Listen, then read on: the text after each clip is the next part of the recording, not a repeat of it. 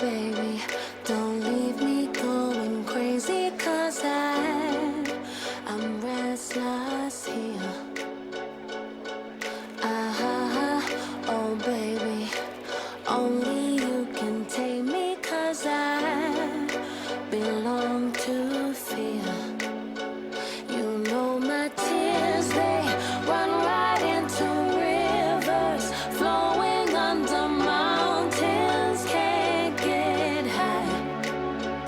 I'm onto something, turning into nothing, looking for a reason. Tell me why I'm bound to you.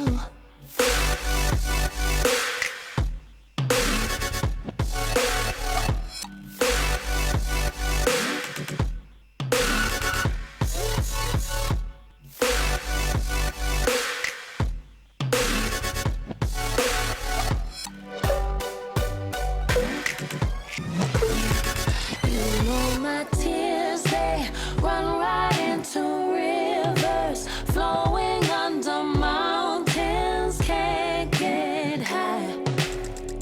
I'm onto something, turning into nothing, looking for a reason. Tell me why I'm bound to you.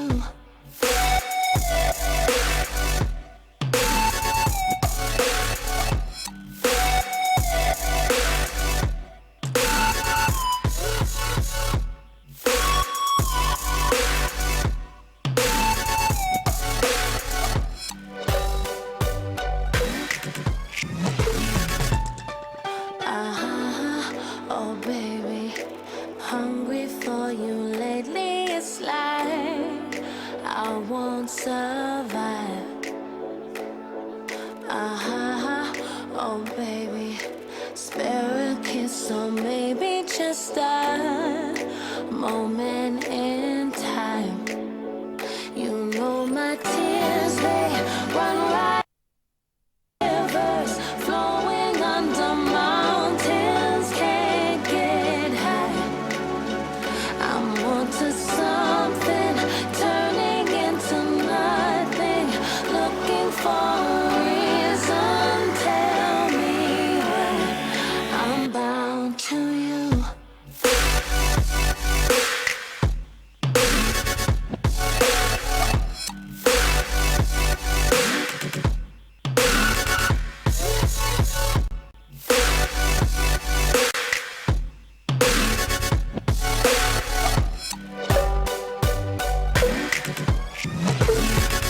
You know my tears, they run right into rivers, flowing under mountains, can't get high.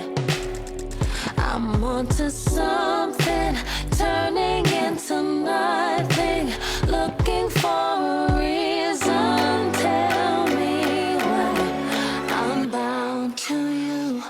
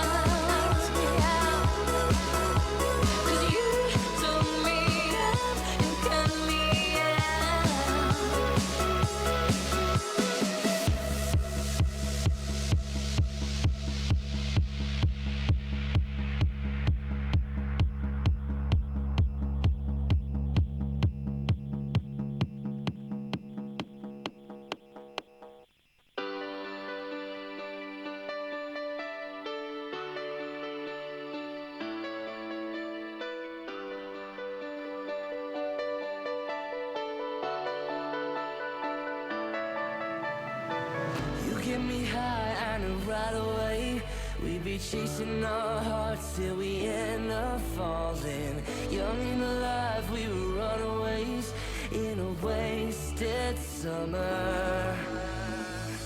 Chemicals in a foreign car. We took a moment, made it last forever. We found love laying under the stars. Mid in July in a wasted summer.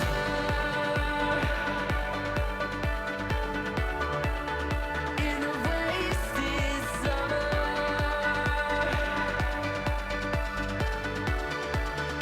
In a wasted summer.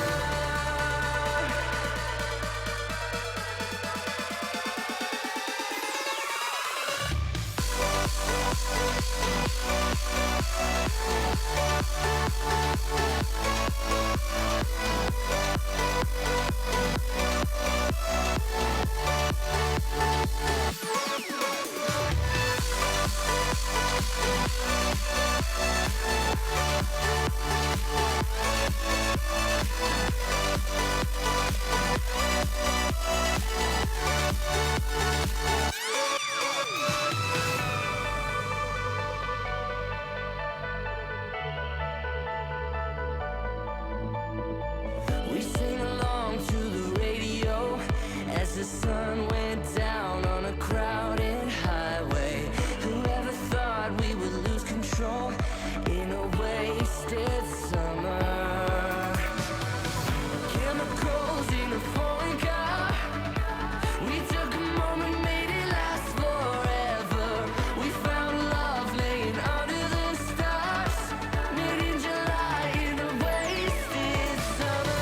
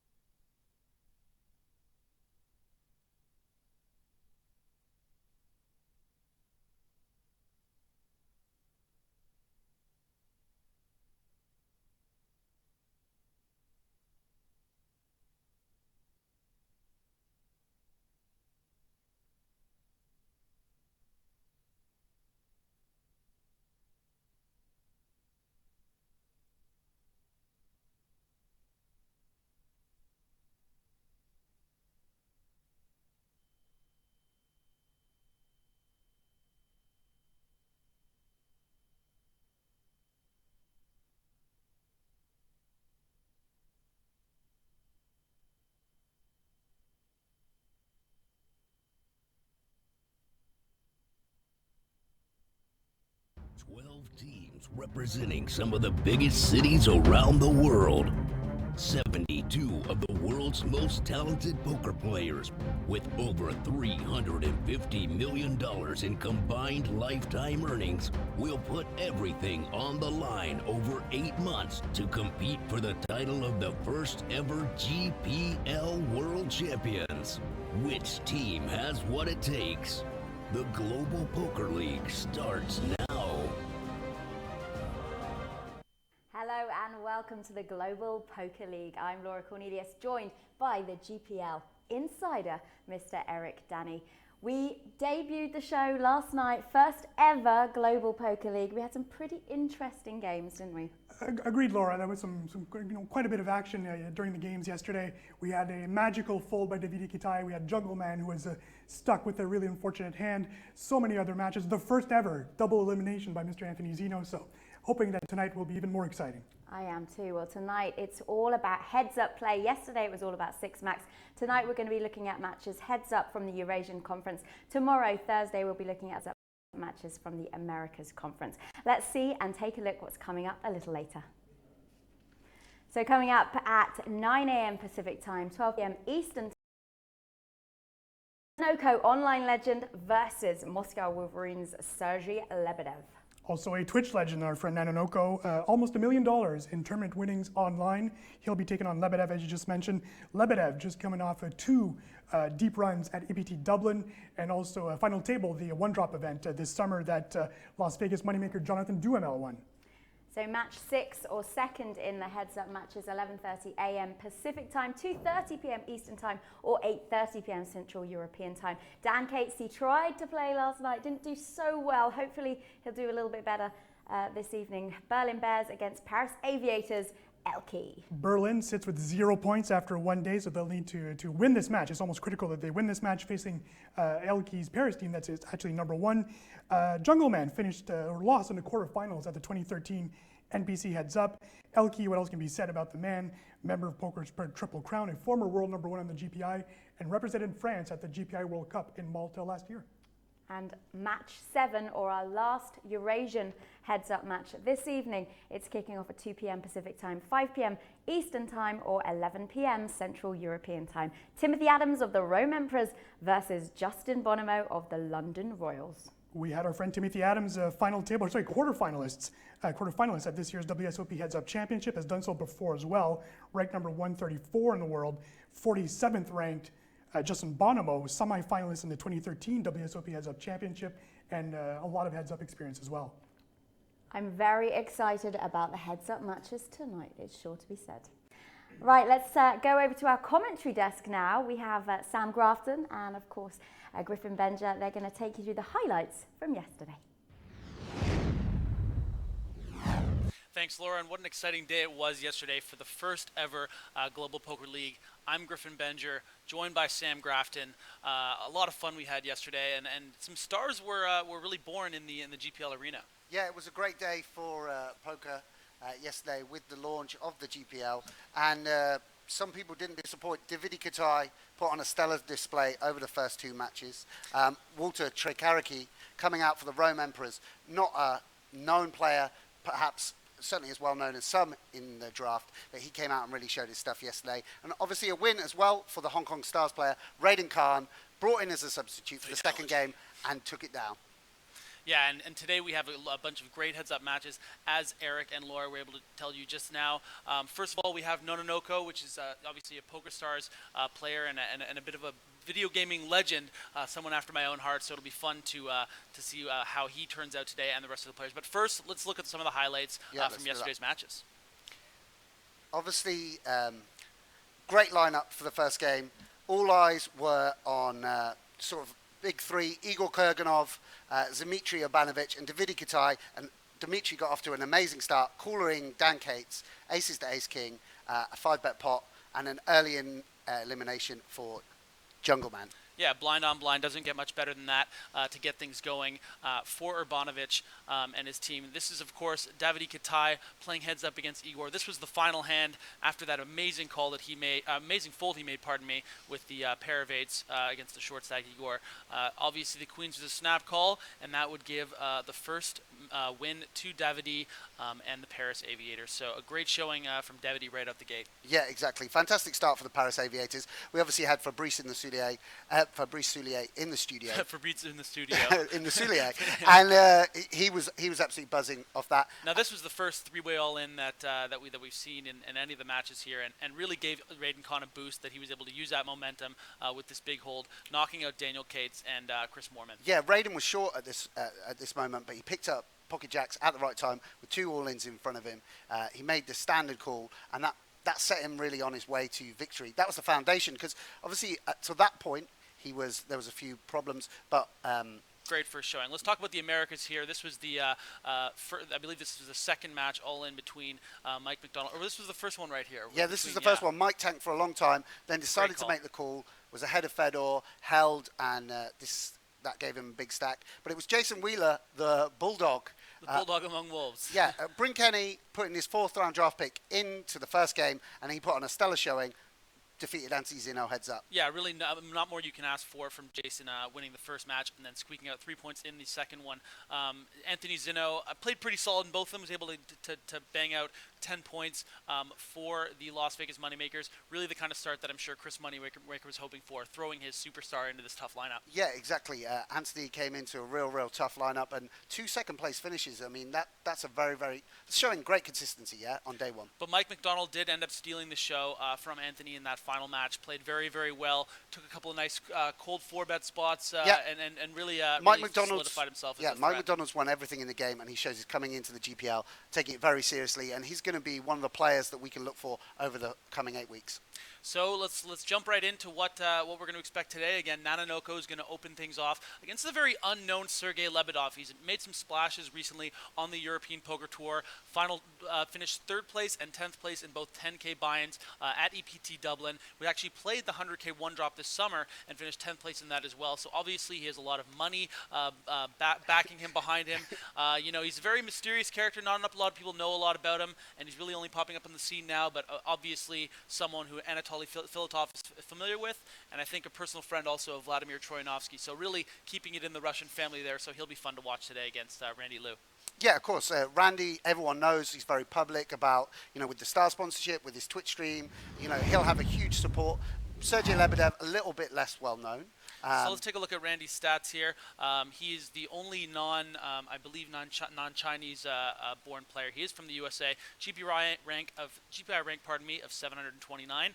Earnings of just over $1 million. He has 26 results with 1 win, and he's been on the live scene since June of 2010. But obviously, the pedigree when it comes to nanonoko is that Twitch foundation and that following that he's built, and also the gaming background. PokerStars Team Pro, obviously someone who's been building his brand for many years and might end up becoming a star in the Global Poker League for sure. This is where he really needs to make his mark. Yeah, it's great to have Randy Liu involved in the GPL. He's got a big following. He's one of those players that you really identify with online poker. And here's Sergey Lebedev, obviously nationality from Russia. GPI rank as high as 190 right now from all those high roller finishes. Earnings of just over 1.3 million. 20 results, still looking for his first win. And I think that today would be a nice win for the Moscow Wolverines for sure. Yeah, I assume Sergey Lebedev's got more of a cash game background. We don't see him necessarily we don't know of him playing as much in online tournaments. But I'm sure that the team captain of Moscow Wolverines is going to have thought carefully, making a selection about who to put up in these heads-up matches. A lot of people are putting up, their star players, really players like Tim Adams, Bonono, and such like. And I'm sure that it shows that they've got a lot of faith, the Moscow Wolverines, in Sergey Lebedev's heads-up abilities. Yeah, and the great thing about this pool of players, you look at the 72 players that are in the Global Poker League in this first season, is that they're not all the superstars like Mike McDonald or Anthony Zino or, the Tony Gregg or what have you. There are some guys that are drafted by their managers because they think this guy's going to be a star, this guy's might just float under the radar and make a big impression. And we saw a little bit of that from Davide Katai for people that aren't too familiar with all his European Poker Tour results and see that he's just like a huge threat. Yeah, of course. I mean, that's the thing. The GPL is a new format, and it's not just going to be people who've already got a big reputation coming into the draft and coming into the opening season.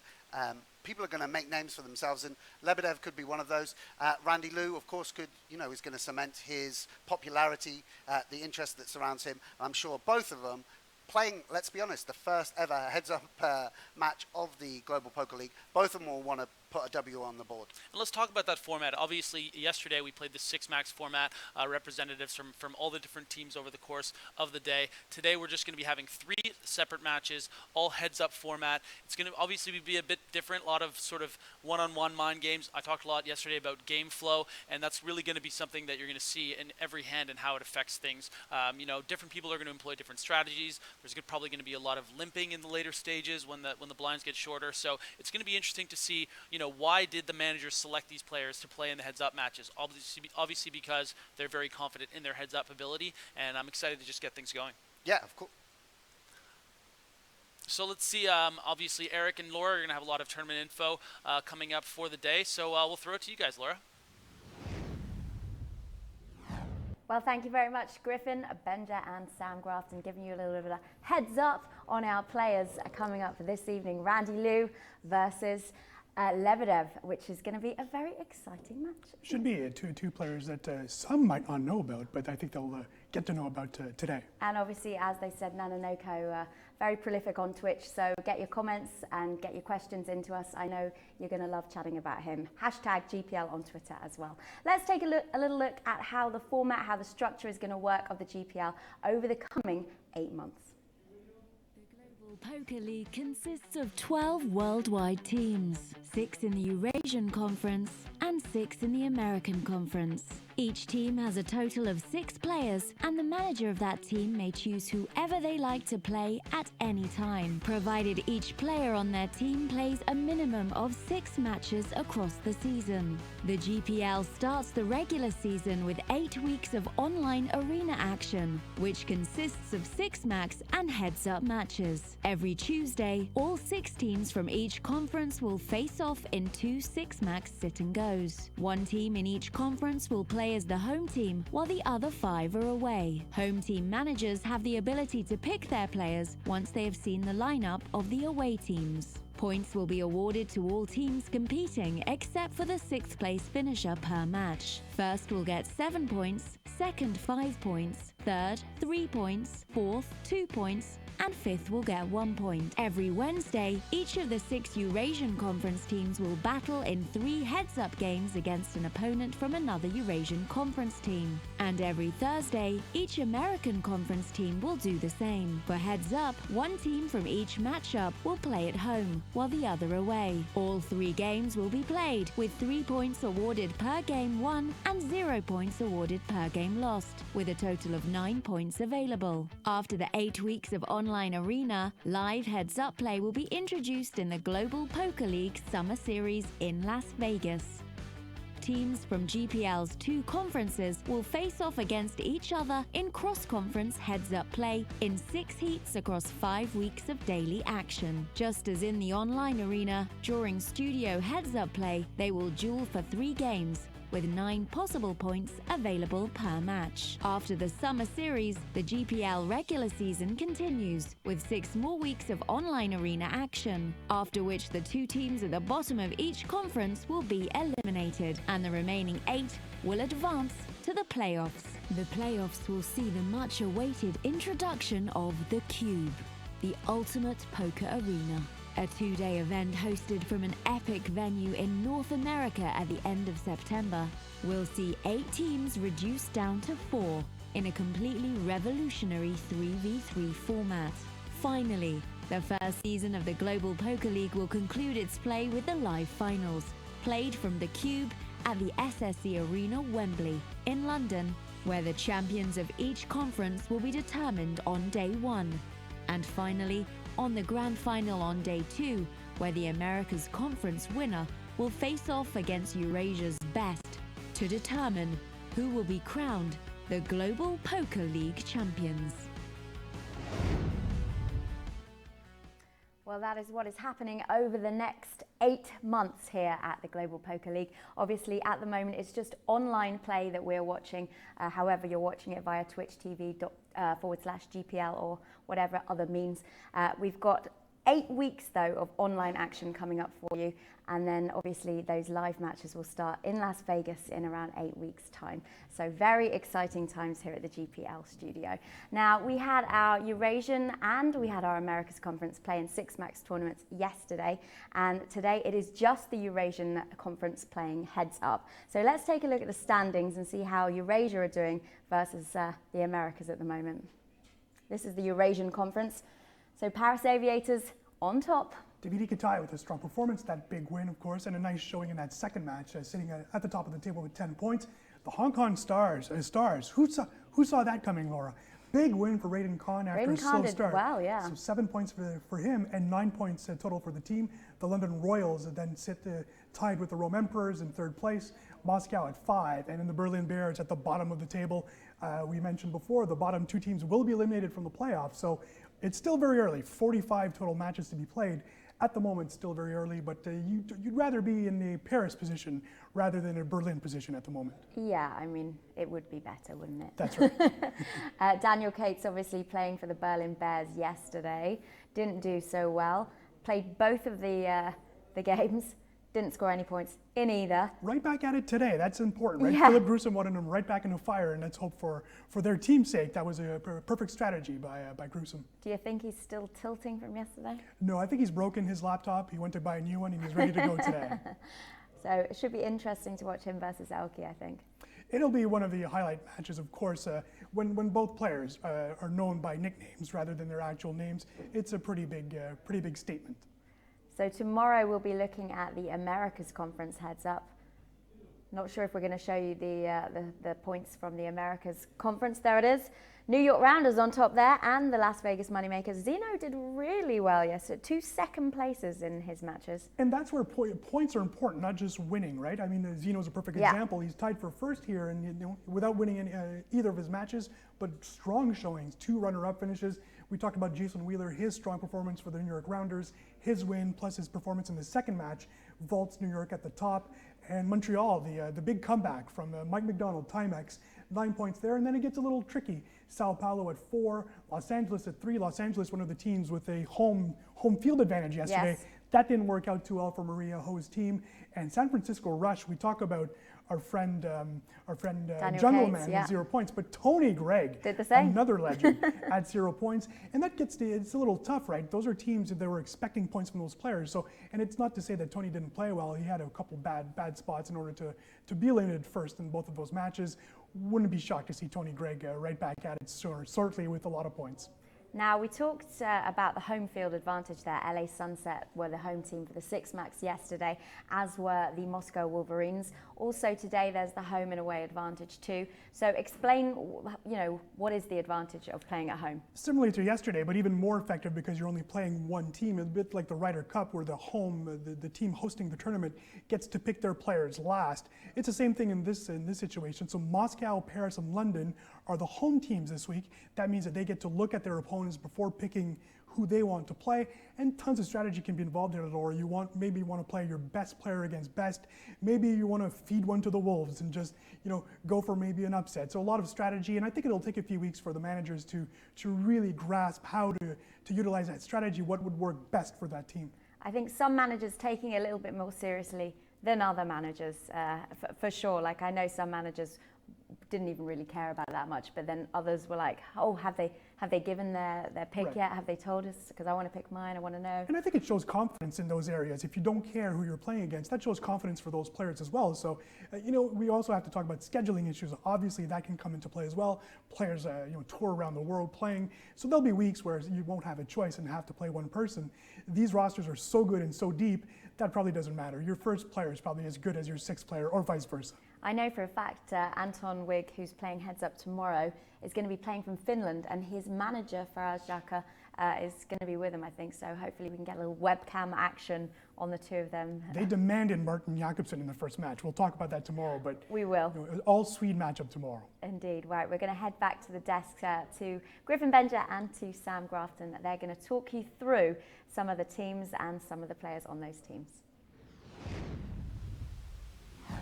Thanks again, Laura. Yeah, again, first set of heads-up matches today. We're going to be opening with Randy Nanonoko Liu against Sergey Lebedev. A really interesting matchup. Obviously, Randy being the wildcard selection for the Hong Kong Stars. The Moscow Wolverines selecting Lebedev with the 4th round pick. So again, these are players that weren't. I mean, yesterday we saw a lot of the heavy hitters. The first overall, the first round draft picks. Pardon me, the first round draft picks in guys like Fedor Holtz so that was obviously a very exciting day. But today we have the heads-up matches. We're going to start with the Hong Kong Stars, who had a great start yesterday with putting 9 points on the board in that tough EurAsia division. Yeah, for sure. I think we're going to look actually at some of the teams and recap who was selected for who. So I think they're going to bring the graphics up for that in a second. Again, Sergey Lebedev for the Moscow Wolverines, going to try to really get on the board for the Russian team.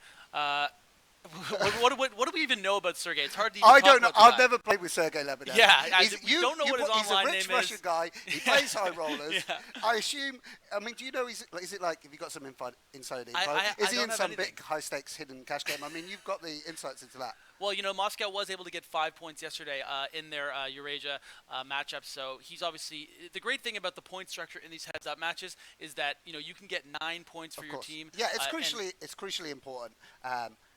The way the system is weighted mean that these heads-up matches are really, really crucial. You can't afford to be donkeying around, basically. You've got to come in and really, really battle hard. Everyone's going to put forward good players. There's going to be nowhere to hide. There's way less luck involved. So we're ready to get things started here for that first match between Nanonoko and Sergey Lebedev.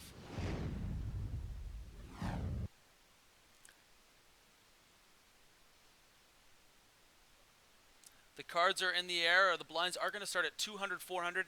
You'll see that the levels are only 4 minutes today in the heads-up matches, so it'll be about twice as quick as far as the levels are concerned. They do start, however, with 50,000 chips, so it'll be interesting to see how that plays to the strengths of someone like that's more of a tournament sort of heads-up kind of player. Obviously, this is a format that's going to favor Daniel Cates strongly in that second match, and someone who's going to be looking for some redemption. But for now, let's focus on these two opponents right here.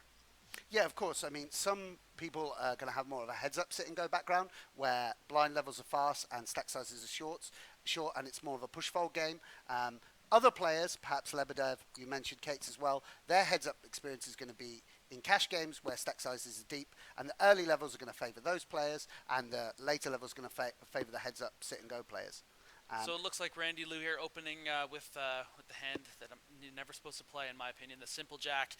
Lebedev turning a pair of 5s, so this should go probably. It looks like Randy's just giving up on this particular texture and should lose this pot unless he decides to rep that king river. Yeah, for those of you guys at home that haven't seen too much heads-up action, what you're going to expect to see to begin with is people opening nearly 100% of buttons, something in the region of they're going to play 95% of hands from the button, coming in for a raise, and then depending on how their opponents respond to that, how much they're 3-betting, how much they're defending, they're going to adjust, and in some cases begin to play 100% of hands if they don't think their opponents are defending enough or 3-betting enough, and sometimes tightening up and restricting the number of hands they open. So that's one of the exciting things about the 6-max format, but even more so today is we're going to see a lot of action, and you're going to see people playing what we call a wide range of hands. So, they're going to be forced to play some very, very weak hands, because obviously, heads up, you can't just wait around and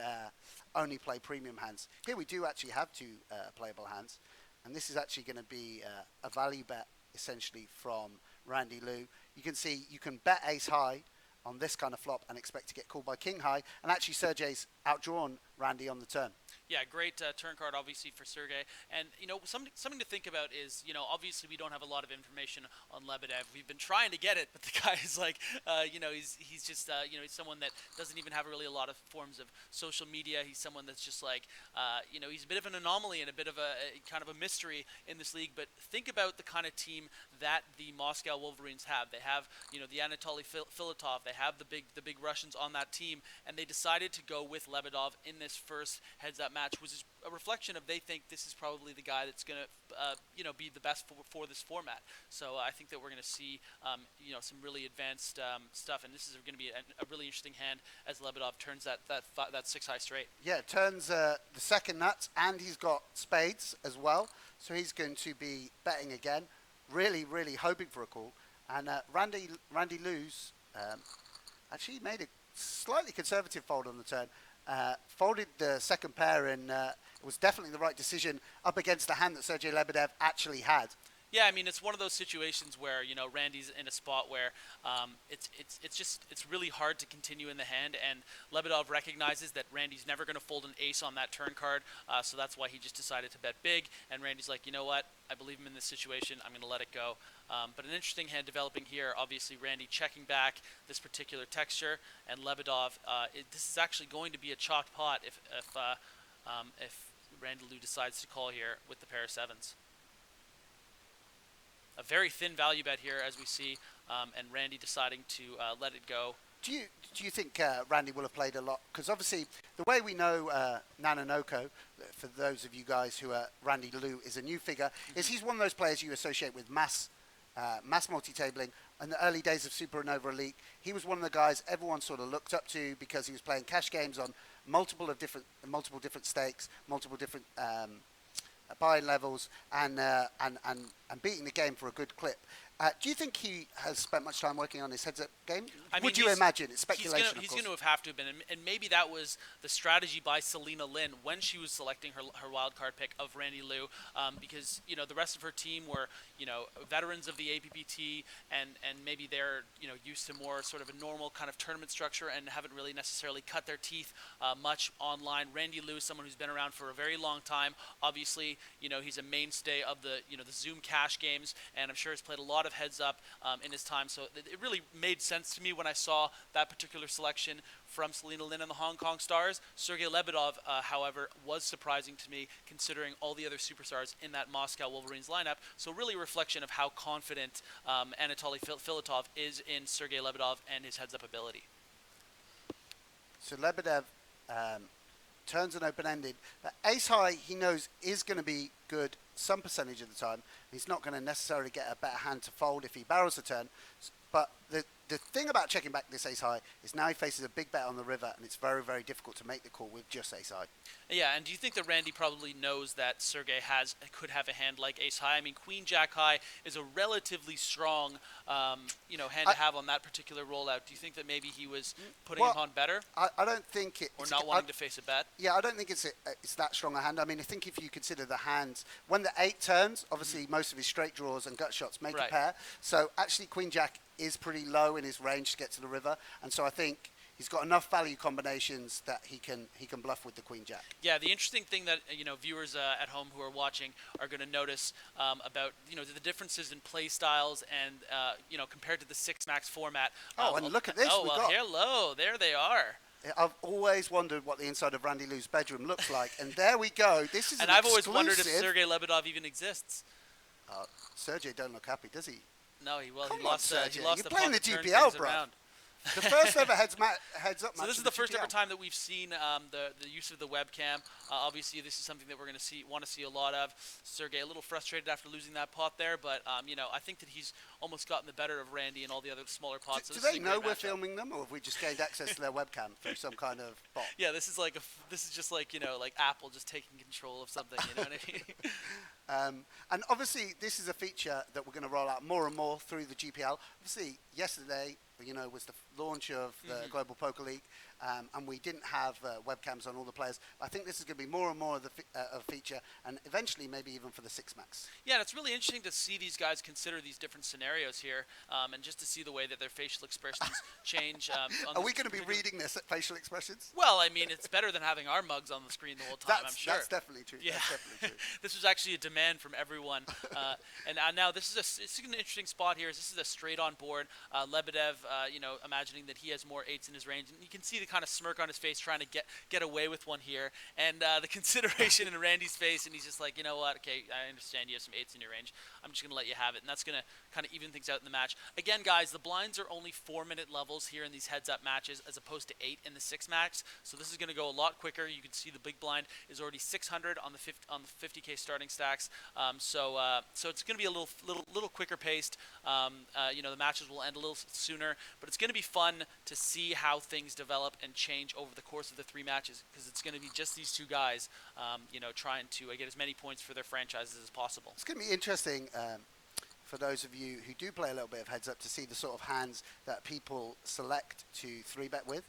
Therefore, Randy picked the suited king as a 3-betting. No, he just opened the button here. No, the hand before. Yeah, the sorry. king 3 suited. Yes, king 6, he 3-bet with, which is something I normally expect them to see a little bit more polarized than that, more like low suited connectors and strong aces. But it's going to be really interesting. We're going to learn a lot over the course of the day about how these top players construct their ranges. And when I say construct their ranges, I mean the hands they choose to 3-bet, the hands they choose to raise, the hands they choose to bluff catch with. A lot of contemplation from both of them, as you can see when they're considering their options in these hands. Very interesting to see. It's really adding a new dimension. Who lives in the nicer flat? Randy Lou or Sergey Lebedev? From what we can see, Randy Lou's cheering for the ace king here. Because he was happy about getting that hand, and gets obviously the great flop for his hand, but not so much for Sergey. Who lives in the nicer flat? Do you think? From what we can see, the small amount of background. I thought Randy. I think Randy has a nicer mic.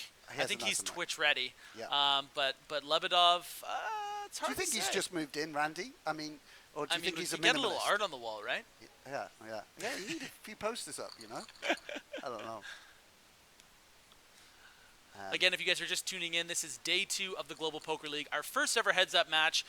It's between Randy Nanonoko Liu, representing the Hong Kong Stars, and Sergey Lebedev, representing the Moscow Wolverines. Yeah, one of the most famous online names, isn't it? Same as Mormon One, Timex, Nanonoko. One of those names that really speaks of the last Jungleman. Speaks of the last 10 years in poker. And Lebedev. Not opening 100% of buttons, you can see. Obviously, some respect for Randy's game. Yep. And I think that's smart. Yeah, the thing that's interesting, too, about the way that Selena Lin has constructed her team, obviously a primarily, Chinese draftings, but then deciding to go with the American and Randy Liu, but obviously a staple of, just the Asian poker community. He's a guy that a lot of people, he looks up to, and he's, representing Poker Stars and now representing the Hong Kong Stars. A great selection by Selena Lin. Yeah, Randy's obviously... well known and well beloved by the poker community, and I'm sure amongst the Twitch community. Have you ever watched his stream? Yeah, I have. Yeah, and I also, Have you? Yeah, Go on, for Chris. sure, man. I do some research. I'm not just. Awesome. It's not all just off the cuff here. Yeah. Yeah. Awesome. What does he do? He streams cash games. Yeah, he streams cash games. It's a really famous hand that he put out on Twitter where he made a straight flush against a higher flush, which was great. All in on the turn for I think it was $1,000, it was trending for a little while. And Who runs like that? Has that ever happened to you? I mean, do you ever look at the? Did you make any straight flushes when you won the shark cage? No, but I won a flip for $1 million. That was nice. Pretty decent. I flopped a straight flush once in a WPT, Montreal, which was nice. Beautiful. 7-10 of spades, opened it under the gun. Under the 8-9-6, 8-9-6 all spade flop. Wow, that was in the I'm pomp of flush unreasonably- entity when you're opening 7-10 suited. Yeah, no, that was in my peak when I thought I knew what I was doing. So we have a full house versus ace high here. And this is an interesting bet by Randy Liu, and you'll see the contemplation and then the call by Sergey Lebedev, and he's going to be shown quite an interesting holding with the 9-3 off. It's a great bet by Randy Liu because of the amount of misses that he has there, and the price is just a little too good for Lebedev in that spot. Yeah, there's flush draws, straight draws, gut shots that all miss. So. Now again, guys, the blinds are going to be going up to 6-12 in just 8 seconds. These matches will be going relatively quickly. Our first look at the webcam of these two good-looking men trying to pick each other's brains and get the points for their franchises. And so far, it's very fast-paced action. It might be difficult for some of you to keep up with at home, but obviously this is something that you're going to have to get used to with these heads-up matches. It goes fast and furious, and one thing I want to say is we do have Twitter open in front of us, so if and you now we're the flop, by the way. yeah.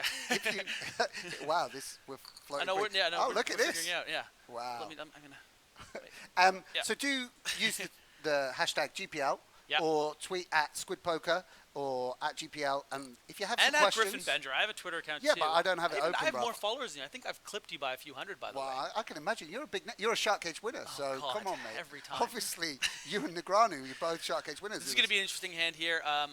Now, I spoke Lebedev. a little about in the preview about how I expect to see some limping as the stages get later, and Lebedev in an unfortunate cooler situation here against Randy Lou's Kings. Let's see how this pans out. A lot of good turn cards for Sergey Lebedev's hand, certainly, though.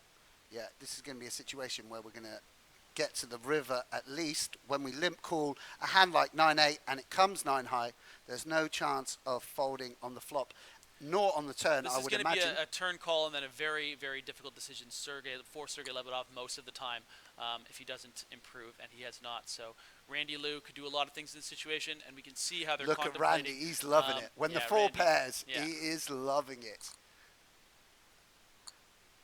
And a snap call from Sergey Lebedev, and he can see the bad news. And just a lot nice, of emotion there on Sergey's not a lot face. of emotion from these Wolverines. They'll tear you up with their Wolverine claws. Can anyone confirm? Are there Wolverines in Moscow? Is that I think it's a native to thing. the Moscow it region? has to be a thing. I mean, think they we did know their that bears are all over Berlin. Yeah, of course. There's a lot of bears there. Yeah. But And there's at least 5 stars in Hong Kong. yeah, These guys. that's definitely true. So Yeah. Wolverines.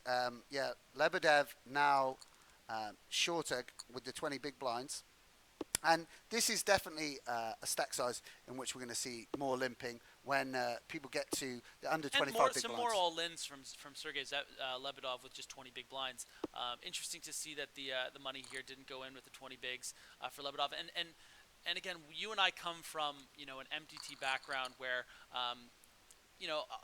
autopilot's not a word that I like to use lately, but a lot of the time when we're playing a lot of tables and we're facing late position opens and stuff, we might be shoving anywhere between something like 12 and sometimes 20 plus big blinds, and that's not necessarily the strategy that the best heads up players out there are going to employ. They're really going to they don't gain that much from the shoves over opens and stuff, so they might be a little more finding smaller edges and not rely on the obviously cards as over they the fall last pre-flop. few years, heads up, sit and go players. Obviously, some of the best players in the world: Pistons 87, Dan Coleman, Olivier Besquet.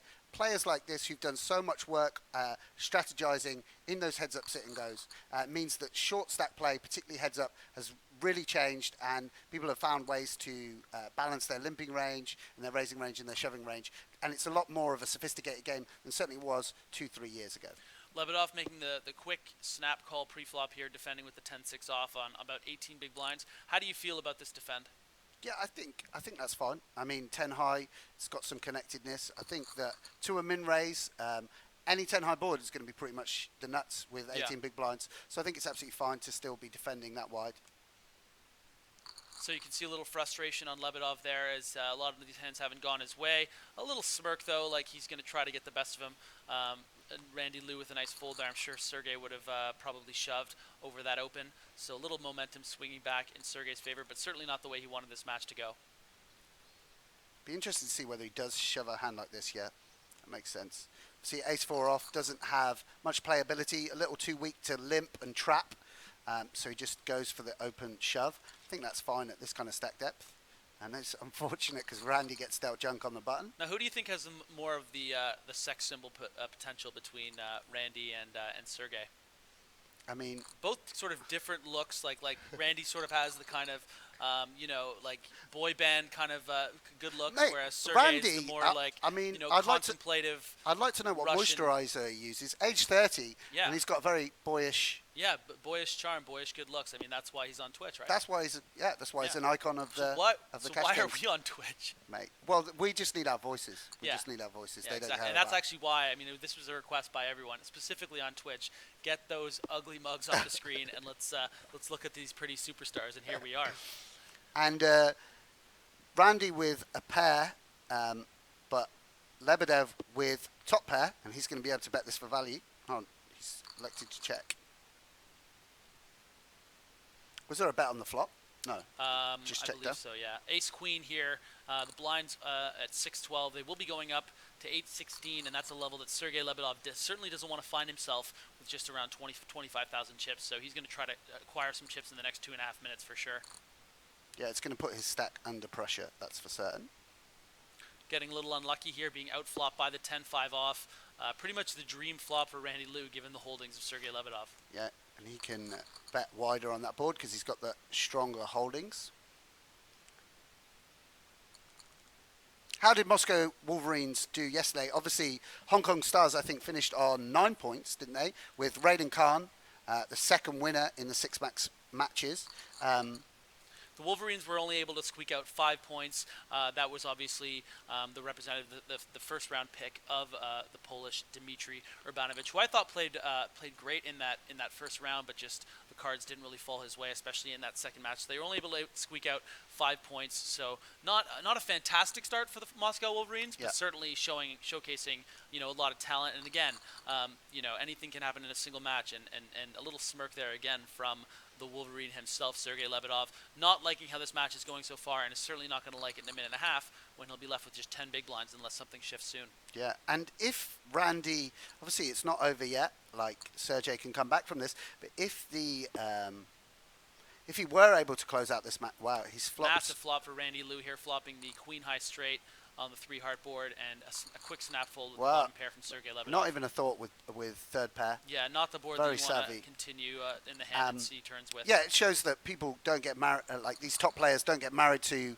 a hand just because they do happen to flop the pair. They're thinking about the Which we saw with Randy Liu as well with the 10-6 Yeah, offsuit. they're thinking about the overall equity versus the other person's range, not just what they have, but how they do on a variety of different runouts. But if Randy could close this out, this would be a great start for the Hong Kong Stars, who, let's be honest, you and me didn't know quite so much about coming into the GPL, but this will be like a real strong point. They immediately add 3 points to the 9 they collected yesterday. The standing league in the GPL. That'll give them 12 points overall. So certainly a start that they'd be hoping to get. And Sergey with another smirk and definitely feeling like the cards aren't going his way.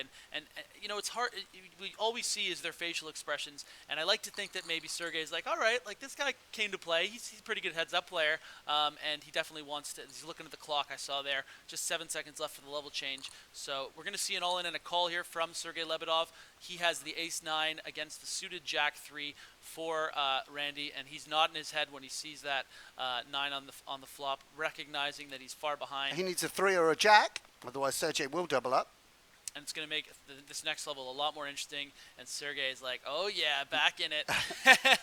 And Randy's not what he wanted. And we talked about it with just 2 minutes to go, how much Sergey was going to need that if he was going to survive the 8-16 level. Yeah, that's a great double through for Sergey. And another big cooler coming up right here. This is a highlight value here. Do you think Randy has a 3-bet range or he'll just jam? No, he just jams. Yeah. Big flip. Look at the faces. They know it's all on the line here. Good start for Randy Liu, the 8-high flop. Sergey looking for an ace and a king to improve. If this bricks up, Randy Liu will win the first ever heads-up match of the GPL. And he does just that. Good game, Sergey Lebedev. And there they go. They exchanged some pleasantries for that first match. Obviously a cooler near the end. Randy maybe getting some better board textures. I don't know. We should ask, I think. Yeah. Randy Liu. It doesn't let you see the whole cards, huh, if you muck? Sorry? You know, like when, say, I bet some you interesting call exchanges and you here lose, between right? the two players. Can I see your cards? Or I don't know. I don't think so, right? Not like PokerStars. Yeah. This is what a company man. Yeah. Always plug in Great PokerStars. plug. Yeah, that's a great plug. Which city are you in? Guys, so that was the first heads-up match. Obviously, you know, not necessarily technical difficulties in that situation, but just some technical stuff that we're Yeah, kind of working out with the webcam. It's the Our first ever expectation- match. Yeah, We don't I know think what's that was a going great on. exchange, They don't yeah. know what's going I on. didn't even know they could hear or see each other. That's great. No, but honestly, that was great to see them with that little exchange, and also it brings another meta sort of like game flow thing with the fact that they can see each other's expressions and he can even communicate. And obviously, you know, those aren't necessarily the two most talkative individuals. Well, As they I said, not perhaps even don't know one each other, exchange over the but course of the when match. we see Martin Jakobsen and Anton Wing tomorrow, who have Yeah. you know, a friendship going back, you know, decade or more or whatever, it's going to be really interesting. Maybe we'll get some people who don't even like each other playing heads up, Yeah. and that could be really interesting. I mean, well, if this doesn't work out, I mean, I'd love to join the league with you and heads up play for again. Rolls. No, but Yeah. you've got that crossbook with Negreanu, so I Yeah, don't want no, to take your money well, right now. that's all my money's tied up in that currently. So, but yeah, let's talk a little bit about sort of what happened in this match. It was pretty standard heads-up fare. Not a lot of big sort of post-flop decisions. Well, the key Lebedev- hand, of course, was the Sergey Lebedev looking to lower his variance with 9-8 suited. Didn't want to raise and peel a 3-bet. Limped and called a raise from Randy Lou, which Randy Lou's going to do with some strong hands like Ace-King and Ace-Queen, which missed the 9-high flop. Some overpairs and also some more junky hands. The flop come down, I think, 9-2-3. So Sergey Lebedev, big flop with 9-8. Flops a strong top pair. Obviously, that doesn't happen, you know, every flop. Heads up. Randy bet. Sergey called. Turn was a 4. So now any ace, any fives got a straight draw. Nanonoko bets again. Another easy call for Sergey. And then the river was the decision. The 4 paired. Randy bet big for value, and Sergey had to pay it off. And that was the big swing in that. Yeah, and it's match. interesting to see in these matches too, the different kind of. We talked a little bit yesterday about the timing of different players, and you know, a lot more contemplative guys like Federer Holtz yesterday with those big decisions. And you know, Sergey had a few river decisions where he. You know, he was very quick to sort of just make the call. Obviously, you talked about how that 8-9 was pretty much a cooler, but the ace-high call, for instance, just deciding there's so many misses here. So I think he's definitely going to take note of, you know, some of the sizing tells that maybe Randy had and how that's going to affect it. But Randy also, again, we talk about the I know that he knows that I know sort of thing. So that's the great thing about the dynamic when it comes to heads up. And I got to tell you, you got a little like fog right here for the viewers, and you should definitely to clean it up. It's just be professional. Okay, I have to look at you, and it's just it looks fine now. It's a little bit of glare, but yeah, the first heads-up match ever. Hong Kong Stars. You know, a lot of people kind of gave them a hard time, you know, keeping it real local at the draft. But Selena Lin has shown that her draft picks have a little game in them. Then Nanonoko being the wild card selection and coming with those quick 3 points for the team. 9 points yesterday between Raiden Khan and Wayne Zhang. So, yeah, great start for the Hong Kong Stars. Yeah, great. Adding points to the board. Randy Liu, strong showing, and he'll be really pleased about that, you know. It's you're under a lot of scrutiny when you go into heads up. There's nowhere to hide. You know, going out to a lot of people. Obviously, he's used to that with his Twitch stream, but still a lot of pressure coming in today. And, you know, both players played well. Randy Liu coming out on top, and that's a feather in his cap. So he can always go on and say that he won the first ever GPL heads up match. And let's head to the desk now with Laura Cornelius, who will be with Eric Dene. Dene? Thank you so much, Griffin Benger and Sam Grafton, commentating on that very first heads-up match from the Eurasian Conference this evening. Hong Kong Stars, 3 points, thanks to Nanonoko. Temporarily now the #1 team in the GPL, right? Yes. They move up to 12 points, so we'll see what happens next.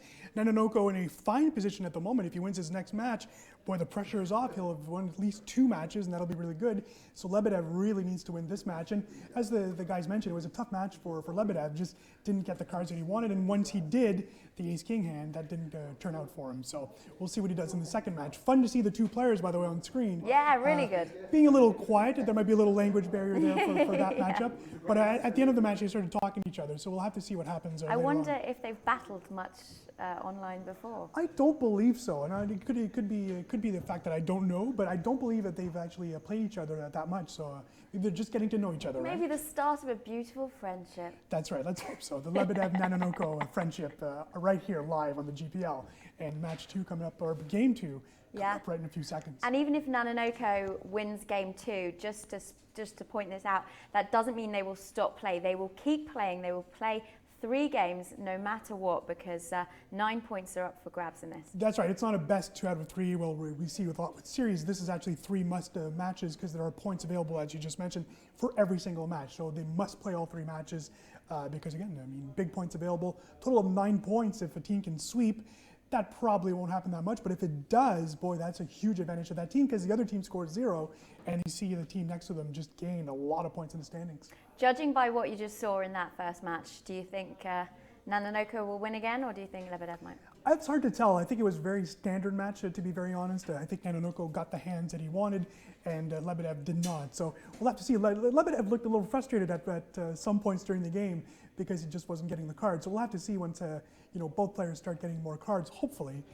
Griffin had a term yesterday, I forget what it's called, but getting the right cards at the right time makes a huge difference when you're playing those matches. It really does in poker, generally, doesn't it? Yes, if you have all the good cards, it's actually better. Yeah. Thanks. I believe, by the way, that's called white magic. I think a friend of mine once taught me that.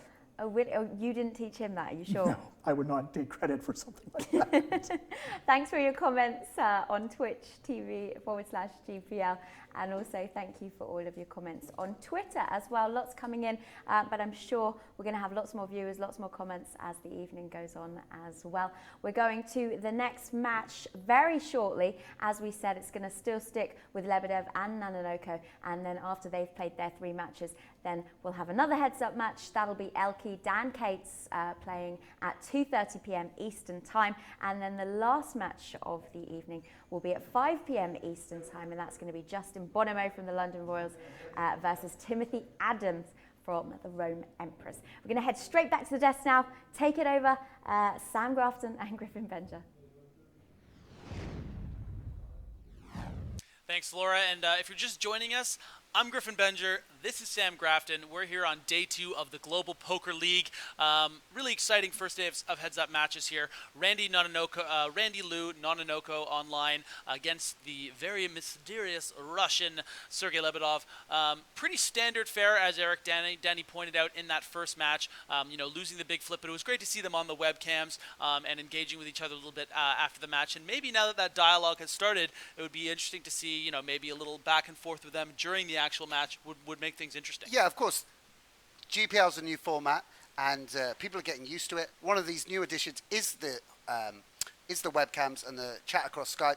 I mean, that's only just been implemented. I think as the season progresses, you'll see people get more and more comfortable with that format, and we'll get more and more chat between these superstars playing each other heads up. And here we go for the second match. The clock is live, and the cards will be in the air. Again, if you're just tuning in, Randy Nanonoko Liu has taken the first match with those 3 points. And, great start for the Hong Kong Stars. Out of available 17 points over the 6 max and this heads up, they've gotten 12 points. They're definitely, so far, a great start for them in that EurAsia conference.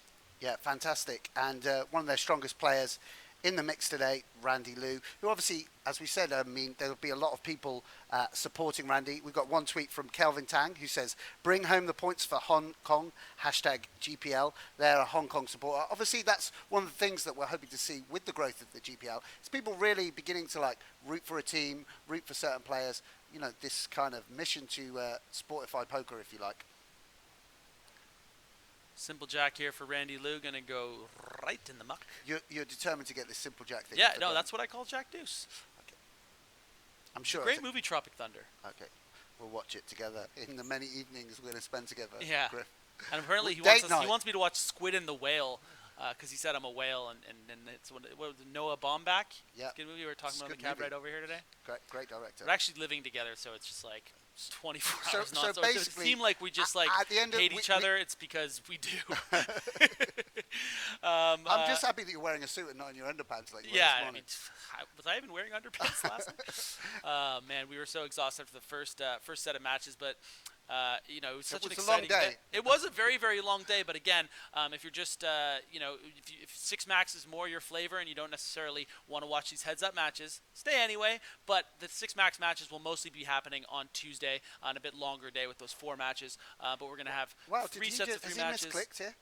Yeah, he's misclicked. He's meant to make it 3,750. And I would imagine, and a sly laugh there from Lebedev. Take your time, Sergey. Obviously, that was a misclick, and we're just watching some highlights here No, I think they've that just was switched just they just did a little cool. Yeah, cool they're thing. gonna. I think they're gonna switch the video cameras around so it's in the right. Oh, right person. that would make sense. Yeah, was it were they in the wrong places there? Yeah, that's okay. There's jeez. still a few teething problems. The guys Yeah. backstage working hard. Teething problems. I like that. That's a great teething. I like that. Yeah. If I'm ever not good at something, I'll just be like, it's Little the teething process. Little teething Yeah. problem for the GPL. And so, obviously, there's an opportunity here for Randy. If he goes 2 matches ahead here, the overall match, if you like, he can close out now. I think they will play the 3rd match, still competing for those 3 points each time. But, the sort of bragging rights will be with Randy if he can close out the 2nd match. Yeah, absolutely, and it's good. It'll really put Sergey Lebedev. It'll back him into a corner. Obviously, you never want to let down the rest of your team, and losing all 3 heads-up matches, even if it's just a natural sort of poker variant sample size kind of thing, he's still going to be disappointed that he feels he would let down his team. So he definitely wants to make an impression here and get a lot of points for his team. And this is going to go check, I think. And that word, obviously, Eric Denis was struggling for that phrase he said you used yesterday. I think that was card distribution, wasn't it, Griffin? Yeah. So do you want to just talk Yeah, us so through when that? we were talking about card distribution yesterday was, and it really came to the forefront with that first match and how there was that early all-in with the ace and king against the aces, and how, sometimes there can be those coolers and, see the 3-way all-ins that we saw in some of those matches. And sometimes, not a lot of people getting a lot of cards and things are going kind of slowly. So again, I think that in that first match, Randy probably just ran better than Sergey, especially in that last all-in confrontation. And Sergey's tanking here. I think he might be thinking about 4-betting. This hand's a little bit... And he just asked him, are you thinking of 4-betting me? Is he talking aloud and he knows Sergey can hear him? Let's just Or maybe they can't hear each other. We need to get confirmation from the producers. This long? Unless he's DQ or something. Yeah, so they definitely can't interact with each other during the heads-up match. Yeah. He said he misclicked the hand earlier. Yeah, I think maybe they're just typing to each other. But yeah, that seems... Yeah, and this is... Randy. Oh, no, he's hear me? Randy. So it sounds like there might be a Houston, disconnection we situation. have a Houston, problem. we have a problem. It looks like Sergey may have been disconnected, and so that will end up being an issue here. Again, just some teething early on here, some growing pains. This is our first set of heads-up matches, but the actual obviously. have they given us the power to sack people? Can we sack people, you and me? Only each other, they said. Oh, okay. And ourselves, yeah. Mate, if enough people tweet in that Yeah. Alex will sack us anyway. Okay, we're back. Technical problems probably been solved.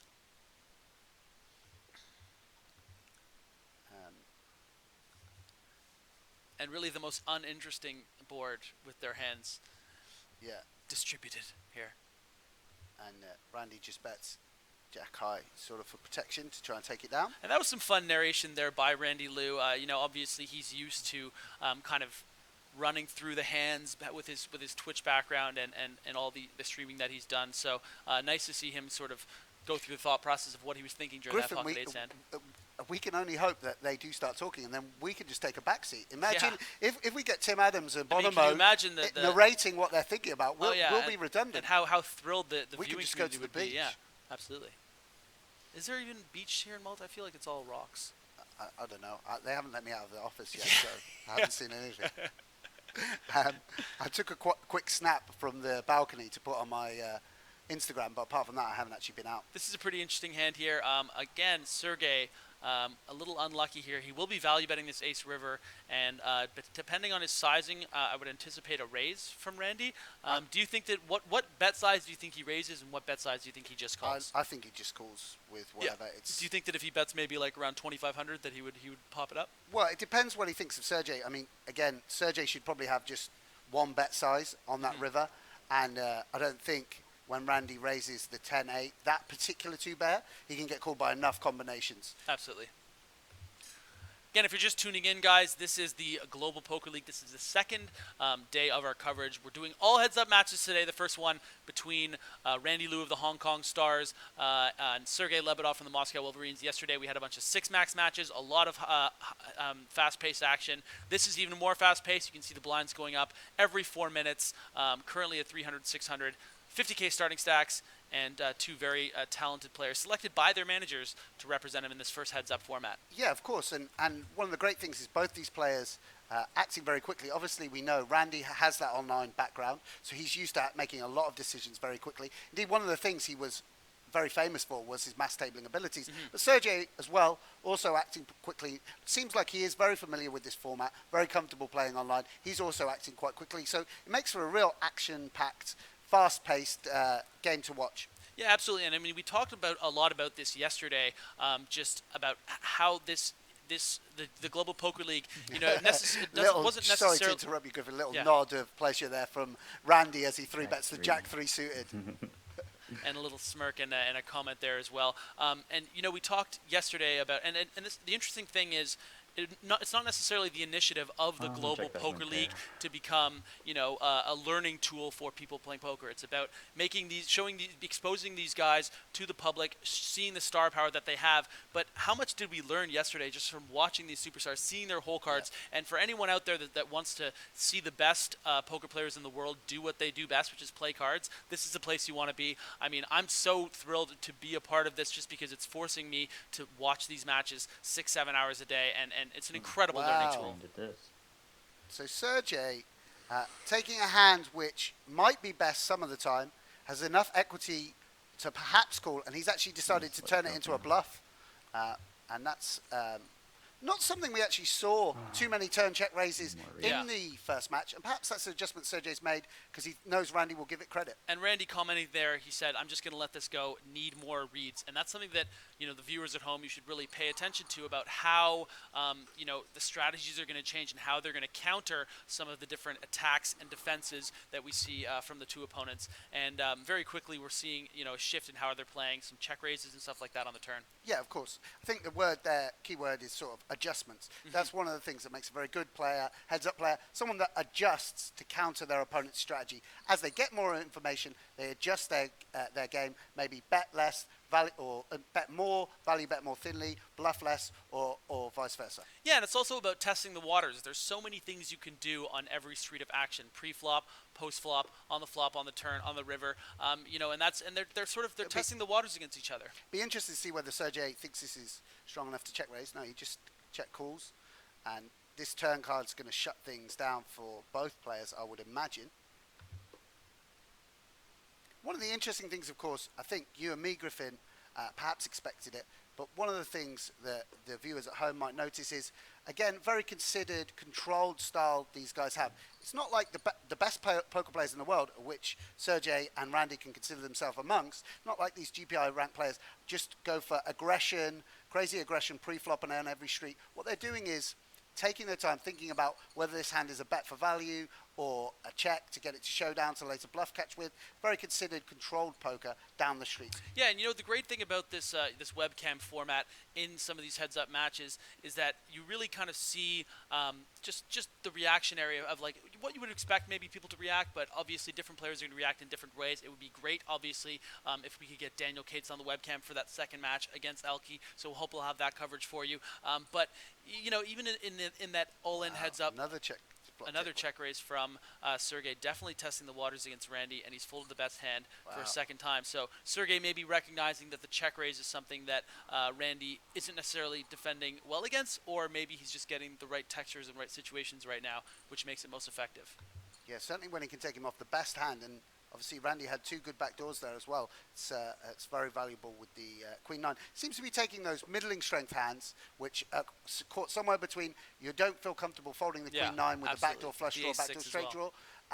But you're taking those middling strength hands, hands that do have some equity, and turning those into a bluff. I think this match is a perfect example of how the ebbs and flows of a heads-up match and how you know, strategies can change. Sergey, you know, probably just feeling Randy out a little more in that first match and realizing, like, if I'm going to win some hands, this is the way I'm going to do it. An interesting spot here and some great bet sizing from nanonoko. Wow. Sergey recognizing that he perhaps has more aces in his range than Randy does, and turning And this a big sigh from Randy fourth Lou pair here. into a bluff. And let's just, yeah, Randy gives it up again. Oh, no, what do you get? Great hand there by Sergey Lebedev. Again, recognizing that maybe nanonoko isn't responding well to check raises on any streets. We've seen him done it now on the river, on the turn, that wasn't and a check the flop. raise. That was a raise in position. Oh, well, pardon me, yeah. Well, raise, you raise in general. Bluff for raises, sure. yeah, for sure. And you can see a little setup there from Sergey Lebedev, getting a little more confident, and a sigh from nanonoko. And you know, the interesting thing too is, although these guys aren't technically playing for money, you saw them on the edge of their seats in that all-in between the ace, king, and the nines, because it means a lot to them, not just for, you know, their own personal pride and ego, but the fact that they are representing, you know, not just a team, not just the players, but an entire, you know, country a lot of the time. For sure, for sure. I think we obviously talked about card distribution and how that affects things, the hands that they actually get dealt. Another word that you often hear people speak about in terms of heads-up matches and a more nebulous concept is momentum, you know? Sergey has got through 3 bluffs, and not only does he have the personal satisfaction of knowing those bluffs got through, but he has the personal satisfaction of knowing everyone saw them. Interesting spot here for Randy Lou. I imagine he will be giving it up, given that he's going to imagine that Lebedev has a lot of aces and 5s in his range, and a nice nod there as he sees that getting the better of him. And 2.5 minutes, the blinds will be up to 6-12, which will give Randy about 25 big blinds. So obviously he wants to change his fortunes here. Lebedev going to see a flop with that queen-8 suited, and this will be an interesting Strong board flop, to see how strong this, flop for how the this queen plays 8 out. suited.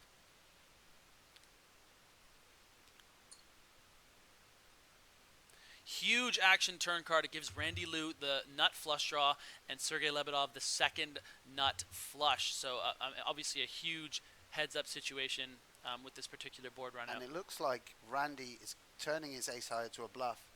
And Horrible river card there for Sergey Lebedev. This is going to be a highlight of this second match. And he's got pot size back. I'd imagine we're going to see a half pot bet.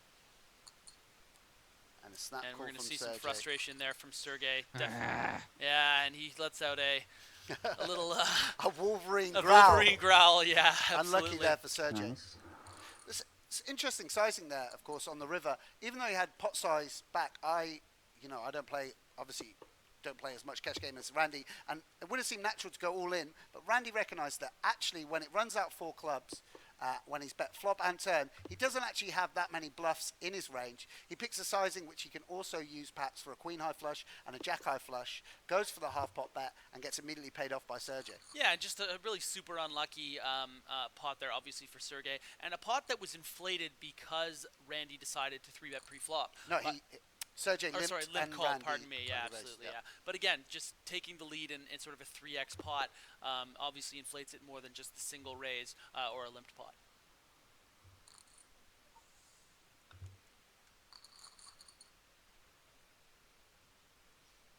And I obviously mentioned momentum, and that big pot, that big river card, has obviously swung the momentum right back to Randy Lou. Two very playable hands here. King 8 offsuit for Sergey Lebedev, the Queen 10 off for Randy Lou. And are we going to see a ton of king high calls here, pretty much without question? Yeah, for sure. Anytime you've got 2 overcards as well to the second pair and third pair, that's the time you're definitely going to want to call with king high. Had the texture been ace jack 9, for instance, king high call is going to be way less likely. Randy just showing down his And that's going to pretty much even out the match exactly going into the 6-12 level. So we've seen some shifts. Obviously, Randy was gotten the better of early on, but then that big swing pot with the flush over flush. One thing I'm going to be interested to see with these heads-up matches is how evenly balanced the heads-up matches are. It seems like these two guys, as competitors, are very evenly matched. I Both agree. players playing really, really well. One of the things that's going to be interesting as we go, as the weeks develop and the GPL grows, is whether we do actually see some guys really outclassed and put under a lot of pressure, because some of these guys are real heads-up specialists. Some of these guys, you would imagine, have almost no background in heads-up. These guys very evenly matched. I wouldn't like to predict how this game's going to go or the third one we see. Really interesting pot here. Randy Liu obviously betting with that straight draw, hitting on the turn. He's probably going to be betting pretty big here, close to 6,000, and I would imagine that Sergey is just going to have to give it to him here, not the board run out that he wants. Obviously, one of the things, again, going back to your phrase, card distribution, when you have a big hand, you're hoping your opponent has a big hand also, just slightly worse. And sometimes it Sergey, doesn't work out that way. Sergey just had Absolutely. fourth player. Yeah, just to go back to your point about how evenly matched these two seem, and how it would be interesting to see if there's anybody that's outmatched. I don't think that we're really going to get that today. No, we look not at the today, second for match sure. with a lot of Jungle Man heads up against anyone would probably be considered a massive favorite, but ElkY bringing such a huge pedigree, all of that success, almost $11 million in tournament earnings, but obviously Jungle Man, for those not familiar, one of the most famous heads up and cash game, 6-max cash game players in the world, so that's going to be a lot of fun to cover. Known to make some misclicks though, Griffin. Yeah, it's and he's going to be having a chip on his shoulder. We'll speak about that a little later on, leading to the second match, but definitely some redemption in store for Daniel. So Claire Fitzgerald coming in with a comment. She tweets to us, pro for GPL webcams, con webcams on the wrong side of the table. And that was hashtag GPL, which was one of the problems. One of our teething problems, Claire, but we passed it on to our technical team. They're obviously following the Twitter team feed, and they've sorted it out pretty quickly, Griff. Yeah, I mean, the teething process, I'm not too familiar with, pediatrics and what have you, but usually it's a little longer tthan something like that. So and also we've got a tweet from the legend of the Twitter world, Kevin Mathers, hashtag GPL, hashtag pro tip. If there's an interesting exchange, that's when the commentators need to stop talking, which is a fair point from Kev, I think. We're just getting used to, obviously... The webcam thing, we found out about that. No, they gave us 15 minutes notice before we went on air when we found out we're webcams. So, yeah, we will get better at that, Kev Math, but thanks for the advice. We're interactive absolutely today. Appreciate it. We're not just sitting in our chairs sweating and worrying. We're interacting with the fans out there today. So if you do have anything you want to pass on to us, hashtag GPL or tweet at Squid Poker or at GPL. And Sergey with the 3 straight and a backdoor flush draw has an easy continuation bet. And we can see how how important it is to win these pots as the blinds get bigger. Lebedev, after that 6,000 chip bet, would have been down to 27K had he lost it. Now sitting at around 40 and pretty close to evenly matched here with about 35 big blinds for Sergey. Hasn't actually been that much defending against 3 bets. Obviously, one of the things that nanonoko will be used to, and possibly Lebedev, if he does come and have that online background, is some people have on other sites, on PokerStars and such like, heads-up displays running which tell you about 3 bets and how often people are folding to raises. nanonoko doesn't have that information here. It seems like in general people aren't defending a huge amount of 3 bets. Really big flop here for Sergey Lebedev, flopping the top pair against the second pair for Randy Liu. I would expect maybe a check raise in this spot and be willing to get in those 35 effective. And the fact that he's been able to do it light in 2 other spots, it's really going to maybe make Randy want to continue in the hand and try to pop off a 7 or a 5. Quick check from Sergey here on the turn. The action. A quick check, pardon me, by Randy Liu.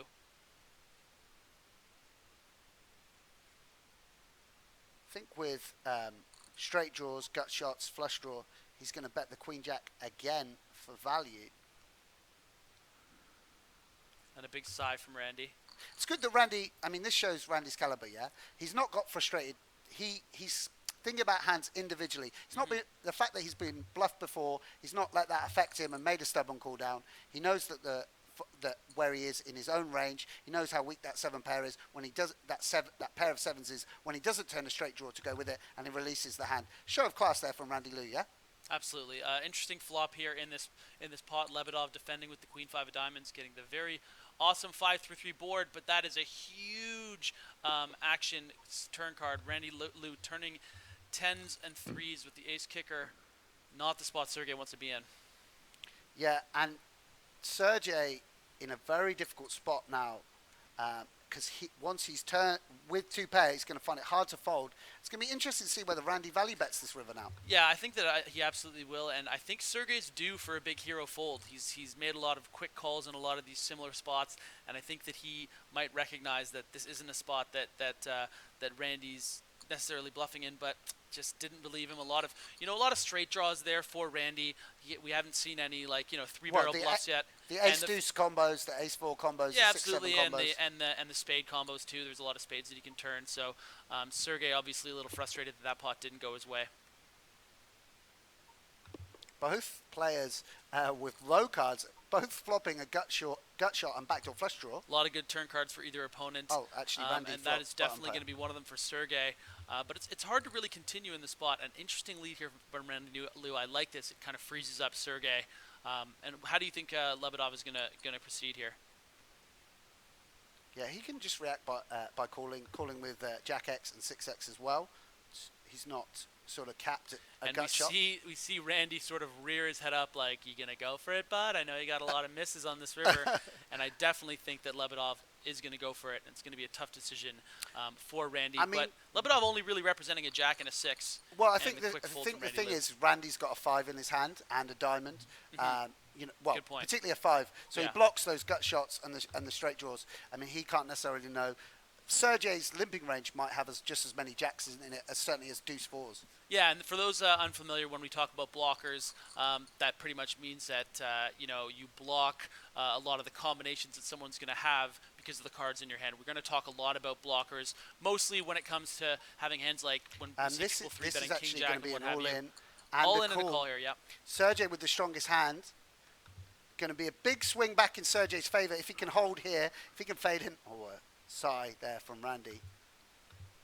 And making a 9 sweat a little bit here. Will give Randy Liu the win if he can bink on the river. No good. And showing some frustration there, Randy Liu definitely not thrilled by that 20 big blind heads up cooler.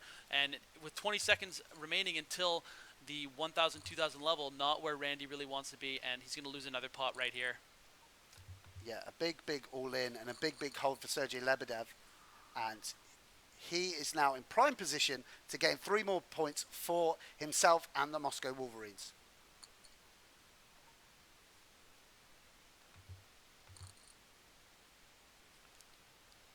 Nice shove over the limp there by Sergey Lebedev. A little surprised at that, actually. Yeah, well, it's one of those situations where there's a lot of different strategies you can employ. I mean, to be fair, Randy knows that spot better than I do.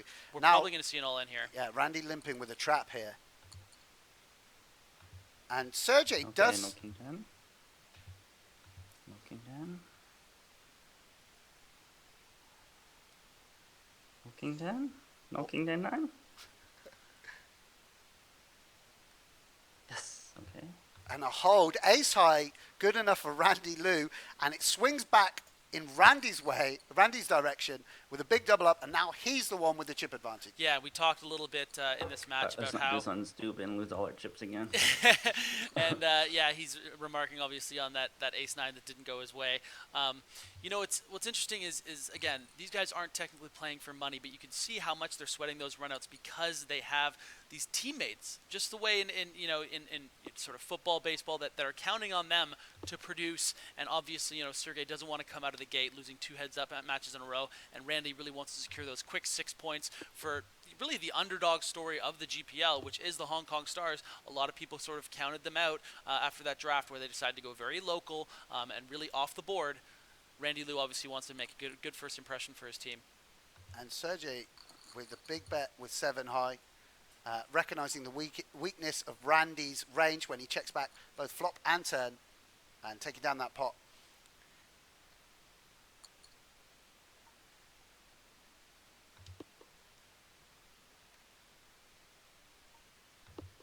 Randy's 9 deuce, absolute commanding hand.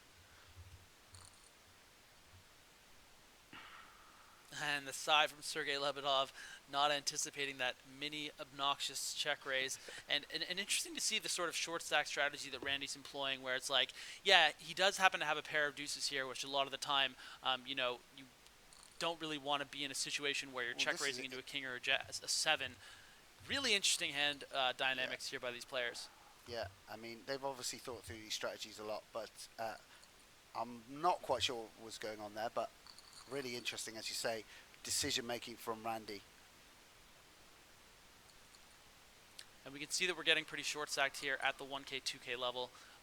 Just about 50 big blinds in play between the two players from the 50K starting stack. Interesting, these spots where no one really has anything, both players with queen high, but Sergey with the stronger range, so he's able to take it down. Got more kings in his limping range and the stronger kings. You're saying about how competitive these players are. This is one of those things. You don't become a top-class poker player unless you have an incredibly competitive nature. And a lot of these guys started out playing incredibly low stakes just for small amounts of money.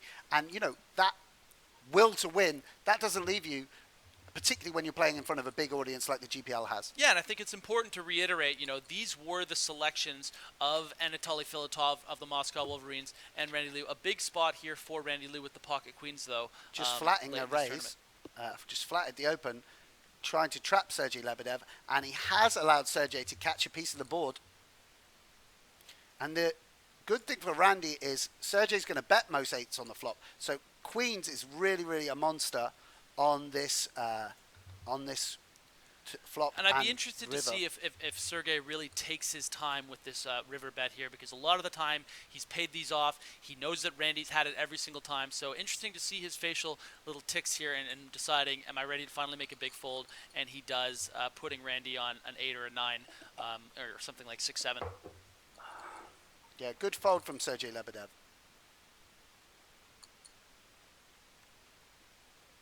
And again, we can see how much wider the big blind calls, the defends are in these heads-up matches compared to the 6-max.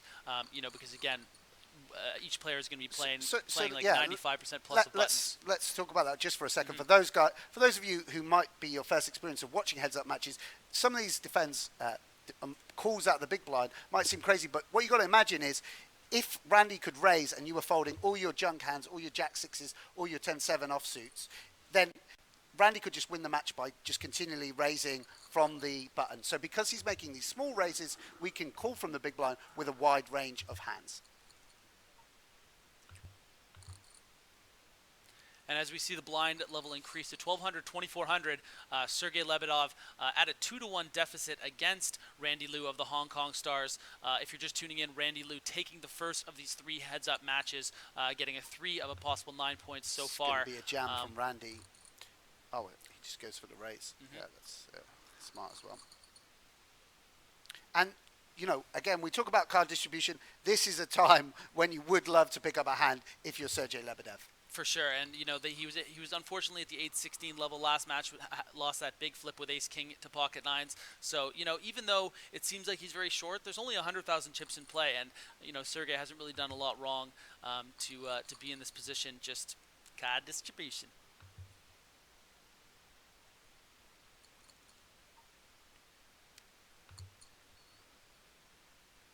Sergey's. Imagine we're going to see a raise here to about 6,500 from Sergey Lebedev, trying to get him to put the chips in, but a quick fold from Randy Liu as he knows better.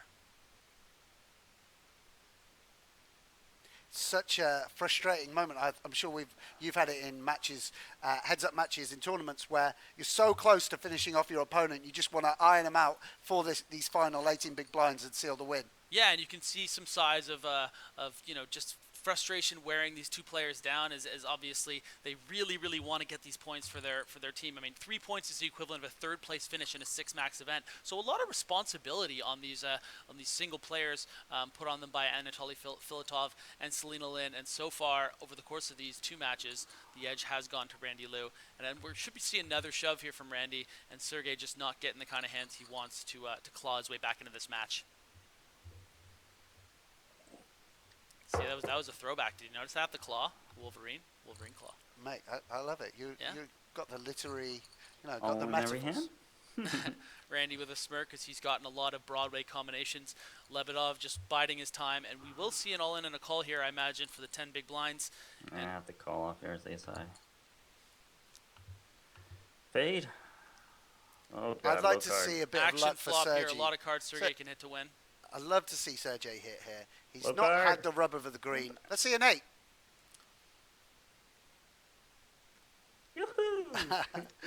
No. And there's the win for Randy Liu, and let's see these guys maybe have another exchange going into the third match.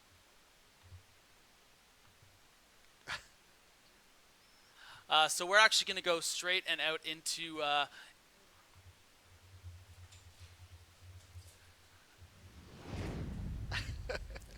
so obviously that was an exciting second match. Again, Randy Liu getting the better of Sergey Lebedev, just getting some, unfortunate runouts. Poor Sergey, not the start that he wanted to have for the Moscow Wolverines. A huge responsibility being selected, not just in the draft, but in this heads-up match when he had all these other great options to use. Dmitry Urbanovich, all these Vladimir Troyanovsky. He went with Lebedev. Lebedev did show that he's an excellent heads-up player with some of the moves he was making, a lot of different raises on different streets. Unfortunately, the card is just going Randy's way, and nanonoko is definitely a threat heads-up as well. Yeah, Selena Lin has shown that her wildcard choice of Randy Liu was a great strategic decision. I mean, he looks like a class act, and I'm sure he'll be a threat both heads up and live in Vegas in the summer and in these 6 max matches. But no shame for Sergey Lebedev. He played very, very well. The edges and margins, these guys, when you've got 2 top players competing, are very, very thin. And in this instance, all the flips, all the 60-40s seem to go Randy Liu's way, and that's why he's come out on top. And you know what's so great about the point structure of the GPL and just the nature of poker in general is that in a lot of sports, whether you're really familiar obviously with like the English Premier League, myself more like Major League Baseball, NHL. A lot of the times, the teams with the weaker players are buried in the standings. In a format like this and the nature of poker, any team can really win. And we talked about how the Hong Kong Stars, they had a draft that not a lot of people were thrilled about, decided to go very local, didn't go after the big guns, and here they are with a 15 points of a possible 20, just a few matches into the season. Randy Liu, huge showing for the Hong Kong Stars. Raiden Kong yesterday with the fatality of the EurAsia division. I'm really loving what the Hong Kong Stars are bringing to the Global Poker League so far. Yeah, I agree completely. I agree completely with that. Very, very strong start for the Hong Kong Stars. And I think we're going to go over to the guys in the lounge, Eric and Laura. I'm sure Eric will have more to tell us about where that leaves Hong Kong in the standings and their great start to the EurAsia Conference. Thanks very much, boys. Wow, Selena Lin doing well. We know where Hong Kong are in the standings. We know they're bang at the top. That's right, top of the heap, 15 points, standing on 15 points after 4 of their matches. Still, Randy gets to play out for another 3 points, and that does give them the official win in this match. So Hong Kong also standing on 2 wins, winning yesterday with Raiden Khan's win. Add to that Randy Liu's win. Wins are important, overall wins in these heads up, so you do have to win 2 to 3 matches to get the overall win. In tiebreaker scenarios, where if there are 2 teams tied, the first tiebreaker does indeed come up to overall wins. So 2 wins right now for Hong Kong, despite what happens in this final match. So good on them for the strong start to the year. A wise wildcard pick by Selena Lin. Very wise. Sam mentioned a little bit there about Randy, doing well in all the coin flips. Do you think it was just down to luck, or do you think he outplayed Lebedev? I'll be honest, Lebedev is really playing well. He's playing some strong poker, so I think there is that. I think in this case, both players are playing very strong. Our announcers, obviously our experts were very spot on. I really do think that both are playing great poker, and it's just not ended up in Lebedev's way for the moment. But those 3 points, or the next 3 points, are important. So Lebedev, although losing 2 matches, feeling that he's played so well, he's got to pick things up. And unfortunately, he's got to figure out a way to at least gain 3 points, or Moscow will stand on 5 points after today. Having just lost 2 games as well, do you think that's going to affect him in a tilt way? Or you could tell that he was getting frustrated in some moments. There was some sighing going on. That's right, some sighing, some Wolverine sighing. And I think Randy also understood that he was... Give us your best Wolverine sigh. Oh. That's more of a bear. That's a Berlin bear. I'll keep that for Dan Coleman later on against the Aviators, and I'm not doing a plane later on. But you could tell that he was frustrated, and Randy, you could tell that he was actually enjoying his time, and hey, cards were falling his way, so that's great. But Lebedev, in those situations, did not seem to be affected by losing those crucial hands, so I have no issue. I have nothing but strong thoughts when it comes to Lebedev. I really think he can get things going in this next match. Do you think he's going to win it? Sure. I always like to see... You're going to go for the underdog here? You know what? Let's go Hong Kong. Let's Sorry, go for the clean sweep. the Underwolf. The Underwolf. I'm picking Hong Kong just to get a clean sweep. Let's get a nanonoko clean sweep just for the fans. Okay, so just to remind you, obviously, even though they've played 2 matches, they will still play the 3rd match as well. There are 9 points up for grabs, 3 points per heads-up match, and then we will see the Americas battle it out heads-up tomorrow. So we're going to go to the last remaining match here for Randy Liu of the Hong Kong Stars versus Sergey Lebedev of the Moscow Wolverines. I'm excited. Over to you boys in the commentary desk. Thanks so much, Miss Cornelius. I'm Griffin Benger, joined here by Sam Grafton. This is the first set of the Global Poker League heads-up matches. Randy nanonoko Liu against the Russian Moscow Wolverine, Sergey Lebedev. Gone Randy's way the first 2 matches here. Yeah, I agree. Randy obviously putting 6 points on the board, almost like a free roll for him now. The overall match has been taken by him. He's secured 6 points for the team. And, you know, if he makes a clean sweep, that's going to be one of the headline stories of day 2 of the GPL. Yeah, and just showing that Selena Lin, obviously, with that great wild card selection of the PokerStars Team Pro and gaming legend, and you know, he's showing a little flavor and character too, in the way that he's kind of breaking down the hands for the viewers out there as well. And you know, a lot of things going his way. I think Sergey has played great. I think that he's used some check raising aggression on some different streets, even better than Randy has. But again, just not a lot of the runouts has gone his way, and I'm sure Randy's counting his lucky stars that he keeps on winning those big flips, because Lebedev is going to be a tough opponent to finish off 3 in a row. Yeah, it's going to be exciting to see whether Sergey can claw back 3 points for the Wolverines in this last match. Still a lot to play for. 3 points will, you know, bump up the Wolverines' total nicely. I mean, he's still going to be competing and wanting to claw back 3 points for the Wolverines. Yeah, I mean, again, I really don't think there's much Sergey Lebedev could have done to change his fate so far, but you never want to come out of a situation like this out of getting a possible 9 points and get 0. It's just the same way that I'm sure Tony Gregg feels about the way the matches went yesterday for the San Francisco Rush in the Americas 6 Max division, and of course, Daniel Jungleman Keynes, who has a chance for redemption as soon as this match is over. Maybe we can hope for more great banter between Randy Liu and Sergey Lebedev in this round. Yeah, you know, not the Russian-American banter, not really taken off there over the first 2 games. You know, yeah, it's a little bit cagey. It's a bit cold, you know. yeah. But that's understandable. That was a Cold War joke, by the way. Did you catch that? That's real meta. Yeah, it's great. Topical. Thank you for that, you're Griffin. welcome. Topical. Randy continuing to outflop Sergey Lebedev in every single hand. We've got a few more tweets that have come in. Adriano Alves says, players should wear patches or their squad shirts. What do you think? I think that's a great suggestion. Thank you so much for that, Adriano. Definitely something that we're going to recommend to the production team. Yeah, I mean, I think one of the things about the GPL is it is an evolving league, a new format. So, funnily enough, people are actually taking on suggestions. If you tweet to GPL, we will try and take on board your comments and constructive criticism, and you can influence the way this league develops and changes. So do you think there's going to be any strategic adjustments that, other than flopping a little bit better, that Sergey's going to make or Randy's going to make in this 3rd round? Well, the one thing you have to consider with the team aspect of the Global Poker League is not only are people playing for their team and for their, you know, maybe their city or their country, but also there is going to be a lot of dialogue between the players, between matches, leading up to a match. What can you expect? What did you see from everything? So with these heads-up matches, you would imagine that each opponent has really seen the way that the other person has played, either by sort of having the replay on the side, playing back, or talking to their teammates, you know, between the few minutes that they get between matches to find out like what kind of strategies was he employing. I'm sure Randy Liu has found out either by watching the stream or hearing from his teammates or his manager, Selena Lin, that he was making a lot of check raises on different spots, that he didn't have it when he check raised on the flop in one time, didn't have it this other time on the turn, and didn't have it when he raised in position on the river with that, turning that 3rd player into a bluff. So a lot of different strategies that, you know, that team aspect can really help shape, you know, how you are going to react to your opponent, especially in this heads-up format. Yeah, I agree with that. I like this 3-bet from Sergey Lebedev. Those are the sort of hands I'm more expected to see people 3-betting in this kind of format. hands, low, sort of suited, semi-connecting hands. The hands people like to, not quite good enough to, well, they're good enough to call with, but you take some of the bottom of your calling range and turn them into pre-flop 3-bet bluffs. You can either flop a big hands with a 6-3 suited or get away from other boards a little bit more easily.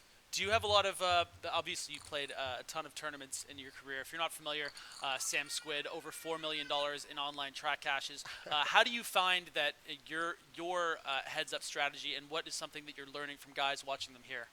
Yeah, I mean, one of the things that I had to adapt in my game over the last couple of years is beginning to develop a limping strategy. That wasn't something, I think, 3-4 years ago in tournaments, the majority of people you got heads up, you could just run them over. A raising strategy, raising every single hand, was always more profitable than limping, just because people folded their big blind way, way too much to a raise from the small blind. And you know, I needed to implement a slightly more sophisticated strategy, learning a bit more about how I can balance a limping range with some strong hands and get to see more flops. Because if you're just raising every hand at 20 big blinds, your opponents can take advantage of that strategy pretty easily with a good reshove strategy. Let's talk quickly, an interesting spot here between Lebedev and Randy Liu. A big sigh on this river decision. He is going to make the call with the pair of eights on that King, Jack, 3-8 Queen board. Pretty impressive stuff. And do we hear a baby crying in the background? I would imagine that's on Sergey Lebedev's end. Randy Liu's three kids out the back. He hasn't mentioned anyone. No, maybe that's just Sergey's inner child just crying out for how nothing in this match is going well for him. Well, that's dark. Again, yeah, that is a bit dark. We even got a laugh from Laura Cornelius. And that's hard to get, so I'm glad about that. Normally she's not even paying attention to what's going on. So here we've got Sergey Lebedev has our hand. Big river card. Sergey's river to straight, but Randy Liu with the higher straight. And this is another example of just things not going their way for Sergey Lebedev. And I imagine we're going to hear his inner child scream out when we see the raise to about 8,000 or 9,000, because this has just not gone his way so far. But this is really information that we're learning. A shove here. From Randy, perhaps trying to invoke a fold from a 7, like kind of representing the nuts. Wow. And he's taking a big sip of water here, and he knows exactly what he's doing.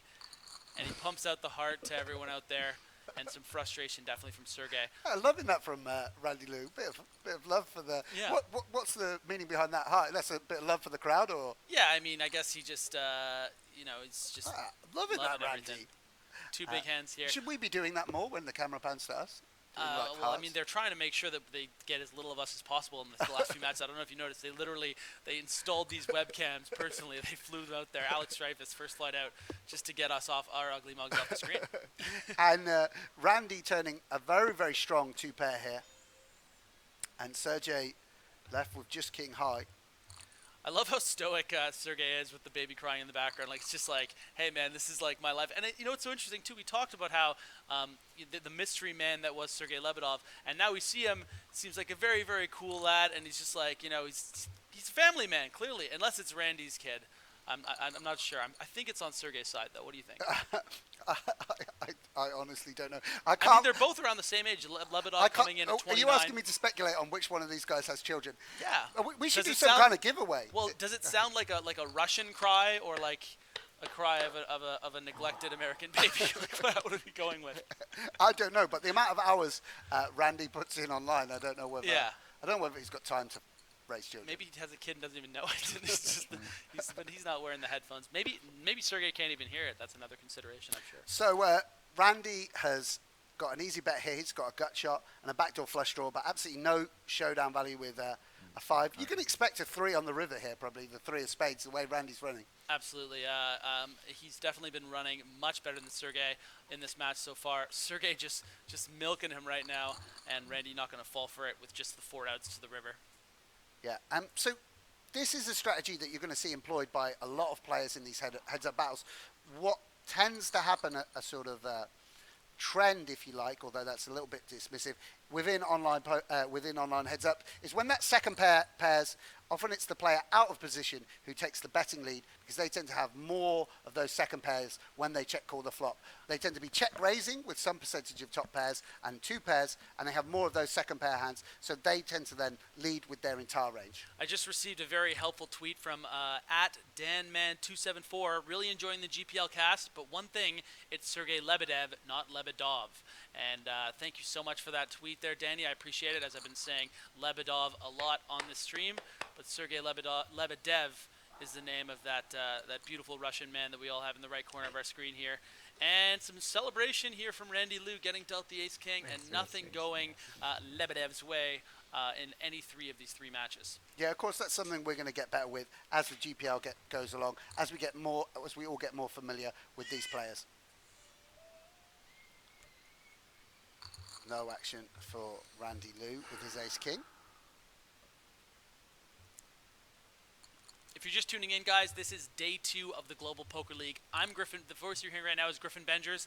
The voice that you might hear in a second, Sam Grafton. And we're here for day 2 of the Global Poker League. This is the heads-up portion. Randy Liu representing the Hong Kong Stars. And we're going to have an interesting hand here between Randy and Sergey Lebedov right away. Yeah, and wow, and also an interesting turn call. Randy Liu, Sergey slow playing, top 2 pair, very, very strong holding. Now Randy Liu has turned the nut flush draw to go with his bottom pair. And now we might see a check raise from Sergey. And this is what we were talking about. He check raised as a bluff several times in the last game, and now he actually has it. And that's exactly what Randy Liu didn't want to see, the all-in shove on the turn here. And I feel like the consideration from Landy here is about... I wish I knew how to do math so bad. 6,000. Randy Liu. For an ace of 4 spade. Really interesting to see him crunch the numbers here in this big spot. It's a very, very difficult God, I'm so bad at math. Because it just depends whether Sergey has any bluffs in this spot. If he had, for instance, King Jack of Spades. 25 to win 70 in the pot. 25 to win 70 in the pot. What the fuck does that mean? What does that mean? 25 to win 70 in the pot. Like 20-something%. I think I have that. I guess I gonna call. Just wish I was better at math. Randy Liu's gonna need a 4. Spade. I mean, he always has me beat right now, though, right? Very rarely in my head. What's the big line? 800. He needs a 4, an ace, or a spade. My outs was right. I mean, at least I knew my outs are clean. I don't know if that was a call. And tough decision for Randy Liu. Made the call. Let's just and Sergey Lebedev, I can't believe it, he held. Yeah, a nice little turn of events for Sergey there. Pretty significant chip lead here as we're about to go to the 600, 1200 level. Some frustration there from Randy, but like he said, he really wasn't expecting ever to be behind, but he thought it was a good spot to just take Sergey out. And Lebedev, very important pot there for him to get a nice little lead here in this third and final match. Yeah, if you know the maths, you could tweet to us at Griffin Benger, at Squid Poker, or at GPL. Do you think that was the correct call from Randy Liu on the turn? I definitely don't know better math than the Zoom heads up kind of like specialist, not at all. But I definitely am someone that is inclined to, go for the win. Just my background as a multi-table tournament player, and I don't see myself. Is that strategy, Griffin? Go for the win. I just don't see myself bet folding in that spot. There you go. A little bit of strategy chat from 2002 there. You know what I would do? You know what I would do? I would probably make a bunch of justifications about how he can have combos like, Queen 8 of spades, Queen Jack of spades, King Jack of spades, and then just decide to go for it. I mean, he definitely can have those combos, but that's obviously only 3 combos. And so, Randy. But actually, let's talk about a nice play there by Lebedev to get the most value for sure. Lebedev flop super strong, and Randy leading out with second pair. Maybe a little bit of frustration because we haven't seen Randy employ that strategy up until now.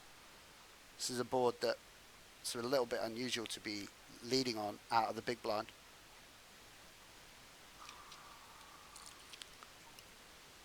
Sergey's hand a little bit disguised, having not raised in position. Very disciplined fold there by Randy Liu. Yeah, I mean, cheer up, Randy. You won the first 2 games. And he can't win every all-in, can he? How good must he run if he feels disappointed losing that all-in? This is an interesting just defend from Sergey Lebedev here, the 20 big blinds. You know, we were talking about, this is obviously a huge flop, and by the way, money will probably end up going again, in here. We could see a check raise from Sergey or a shove.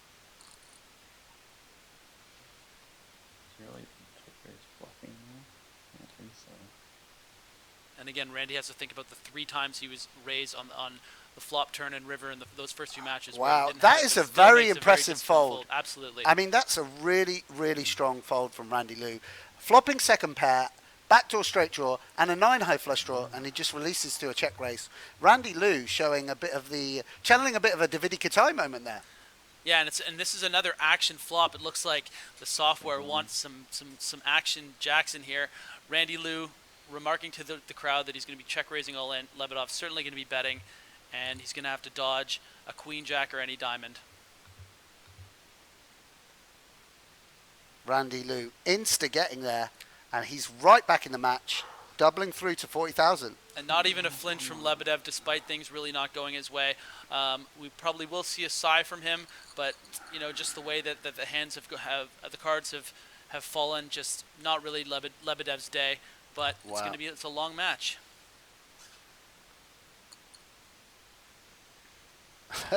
Wow, another huge action flop here. Lebedev just defending with the ace-8 suited, 35 big blinds effective, flopping the nut flush draw.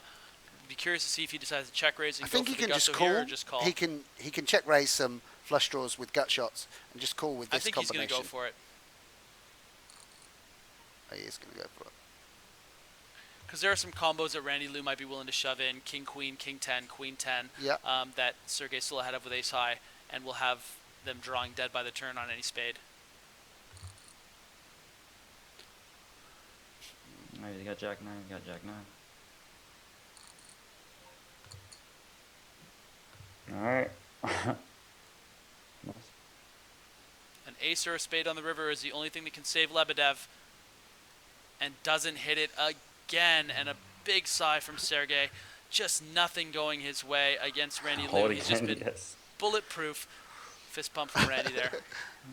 The boy runs good, doesn't he? Yeah, not bad. Really frustrating for Lebedev to have lost those 2 all-ins.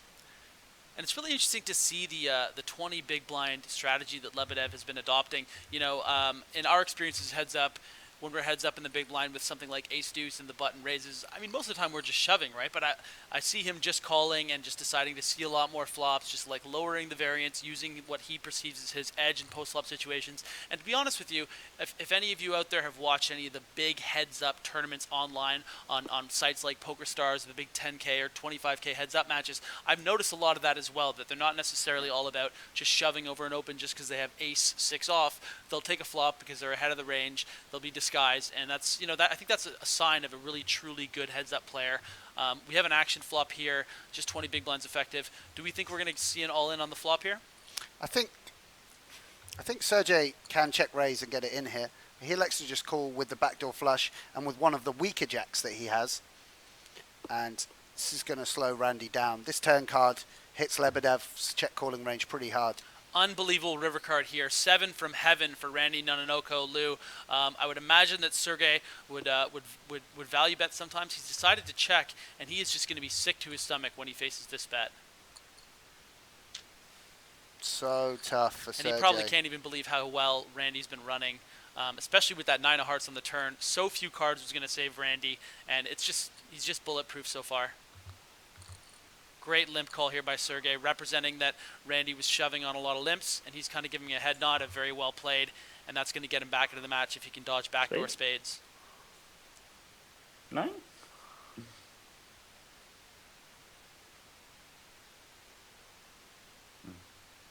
It bricks off. And Sergey, And a little tip of the cap there, Randy saying nice hand.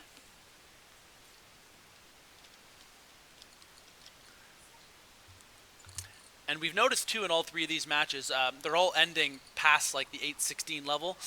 So you know, with a starting stack of 50,000, you know that's a stack depth of about just over 30 big blinds. Last match it ended, I believe, at the 2400 level. So a little more poker definitely to be played before we can crown a winner of this third match. And Sergey Lebedev of the Moscow Wolverines, grinding what I imagine is in Russia, trying to avoid a sweep here from the Hong Kong Star. yeah, and it's what we expected really from two classy individuals like these guys.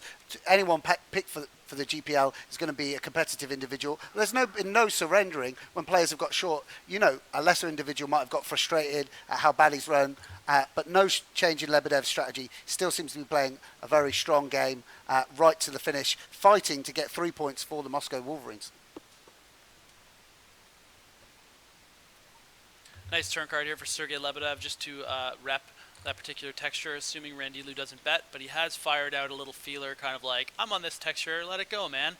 But I don't think that's going to work against Sergey here, given the price that he's getting, and he might even put out a raise as we see him reaching over for his keyboard, and he does do that, and a quick fold from Randy Liu. Just 1 minute until that dreaded 816 level where we've seen the elimination of Sergey in the first match. What can we expect? Maybe some changing strategies with the short stacks. We saw Mr. Lebedev limp those queens on those 12 big blinds. Do you think that we're going to see a lot of limping again? And do you think that Randy's going to be shoving much lighter over those limps? Because we noticed in the second match especially that I think Randy might have shoved 3, maybe even 4 times 10-7 suited, queen jack off, 10 jack off over those limps. Do you think he's going to be a lot more gun shy now that he's shown that Sergey's capable of limping a hand like queens? Well, I think someone with Sergey's background's always going to be balanced between limping strong hands and limping weak hands there. So, you know, Jack 9 suited, something that's got equity against your ace 10s, your ace queens and such like, seems fine to shove. But he's certainly going to be a bit more gun shy at 20 big blinds, but once Sergey goes below that, I'm sure Randy, the push fold element of the game is not an area where Randy Liu's going to have many weaknesses, I wouldn't imagine. Great flop here for Sergey Lebedev. Just going to call. A lot of good turn cards for Randy, and that is one of them. Really everything going Nanonoko's way. And, you know, again, Sam, this is just a reflection of how things can just go your way with and with these players being as talented as they are. If they are running good, they're going to win almost every single time. We saw it with Jason Leeler. We saw it with Braden Kahn. This is a board with 2 flush draws, a straight draw, lots of gut shots, and it just so happens that Randy Liu has all of those in his range, but this time he has a strong top pair. I think we should really expect a big sigh from Lebedev here when he faces this bet. Probably going to get a call, but he might think better of it given that Randy hasn't shown up with a bluff in any of these 3-barrel spots. Well, but you know how it is, getting frustrated, and Lebedev can't believe it. He's going to get swept here by Randy Liu Nanonoko. We did it. Any words from Sergey? Fuming. Yeah, definitely unhappy that he wasn't able to secure any points here for the Moscow Wolverines, but no fault of his. I thought that he played great, but the cards just were in his favor. I mean, we should say congratulations to Randy Liu. Absolutely. I mean, we might have expected it to take 3, 4, 5 contests before someone was able to clean sweep. Admittedly, Randy Liu ran way above expectation in terms of the flops and turns he was getting, but you have to capitalize on that. And Randy Liu to win 3 out of 3 matches, I mean, this is an amazing stuff, really. We knew that Nanonoko was going to be a strong wildcard pick, and he's really confirmed that today. Yeah, and how humbling it must be for these, you know, first the 2 superstars of the game, Daniel Cates, Jungle Man, then Tony Gregg, both putting up the donuts, and then Sergey Lebedev showing how good of a heads-up player he is, and seeing that if the cards don't fall his way, anything can happen. He gets swept in the first round of these heads-up matches. Really unfortunate for him and the Wolverines, but those kind of things happen, and we're learning that the hard way. You know, Sergey wasn't his day, but really exciting to see him on that webcam and see the character that he is, and just, you know, wasn't going down for him today.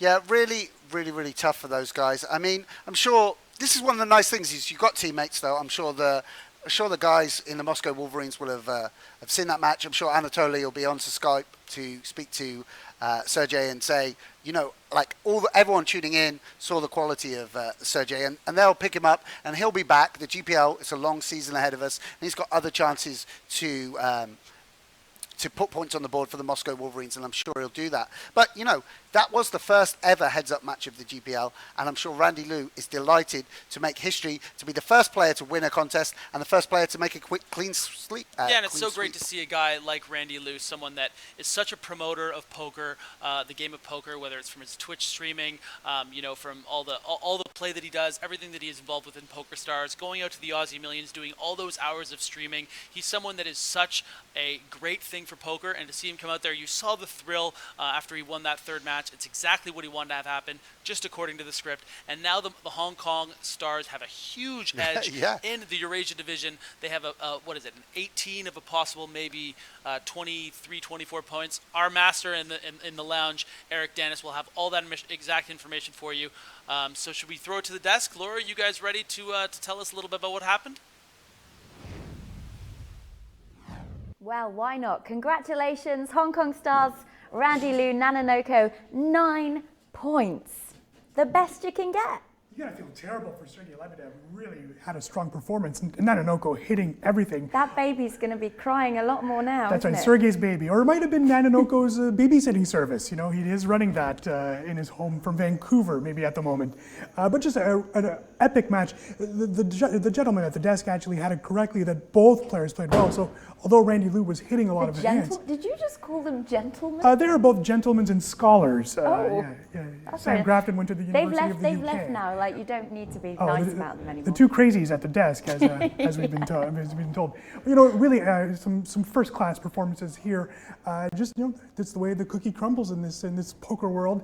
But Randy Liu will absolutely take the 9 points, and it's not like he was lucky and just lucky. He was actually very good in his matchups, and when he needed to win the flips, he did. And boy, the Hong Kong Stars, the revelation, will sit first at the end of this night, unless they will absolutely sit first, no matter what. Yeah, I'm doing some quick math. They were doing actually, well after yesterday's 6 max. That's right. Only Paris could actually support. So ElkY, if ElkY wins his 3 matches. All 3. That's right. So if Jungle Man plays like he did yesterday. Laura Cornelius, that is just insane. Oh yeah, I hope he's not watching. Let's not forget he did lose a hand ace king to aces, so that's a little cooler. Okay, but the second match might not have gone his way. Right, here's the table. Let's take a look at the Eurasian Conference as it stands right now. Hong Kong Stars, 18 points there. Doing well, and as we've mentioned before, they played 3 games, and that counts for 1 match in total. So Hong Kong also sitting on 2 wins, which does become the first tiebreaker later on in the season. Paris is up next, Paris and Berlin. We see a tale of 2 teams here that both need points. I mean, Paris now needs to reach Hong Kong to get at least, I would say, 6 points here. And of course, Berlin needs all 9 points at this moment. Still a lot of action left, Laura, but as we've mentioned a few times already, you'd rather be Hong Kong than Berlin at the moment. So a lot of work for Mr. Jungle Man coming up. So Moscow Wolverines, 5 points there. I mean, they could be at the bottom of the table at the end of the evening. That's right. It's a possibility. And it has to be frustrating because Dmitry Urbanovic had a great performance yesterday, and now, Mr. Lebedev, who also played well. So it's got to be frustrating. I think it's going to happen every day, though, or every day of this league. It's world-class performers, left and right. So maybe a Sergey Lebedev that was not as known as other players on tour. We just saw him just have an amazing day. It just so happens that it's 0 points, and that's where the unfortunate part of sports, they're in major trouble suddenly, and they'll need to pick things up next Tuesday. So Anatoly Filatov is the manager of the Moscow Wolverines. Do you think he'll be on the phone, to Lebedev after this? I'm sure. A bit of a pep talk? I'm sure he'll have to. I think a pep talk is in order. His player played solid poker, played great. It just didn't happen for him. But as we mentioned, and also the fact that he did have the home field advantage here. So it was a strategic pick by placing Lebedev against nanonoko. Most would maybe think that nanonoko, being an online poker legend, might have had the advantage coming in, but obviously Filatov did not think that way. And the way that Lebedev did play, he really did show some first-class performance here. So I would say that it was a fine pick by Mr. Filatov and a fine performance by Sergey Lebedev. Just in case you missed it earlier, we were talking about the home and away advantage. So each team So with the heads up that we're playing this evening, obviously one is away and one is home. They're all probably playing at their own home, so we don't mean it in the physical sense. Right. But in terms of being a home team, that player gets to decide who they want to play the heads-up match after the away team have picked their player. Although at the moment, we watched the LA Sunset yesterday playing the Six Max. They were the home team there. It doesn't seem to be that much of a benefit so far. I think in LA's defense, I mean, they put up Fedor Holtz. Yeah, I think that would have been, no matter who they're playing against, that would have been their pick, their first round selection. Highlight the best player according to selection, of course. And again, Fedor played wonderfully. It just didn't happen for him. He tweeted out that he was actually very happy with his performance. So I think it's a little early. I think those that have the advantage early, it's not much an advantage because, again, as Sergey Lebedev, once they're an away team next week, the team playing them might not have known who that player was necessarily, especially online, until they've seen him today. So now they gain an advantage seeing a few of the players. So I mean, it's always going to be better to know who you're playing against as opposed to not know, isn't it? It's better to wake up and know that you get to select your opponent than having to play Olivier Bousquet tomorrow and not having the chance to sub in your top player. So I think it will come into action, especially in Las Vegas. That might be even more considerable where a player like Davide Kitaï, who might not be a favorite heads up online, when it comes to live, he's probably the scariest person you have to sit next to a table, across the table to. I think Olivier Bousquet actually will be really cool to watch tomorrow. So he'll be playing heads up for the Americas conference, which we'll be having tomorrow evening. If you're not unsure about how this all works, obviously we've got two conferences. We've got the Eurasian conference and we've got the Americas conference. Yesterday was Six Max Day, so they were all playing, but still separately. So we had Americas play Americas and Eurasian play Eurasian. Then obviously today is just heads up, 3 games. Each player plays 3 matches each. They don't play the best of 3, they play all 3 matches. They're battling for 9 points. Hong Kong Stars just managed to take 9 full points with Nanonoko, which is great going. And tomorrow we're going to have 3 more amazing America's Conference heads-up matches as well. There you go, that's what's coming up tomorrow. Olivier Bousquet against Darren Elias for the Sao Paulo Mets. Pretty impressive lineup there, Laura. That first match, Olivier Bousquet, well known as being one of the top, probably the top heads-up poker player in the world when it comes to online play. I'm sure that'll translate well to this league. Darren Elias, of course, a great selection, a 2- or 3-time WPT champion, so that should be a great match, and all of Brazil behind Mr. Elias. WSOP world champion Martin Jakobsen for the Montreal Nationals is against Anton Wiggs for the San Francisco Rush, the Battle of the Swedes. Anton Wigg called this. He wanted this to happen. Faraz Jaka put pressure on Marc-Andre Ladesseur to make it happen. We will see the Battle of the Swedes, Jakobsen against Wigg. You mentioned Jakobsen, the WSOP champion, Wigg, an EPT winner, both from Sweden, and they wanted to make it happen. It just goes to show that this is the global poker league, that 2 Swedes, one representing Montreal, the other representing San Francisco, get to play each other heads up tomorrow, which should be another spectacular match. And then tomorrow's final match is Tom Marchese for the New York Rounders, the Big Cheese, against WPT back-to-back winner Anthony Zino. It's funny that these 2 players, the style that they have, you know, the type of player that could have easily switched teams. I think you could easily see Marchese play in Las Vegas and Zino play in New York. They have that attitude, that swag. This could be an exceptional match. We saw Zino yesterday being questioned a lot. Yes. And he proved himself with 2 really second-place proved finishes. himself, yeah. And he really played well. The Big Cheese entered the GPI Top 10 earlier this morning. So let's not forget the Big Cheese. When it comes to major events, especially big high roller events, he is always in the money, always cashing in those events. I think he is not intimidated by this format whatsoever, so that'll be an exceptional match. And we've been welcoming all your comments, all your questions, obviously on Twitch and also on Twitter as well, #GPL. Keep them coming in over the next match as well. This one's from Yojo Lu, and says, watching now, can see the players today, they can see and talk to each other too, kinda cool. It was great to see their expressions and the sounds they were making. Lebedev was actually frustrated at moments, and Nanonoko on the flip side. When he was working out the maths, that was great. It almost seemed like it was a tactic by Nanonoko to almost tilt his opponent by making these reactions, when he was sucking out in some moments, just to overreact so that maybe to put his opponent on tilt. So that might become another strategy coming down the line, but definitely seeing their faces, Lebedev just frustrated, playing his best poker and just frustrating, and you could see him. That'll be quite fun further in the season. I think it will definitely be fun for the next one. Fun to see the Hong Kong Stars doing well early on in the GPL. Underdog stories are a huge part of what makes sports great, which is very true. Look at Leicester FC. Leicester City, of course, Laura. A team near and dear to your heart. Bournemouth, my home team as well, who have come up 2 levels like in the Premier League in the last 2 years. Probably survive relegation this year, more than likely. Let's hope so. 13th right now. Thank you very much. That's right. Leicester City, definitely the story. We've seen the NFL in a few years.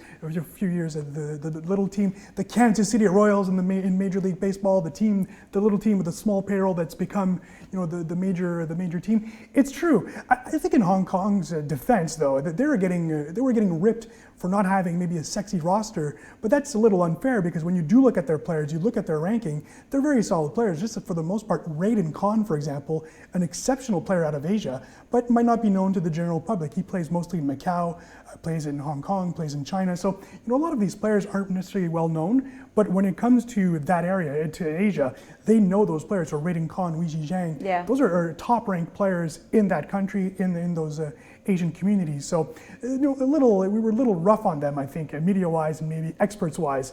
But again, we've talked about having world-class players. And when you add a Randy Liu and nanonoko, who's ranked in the 2000s in the world of live poker, but definitely one of the top players online. So, it really doesn't make that much of a difference at that point. Indeed, doing really well. We had a few questions in about how this all works in terms of the teams and the captains.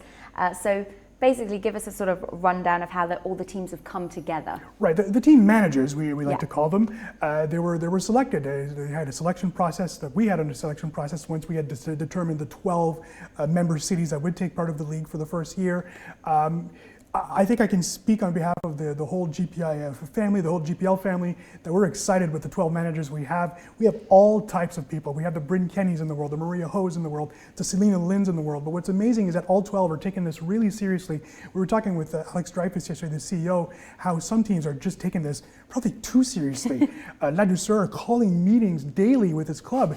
And you would think Andre Akari as well, taking it very seriously. But you think of players like Martin Jakobsen and Michael Timex McDonald. They don't need to spend this time, right? They are world-class players, but they're taking it seriously and they're really, really upset when things don't go their way. I really think Timex put a lot of pressure on himself to win that second match for his team. That's important. And I can just see teams like Faraz Jaka's Anthony Gregg selection, Gregg probably down on himself and Faraz needing to push him back up. We all know that Gregg is a top-ranked player, so it's got to be difficult, and it's part of what the manager's job is to make sure the players are motivated, they want to play, and obviously that when they do have tough moments, probably like Mr. Lebedev a few moments ago, I'm sure there was an Anatoly Filatov call right after, and maybe asking how the baby's doing, obviously, with all the crying. And obviously, the managers can opt to be the wild card and play in their team or not. So, I mean, most of our managers are playing in their teams, but there are 2 that aren't, in fact, that have decided to take a step back and purely just do the managing. For Andre Akari, the decision was he wanted to play, but the decision is very difficult in the sense that there's so many great players in South America, and he already drafted 2 American players first and second round in Kaverman and Elias, switched those around. So that's a difficult decision to actually tell some of the top pros in Brazil, for example, that you're not going to play in the league. And he actually was honest in saying, I picked 2 players because I think they deserve to be there, and maybe I'll fit in year 2 somehow. Same thing for Philip Gruesome. He wanted to have a few more people on his team and decided not to play this year. Philip, a philanthropist and has so many things going on, charitable initiatives going on. So I think he just wants to focus on that and his role as manager, not necessarily as a player. So a wise decision by him, I would assume. And then we have the mystery with Maria Ho. We don't know what's going on there yet. Maria's still negotiating with some players. We expect that Maria will be a wild card, but that's still not 100% decided. So we'll have to wait a few more days to see who Maria reveals. I can't wait. I'm too excited. It's becoming the big storyline. What's going on? Who's the other? The big mystery question mark. Right. The sun will set on. The sun will set. Yeah. Well, thank you so much for watching that very first matchup of Heads Up Play. This evening, of course, it was the Hong Kong Stars that took all 9 points, and Randy Liu did very well, although we feel Lebedev did his best as well. He was just very unlucky at times. Join us at 2:30 p.m. Eastern Time. We have the next match. It's the one everyone has been talking about. We're very excited. This is Daniel Jungleman Cates for the Berlin Bears versus ElkY for the Paris Aviators. Join us then.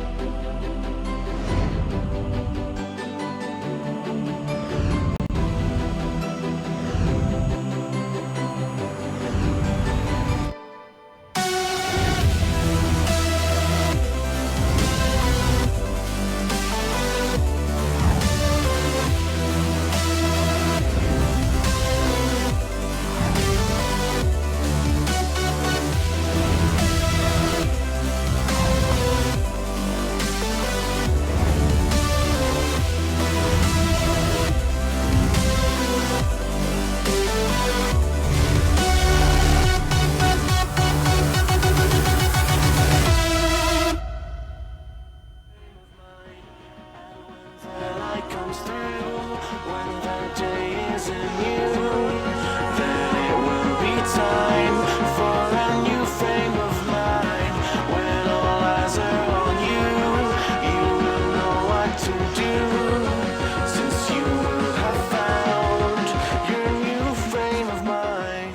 When you lift your head up to the sky, take a deeper breath and give it time. You can walk the path among the lines, but always know that you'll be safe. I'll be here throughout your days. Come find me and we will play.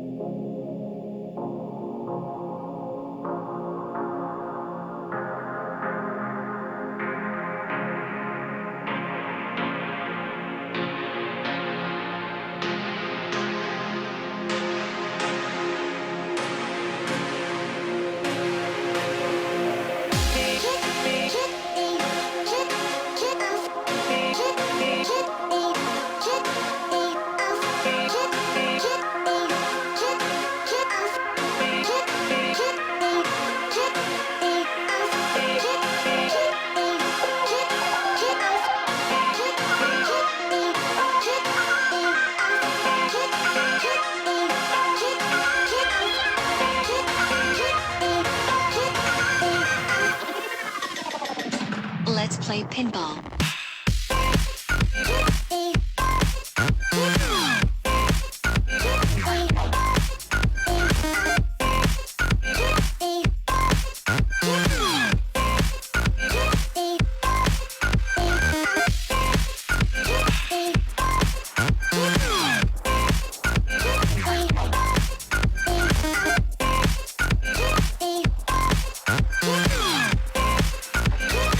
Triple mode. Enable.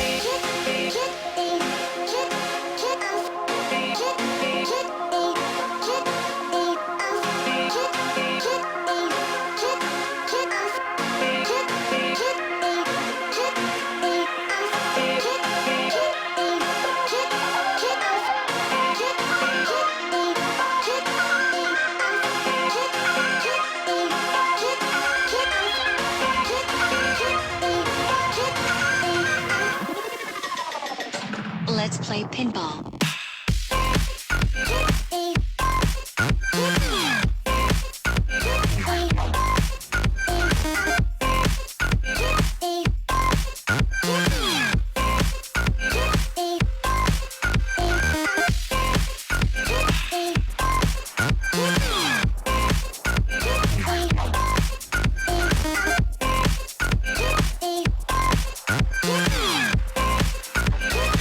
Triple mode. Enable.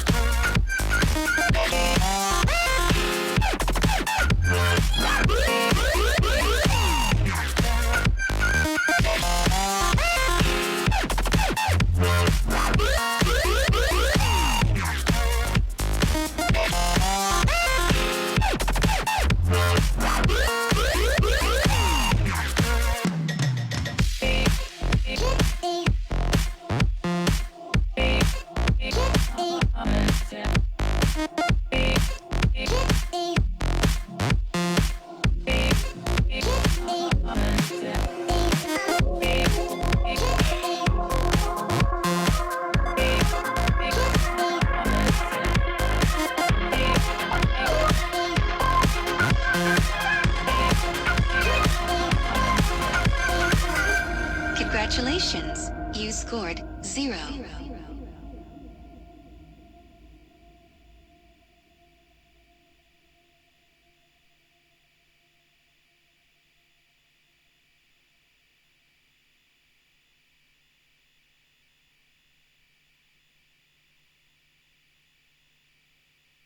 Miles of fire, I'm losing ground, and in the flashing, my world comes crashing down. I'm left in nowhere, no place to hide, out in the open, like ashes in the sky. I quit the illusion.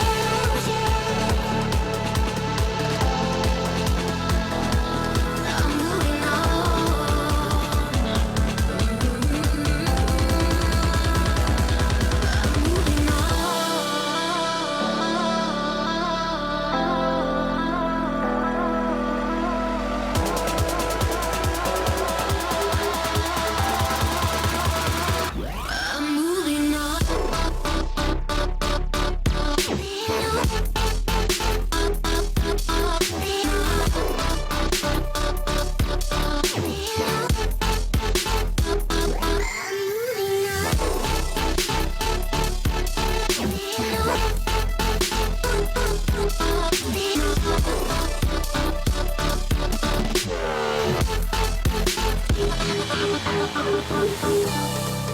let the flames light up the future, making empires of sound. And see when cheers become laughter, you burn the bridges to build the city. I let the flames light up the future, making empires of sound. And see when cheers become laughter, you burn the bridges to build the city.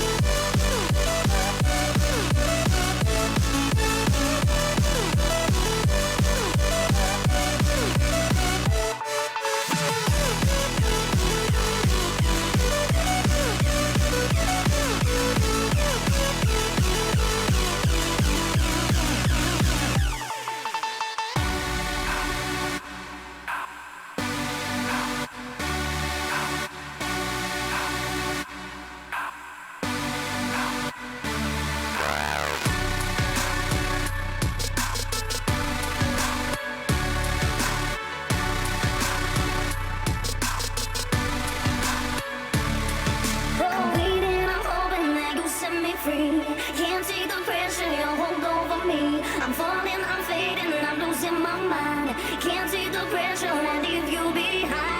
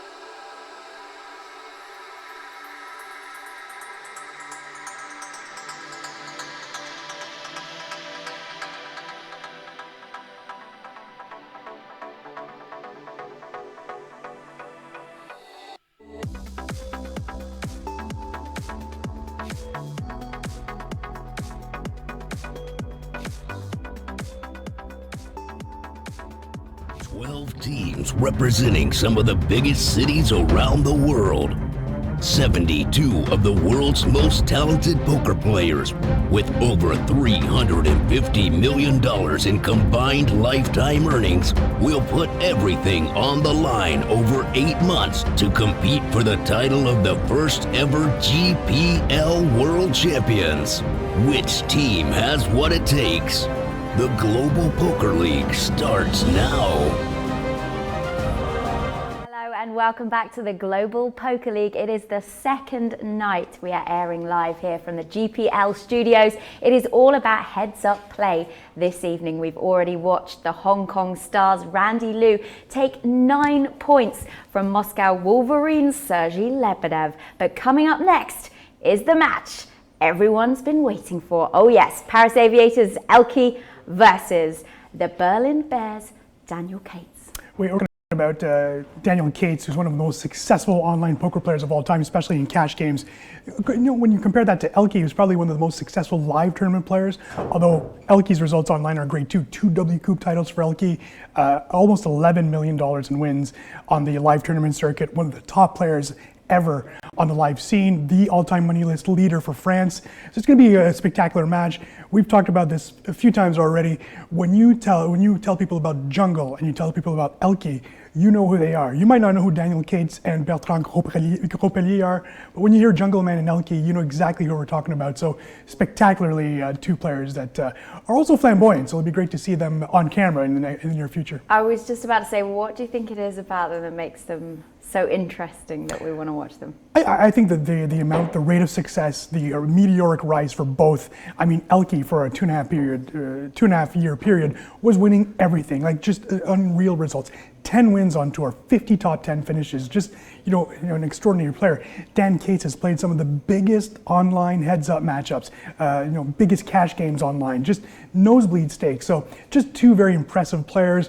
ElkY, of course, his flamboyantness comes in as well, his style, the great-looking hair, whereas Cates is more methodic and really out there. But he's also very fun actually to be around. So just two characters of the game, and it's always great to see that type of player clash heads up. That match is coming up in less than 15 minutes time. Get your comments, get your questions into us on Twitch, get them into us on Twitter as well, #GPL. Let's talk also about the teams that they're playing for, because they're not just playing for themselves here, they are playing for their team, their manager, their teammates. There's pressure on them, especially Daniel Cates after coming, sixth in both matches last night. That's right. 1 point minimum is what you want, and that's a 5th place finish in the 6-max setup. In this setup, there's 9 points available, 3 points per match.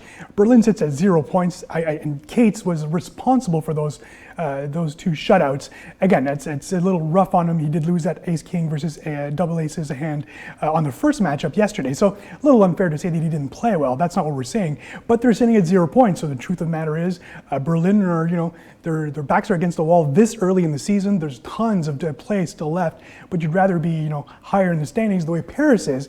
Paris, who entered today's play top of the pops, and now suddenly are in 2nd place. It'll take ElkY at least 2 wins in order to move back up. So, there's a lot of pride on the line, and I know that we had Fabrice Soulier here yesterday. I think he was proud of the fact that at that moment that team was 1st in the rankings.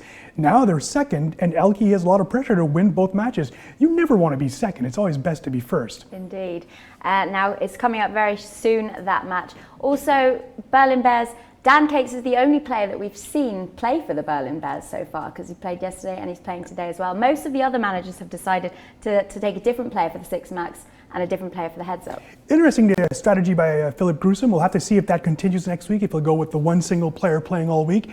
That is an interesting strategy. It seems to be, as you mentioned, the only manager that will do that, at least to start the season. We'll have to see if that strategy changes next week. I would think... Actually, no. Moneymaker's done it as well, because Zeno played the 6-max and is playing the heads-up tomorrow. There you go. So Moneymaker will do that. We'll do that tomorrow as well. So we'll have to see.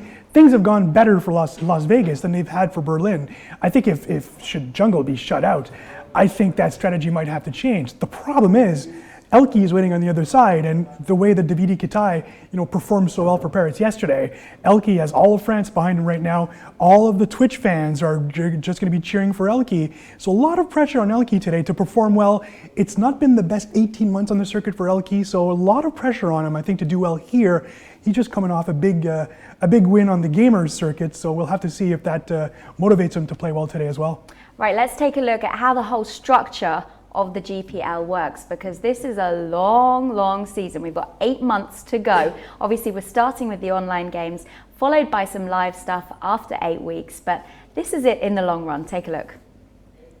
The Global Poker League consists of 12 worldwide teams, 6 in the Eurasian Conference and 6 in the American Conference. Each team has a total of 6 players, and the manager of that team may choose whoever they like to play at any time, provided each player on their team plays a minimum of 6 matches across the season. The GPL starts the regular season with 8 weeks of online arena action, which consists of 6-max and heads-up matches. Every Tuesday, all 6 teams from each conference will face off in 2 6-max sit-and-goes. One team in each conference will play as the home team, while the other 5 are away. Home team managers have the ability to pick their players once they have seen the lineup of the away teams. Points will be awarded to all teams competing except for the 6th place finisher per match. First will get 7 points, second 5 points, third 3 points, fourth 2 points, and 5th will get 1 point. Every Wednesday, each of the 6 Eurasian Conference teams will battle in 3 heads-up games against an opponent from another Eurasian Conference team.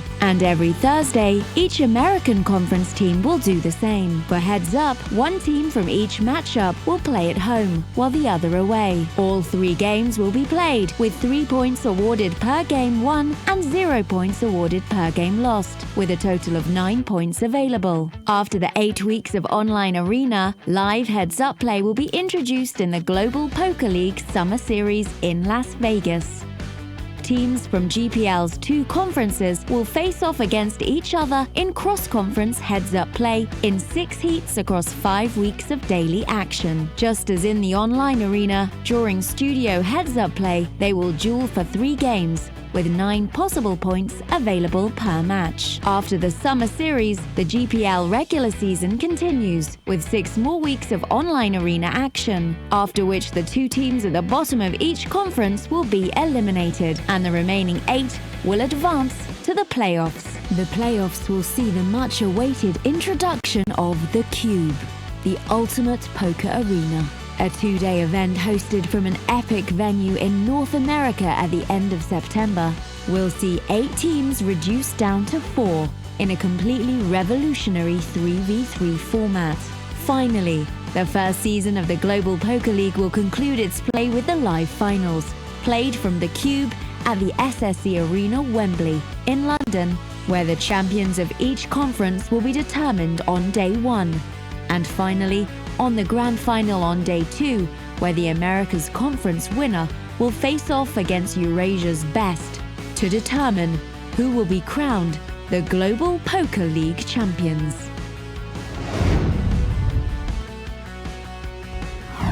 Welcome back to day 2 of the Global Poker League. I am Griffin Benger, joined as always by the enigmatic Sam Grafton. We're here on day 2 with our second match coming up here in the heads-up format, and pretty much the most exciting heads-up match you can really have. Daniel Jungleman Cates against Bertrand ElkY Grospellier. Yeah, of course, two iconic names within the poker world, two different fan bases. Dan Cates, known for his high-stakes exploits, a guy who's made his reputation winning and losing some of the biggest pots in the online world.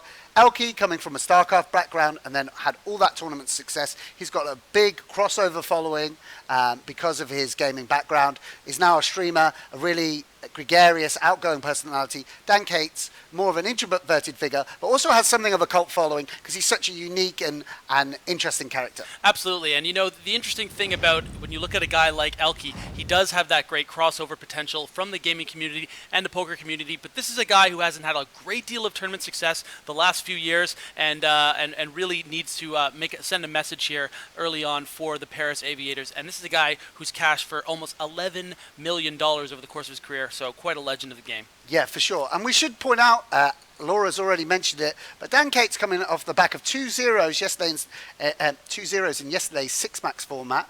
The question really over someone like Dan Cates is not over his talent. He's obviously one of the best poker players in the world, one of the and it's interrupted by a really big 3-bet there from Daniel Cates. I think that he's going to be playing fast and hard in the early going of this heads-up match because he feels like he has an advantage the deeper that the format plays. Yeah, exactly. As I was saying, the question over Dan Cates is not really about his ability.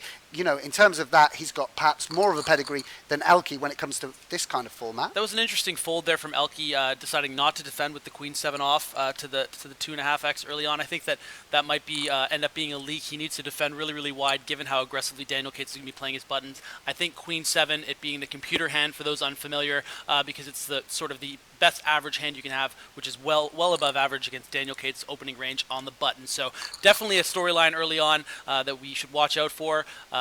Perhaps ElkY not defending his blind as wide as he should be.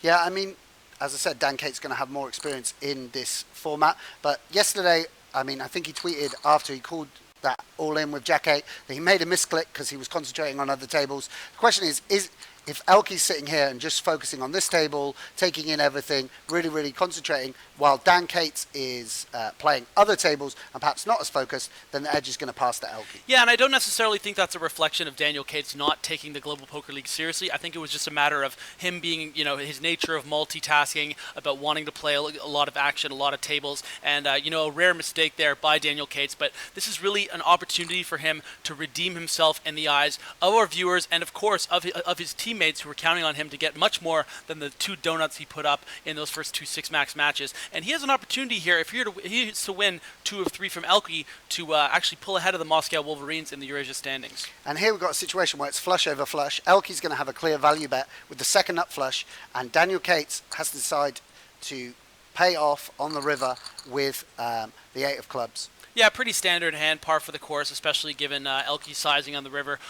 Really surprising to put a 1/3 pot bet there on the river. You'd imagine that he should probably be betting bigger with such a huge hand there, but maybe he was just begging for a call. And a nice early start there for ElkY.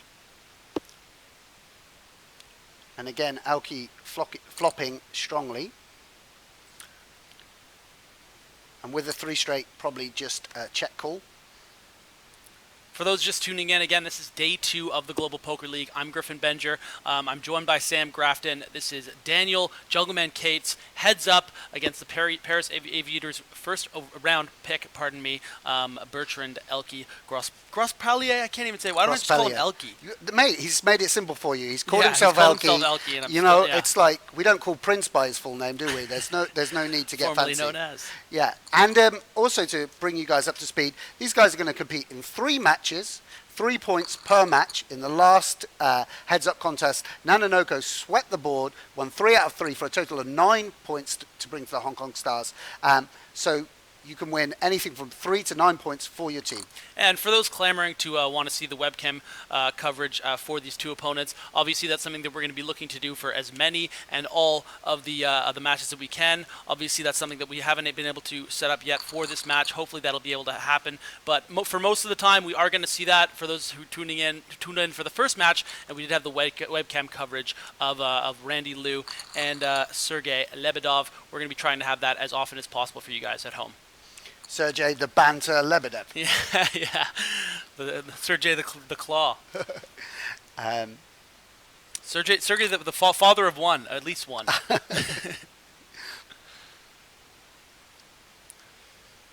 So again, another marginal spot for ElkY to see whether he decides to call with this hand.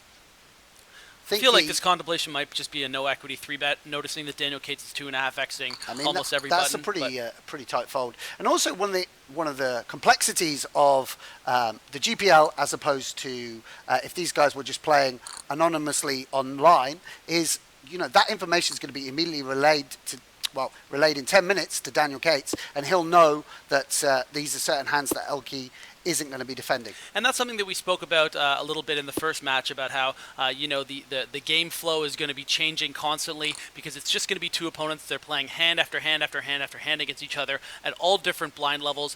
So as far as game flow is concerned, I feel like Daniel Cates is someone who's just more familiar than that than anyone in a heads-up format. So I mean, I think most of the time we're going to probably see him win 2 of the 3 matches, maybe even sweep. But ElkY is a really tough competitor, and as we saw in the Randy Liu match, it doesn't really matter how well you play. As Lebedev, I felt, played very, very well, but just kept on getting coolered, so anything can happen. And ElkY's definitely going to try to get at least 6 points for his Paris Aviators after their strong start yesterday, with W1M5 getting 10 points for his franchise.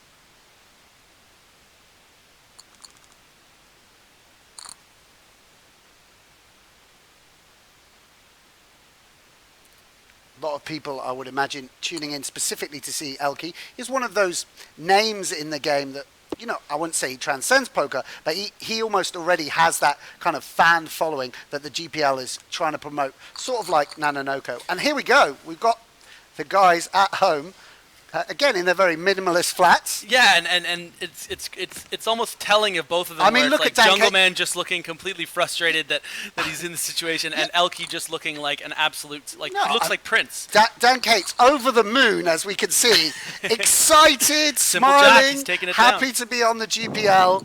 Daniel Cates, look at it, look like at a roar, a roar from the Berlin Bear. That is a Berlin Bear roar representing Germany. By the way, well. do you think this is for us? Do you think ElkY wears gold shades when he's just at home chilling out? And we've just caught him unawares. I don't think I've ever seen his eyes. He's just strolling around. He's in the kitchen. He's making a cup of soup on the 5-minute break, and he's got his gold shades on. I mean, is that something you sport when you're at home playing, Griff? You know what? It's not something at all, but. And we see a big sigh from Cates as the 4 flush comes in, and he's going to lose that pot. And look at the frustration. One time.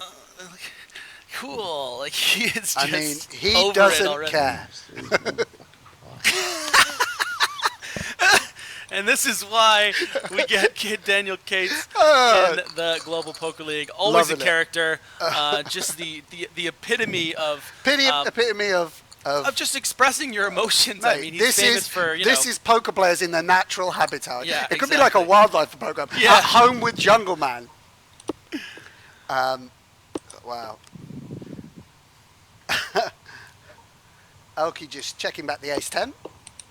He might bet for a little bit of protection on the turn now. He's happy to check it down. And both players probably too high in their range to bluff at any point. I just can't wait to see Daniel Cates lose any pot. Just because he... I should have lost my queen high. In case he fucking doesn't. It's high, because Queen High is just a great bluff. Maybe Dan Cates is going to give us a little bit of insight. I mean, that'd be great, hey, Griff?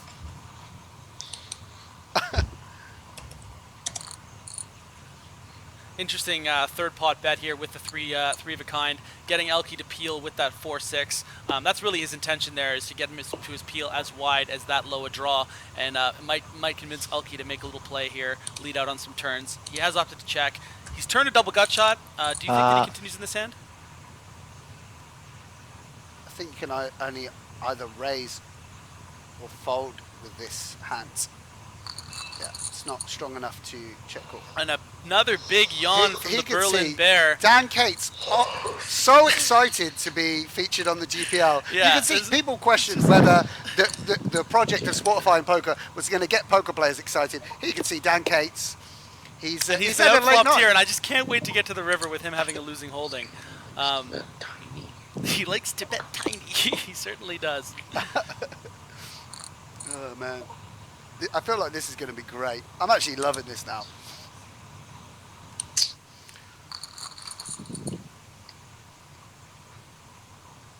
ElkY just moved to Prague, my hometown. I happen to know that. A little bit of gossip for you. Sorry, say again? ElkY just moved to Prague. He's in his flat in Prague. Oh, that's my former hometown. Great spot. How long did you live in Prague for? 14 months, mate. Oh, right. It's great there, yeah. Yeah, loving it. Absolutely loving it. What was your favorite European poker tour? Daniel Cates letting everyone know that he is extremely aggravated. Not a fan of the global poker league software. This is great. The man's expressing himself. He's on webcam, but he's not, putting on an act. He's being himself, and this is really an insight that that this new format with the webcam offers. So interesting that Dan Cates is 3-betting here. Obviously, some people aren't confident enough to 3-bet this linear for value. Yeah. But King Jack, he's happy to 3-bet and then make a decision if he faces a 4-bet, showing his quality there, I think, and experience.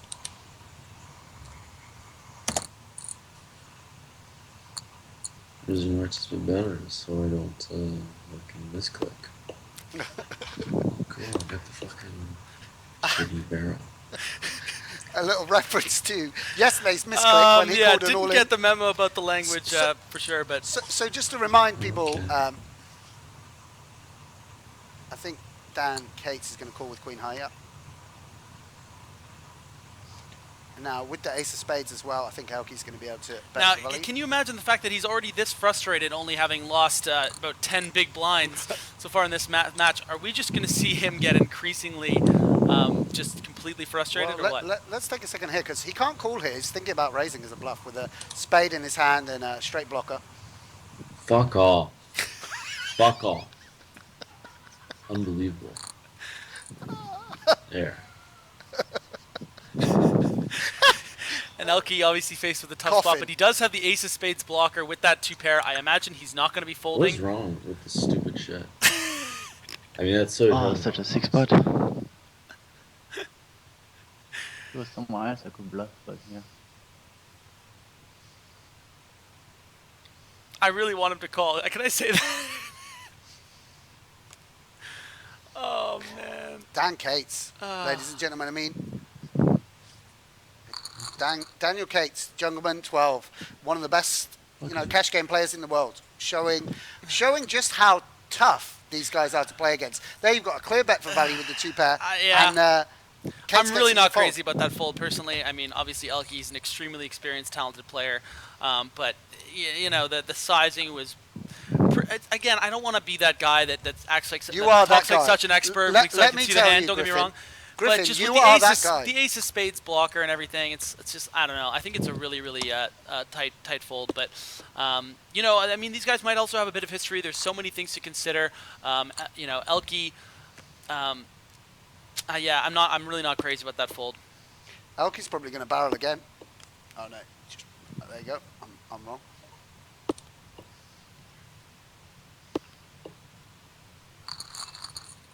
I think ElkY's in trouble in this match, by the way. Oh really? Yeah, I honestly do. I definitely think he's in trouble. I mean, he should never lose that pot with the ace 3, and he found a way to lose that pot, really inducing a raise by making that small bet, and the frustrated Daniel. And it's the other thing too, just just the game flow of Daniel's. Well, You know. I'll say this. I don't want to disagree with my co-commentator here. No, don't but, do that. But Dan Cates has played so much poker that I think he can tilt and still play unbelievable poker. Oh, Just absolutely, because yeah. he's so used to, like, this is the spot I turn this hand into a bluff. This is the spot I call with this hand, you know? Yeah. He's so like those ranges and that understanding of range is understood at such a deep level. Yeah. I don't think that he's going to change.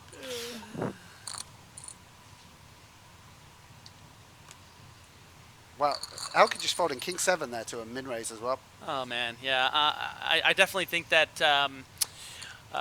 ElkY should consider changing up his strategy for future matches. I think that it would be in Fabrice Soulet and his team's best interest to Cates communicate is to gonna him. 3-bet here. Yeah. This is what I was talking about, taking those low suited gappers and using them as your 3-bet hands. And if ElkY knew what Cates had, he would flat here. Yeah. And I really can't wait for him to make it the 4-bet here so that Dan can just be all pissed off. He might even just peel. I think that's okay.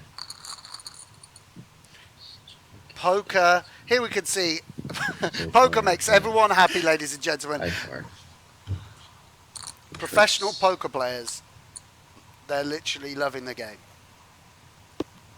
This is great stuff. If you're enjoying this at home and you want to get in touch, you can use the hashtag GPL. You might get a response from the Ghanaian Premier League, but we will also try to get back to you. Or you can tweet me at SamSquid or at GPL. Or at Griffin Benger, like just Well, hogging all the attention. if you want to get in contact with that withered, uninteresting Twitter account, yeah, you're welcome. Well, you know, between the Jason- broadcasts you were telling me about all these dear compliments you were getting, I found out they were only messaging them to you. I mean, you could tweet You're Jason getting lost in the Laverly as shuffle well here. if you want a comedy answer. I love that Dan Daniel Cade's going for another 3-bet here. No, I would this like is- to see a this peel is- here, but yeah, it's a 3-bet. Bertrand just letting him have it. Do you think that ElkY's strategy here is maybe playing a little too defensively, maybe trying to wait for Daniel to make a mistake? And like he's playing very cautiously against Daniel. Well, let me say this. Like, Dan Cates is now capable of making adjustments. Once he sees that ElkY isn't defending 7-8 suited to a 3-bet, once he sees he's not defending King 7 to a raise, he can widen his ranges and really start to put pressure on him. Yeah, and you know, and it's never in my interest to try to tear down a way a player's playing. Obviously, Tear him down. Go it's- on, Griff. Yeah, it's You're difficult- itching to do it. It's a it's a difficult spot to be in. Obviously, when he gets raised on the river there in that ace-3 spot, but it might be a reflection of a strategy that ElkY is adopting against Daniel, trying to not play a bit slow, not play too many hands in the early going, getting into too many spots because he probably feels that he has more of an advantage the deeper the blinds get. Because obviously Daniel Cates, one of the best deep stacked poker You're players. saying the shallower the blinds get. Yes, pardon me. Yeah. Yeah. I mean, that makes sense. That could be a strategy for sure. I wonder if we'll get a bit of chat from ElkY. Obviously, we should say ElkY has his own Twitch stream, very, very popular. It looks like ElkY might be going for a 3-bet here, which is not going to work against Daniel with as strong a holding as ace-queen, about 40 big blinds effective. I would imagine a 4-bet coming in here from Daniel Cates. Maybe he would consider a call, but what do you think about this situation? I think he's going to... How deep are they? Oh, there we go. Wow. No messing around.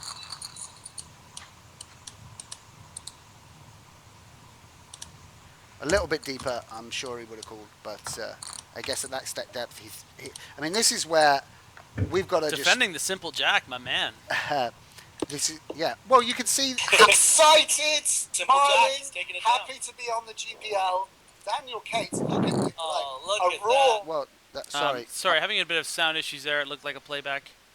Oh, okay. Okay. So ElkY watched putting on the Twitch stream so he can find out. Does ElkY? Can we tell ElkY not to do this? Potential problems. This is like woeful to hear myself back. This is like common. This just is like weird. This is a good one, ElkY. He's this is muted us. conception to me. Conception, commentary. To be fair, conception. Griff, he's doing what everyone else is doing at home, muting the commentary. There should be the GPL should have on the website a clear and easy to find mute button. Yeah. And obviously, part of the reason why ElkY is going back on the stream, I mean, obviously this is something that we anticipate from anyone playing, either to get information from their teammates or to rewatch the stream. But obviously, he's really curious to see what hand Daniel Cates had there with when he got raised on the river, and he's not going to like what he sees. And I think that we'll eventually see that reaction from ElkY in probably a few seconds. And we'll hear him say "so sick." Is what yeah, exactly, and it'll certainly affect how he plays for the rest of the match. Maybe, and I think that Daniel will react to that. And you can see a bit of a smirk on Daniel's face, and maybe he's also watching it to see that he folded as strong a hand as aces up with the ace of spades. And I think that's why we're seeing this smile cross his face. Yeah, he's smiling, and I think that's the reason why. And a very unusual. Have they muted their mics because of yeah, like Daniel's laughing, and I have to imagine it's because he's watching the hand right now. Because it was really not a well-advised fold.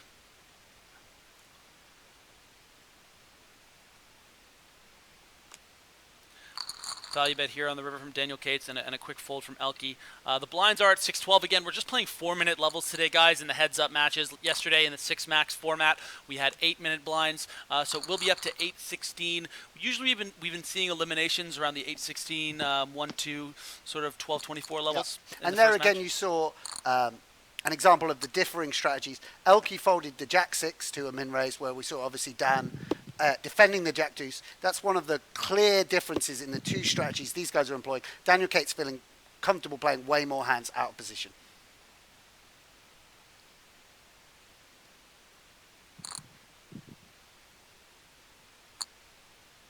And that's a really fascinating dynamic, and I actually like that that sound from ElkY's thing just popped up there, because it makes you realize these guys are rewatching what you guys are seeing. Big sizing as well. Big sizing here with just 10 high. ElkY does block one of the draws, but his hand's too strong. And nice call there by ElkY. Yeah, to nice battle call back from ElkY. A fist pump, sigh of relief, and ElkY knows that's a big pot for him, and puts to regain some momentum, get his stack back up towards starting stack, and be in a position to challenge Jungleman, who's had it all his own way in this early going. Yeah, and I think that was a bit of a mistake. A misstep from Daniel. He saw some weakness from ElkY, and he decided to want to pounce on it, but just not a situation that he necessarily needs to push. And again, when we were talking about how ElkY's going to be playing defensively against Daniel, that's exactly the situation that we're talking about right there. Deciding to go for that bluff and then picking him off. That's really going to play to ElkY's strengths. Just getting Daniel frustrated, keeping the pot small, and that was definitely a big swing pot, because it looked like Daniel had huge control in this match. Would you ever anticipate a check back here from Daniel Cates? No, because I think if he's got a 5, he can 3-street him. If he's got an 8, he's going to 3-street him most of the time. And otherwise he's just picking off a small bluff from the gut shots. 9-7, yeah, again, it's so much easier to analyze the hand when you know exactly what they have. But in that situation, obviously, ElkY's going to lay down the Queen 10 offsuit.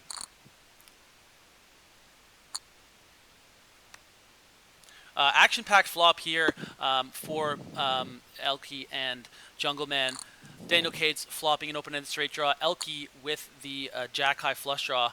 A very strong turn for him as well. It'll be interesting to see how the rest of this hand plays out. I imagine Daniel is going to fold to any bet over sort of 7,000, do you imagine? Yeah, I would think so. Once the... Really interesting sizing here by ElkY. Yeah. And a big smile creeping across Daniel's face, like, you got to be kidding me giving this price with this hand. I mean, I think this is an example where ElkY's playing his hand rather than his range. Normally you would want to be betting large on a texture. And Jungleman is laughing at this bet and really making a disciplined fold. And that's just an example of how great he is at poker, just recognizing that despite the great price, he just saw something was up. And he's, God love him. He's got a great smile, doesn't he? He's just making me I'm just tickled by it. And he's laughing right now. I imagine he's watching the stream. Yeah, he's having a good chuckle about it.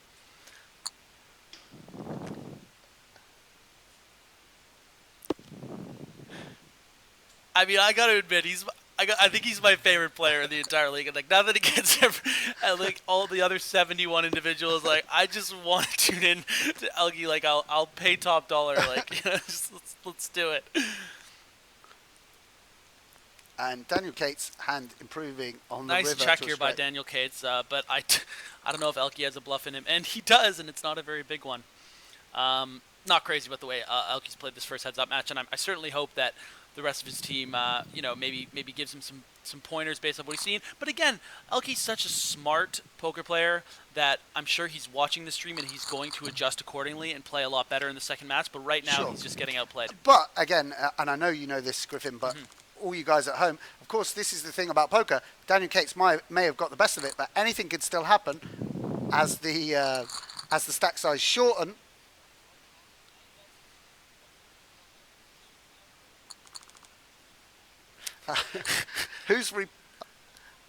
ElkY can hear you slagging him off here, Griff.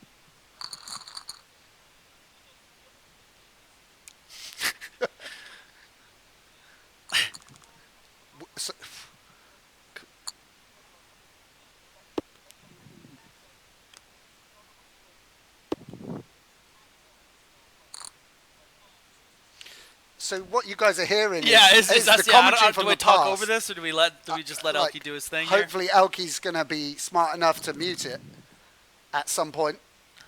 One of the I think he's liking that we're greasing his tires here. This is the great thing about the GPL. You never know, like each day we come into work and we don't know what problems we're going to have to encounter. Yeah.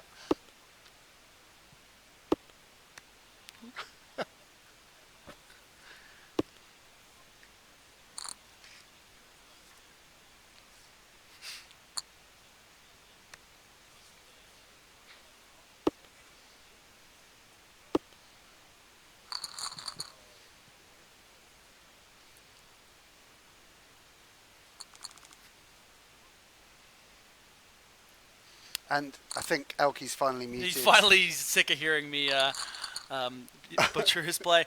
Again, guys, ElkY is such a talented poker player, incredibly successful, way more successful than you and I combined. Don't get me wrong. Griff, everyone's going to hate us by the end of it. No, listen, we're never going to get invited to a party. It's a tough prospect getting into a heads-up match with Jungleman. And I think that whatever ElkY's doing, I think, is a part of a strategy, and maybe he's realizing pretty quickly that strategy is not necessarily the best way to go forward against Daniel Cates, and he might adjust that, or he might stick to the plan. Yeah, and we've got a few tweets. Yabon Dragon tweeting 6 spot about ElkY's fold, and Jake Jenkins tweets, watching ElkY Poker and Jungleman Dan playing heads up with webcam on GPL, awesome, smiley face. So that's great to know. Like, we appreciate it when you guys tweet in to let us know that someone's actually watching and appreciating other than our parents. Absolutely, yeah. All one time. Really unlucky here for ElkY getting outflop, but a lot of outs. Any 9, ace, or queen, and he has popped off the ace. He's going to need Daniel's going to need a queen for a chop. Otherwise, he's going to be back in this match, and a really nice turn of events. And you can see the relief on ElkY's face there, getting it in very good, getting unlucky on the flop.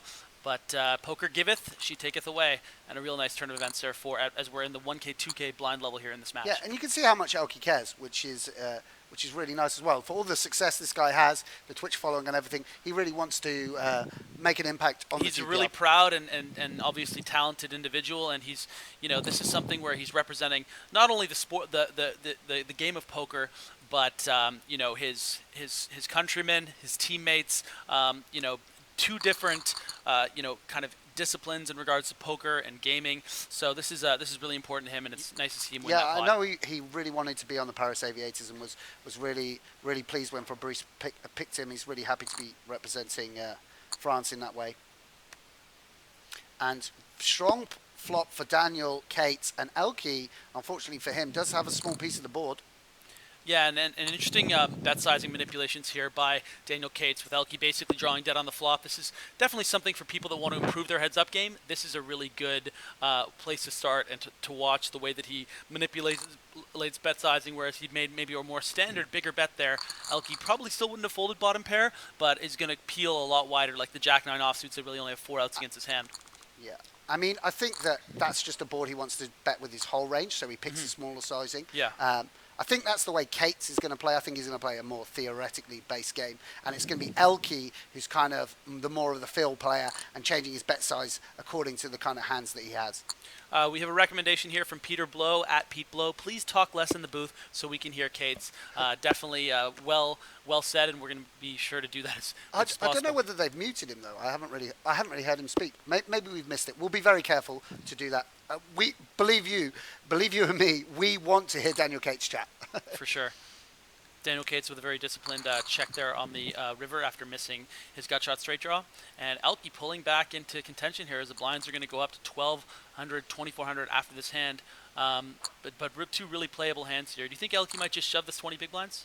Yeah, that makes sense. Yeah, and very annoying for Daniel Cates there as he obviously loves that hand. I mean, who doesn't? 9-10 of diamonds is a pretty bird. Pretty bird. Yeah, you always want to get to a flop with 9-10 suited, obviously. So again, guys, there's just 100,000 chips in play, and the blinds are now 1,200, 2,400. So really only 40 big blinds in play here. So definitely going to see a lot of all-ins at this level. As we talked about in that first match between the Paris Aviators and the Moscow Wolverines, most of the matches were done, all of the matches actually were done by the end of the 2,400 level, I believe.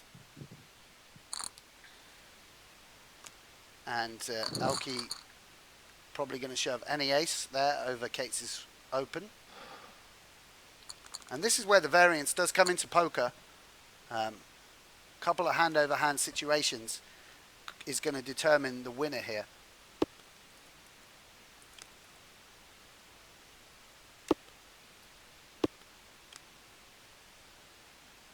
And Cates with a draw here is certainly going to mean he's going to bet the turn. And interesting to see ElkY checking back a lot of these textures where he's flopping middle and bottom pair. He's really trying to pot control against the extremely dangerous and talented Daniel Cates. And now Cates has got to either going to overbet, or bet pot, or decide to surrender. And you can see the big breathing by ElkY here because he knows that if he's facing a big bet, he's going to have a tough decision on his hands. And this is the whole meta, and you can see now that the way he's reacting, and the meta game of the bluff earlier, and how is that going to affect him. He decides to make the big call, and big celebration in his reaction, and he's definitely getting himself back into this match, big turn of events there for him. I think for those of you who tweeted in, Dan Cates is muted because I think he just said a word that Poker Channel don't want us to. We'll try and speak to Dan and get his mic back on for the later games because it's certainly entertaining.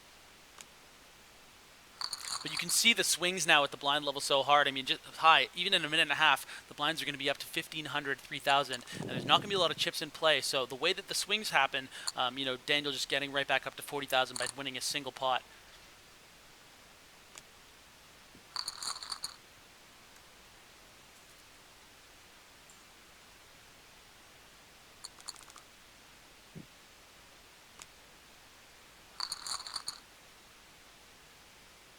And some more laughter from Daniel Cates.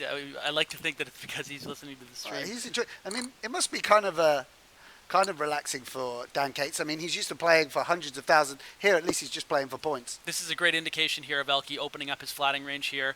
We saw earlier folding a lot of hands like Queen 7, Jack 6, King 7 off. So the defense of the Jack 4 suited is definitely an indication that he's adjusting his strategy a bit. And this is obviously a great flop for his hand. And I imagine he'll be shoving over or raising over this, raising or shoving over this bet.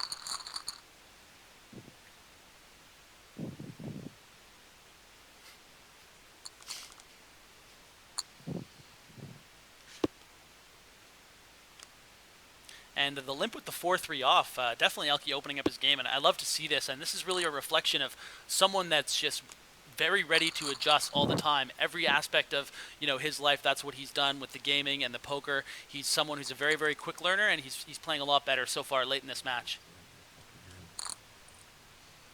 Maybe I'll have a pair soon. That'd be cool. Maybe I'll hit a draw. That'd be really awesome. Maybe I'll win pocket fives. That'd also be cool.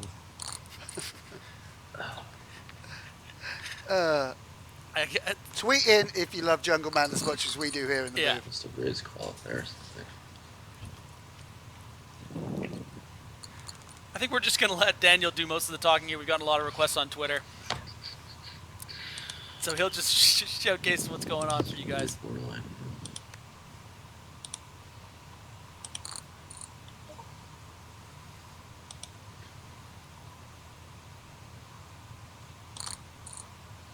And this raise is obviously not going to be great for him, and I would love to see just a call from ElkY, given the strength of his hand. And he's going to need to pop off a 9 here, Daniel, in order to win this pot. And he's not loving this situation at all.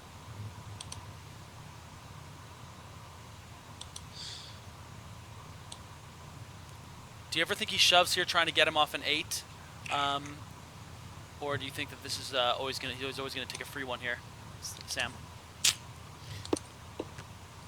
I play this great. I play this really good.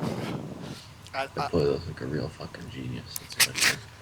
Here, which moves to 8, 4.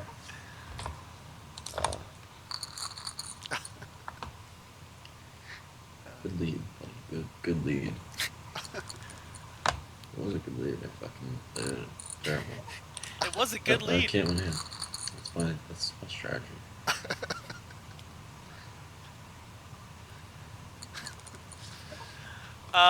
We're going to see it all in here from Jungle Man. I wonder if ElkY's going to decide to take his equity here with I think this is a call, 7 yeah. or 8 big blind hand. I think this is a call.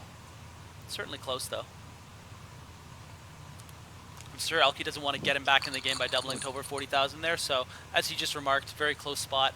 Really don't mind the fold at all. I mean, you got to take a plus EV call against someone of Jungleman's caliber, though. Yeah, that's really why I think that I would normally recommend it. But again, I think it's close either way. A rematch. So I want to play forever. That's what I want to do. Actually. Here we can see poker's a sport, ladies and gentlemen. And looks like we're going to get a cooler here, and ElkY's going to have to suck out. I guess I call. I'm really good. And a curse from the poster boy ElkY there. Some chop outs. It told me it's gonna deal nice and slow. God. ElkY is going to dodge. Really unlucky. Really unlucky for And he ElkY. says it's the sickest thing ever. To double back, and this might be the first time that we ever get to the 3,000 level here, if they can manage to survive for the next minute. What do you think? Yeah, I mean, Dan Cates, this is how close it is. One double up and he's got the chip lead back. Tough spot there with the king 4. Do you think that's a good fold around like 18, 17 big blinds effective? No, you have to defend that. Yeah. I mean, I don't want to, ElkY's up. I mean, it seems to me anyway.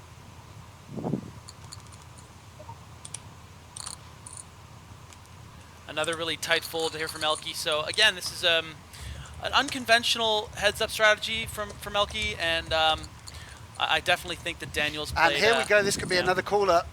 And this is a call. Dan Cates with the best of it. Dominated. Oh, I'm really huge favorite. Dan Cates doing our job. Some chop outs here for the river. Ace 9 or 10, and the match will continue. And a big smirk from ElkY there.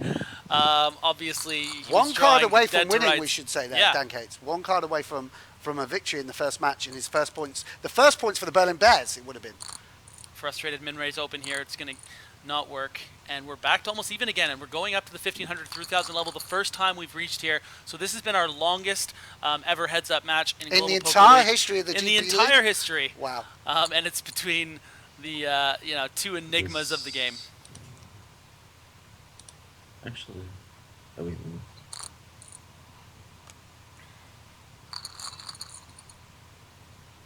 still usually a show. Pocket jacks here for Daniel. Would love to see a limp, and that's what we get. And I wonder if ElkY decides to shove. He does. He falls for it. He takes the bait. Try again. King 2 off is not a shove. But he fucking gets there. He's so good. Yeah, educating ElkY for Here's just watching Johnny! porn. Good, great shove. It's fucking ElkY. Dan Cates. Hey, tell me they're so sick. For fucking $0. Dan Cates not happy there. Not happy at all. No, he's not thrilled. Dan Cates with under 10 big blinds.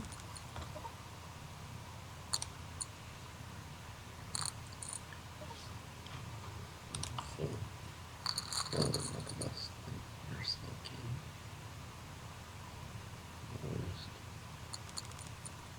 This is going to be all in and call. Oh. Yeah.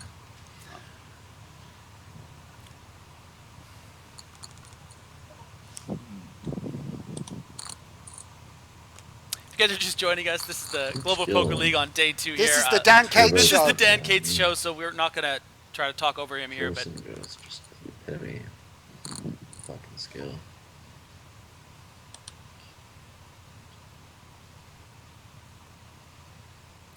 I think Daniel will come to a Whipping out call the here, slow but roll. it's certainly close. Yep. A 10 or a 9, we're going to see Dan explode. Spain.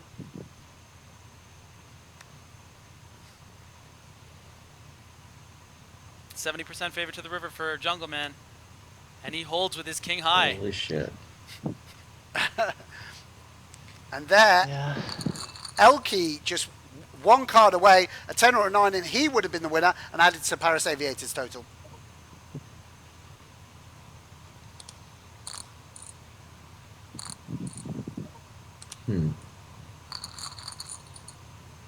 Pretty sick now, so short.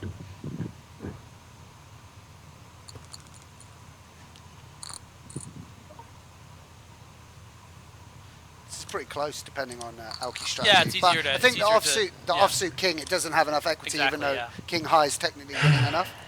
And ElkY's playing a little bit tighter than most players. Fine, ElkY. Dan Cates, obviously a big ElkY fan, Guys probably show tunes he's into his actually Twitch stream. Good short stack. Fuck.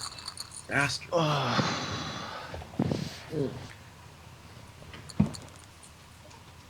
Longest heads up in the history of the GPL, probably. Uh-oh. I mean, hold one time. Fuck. Outdraw. Oh, I'm. ElkY needs a king. And king and only a king. Part of the game. God, so sick. Shiba.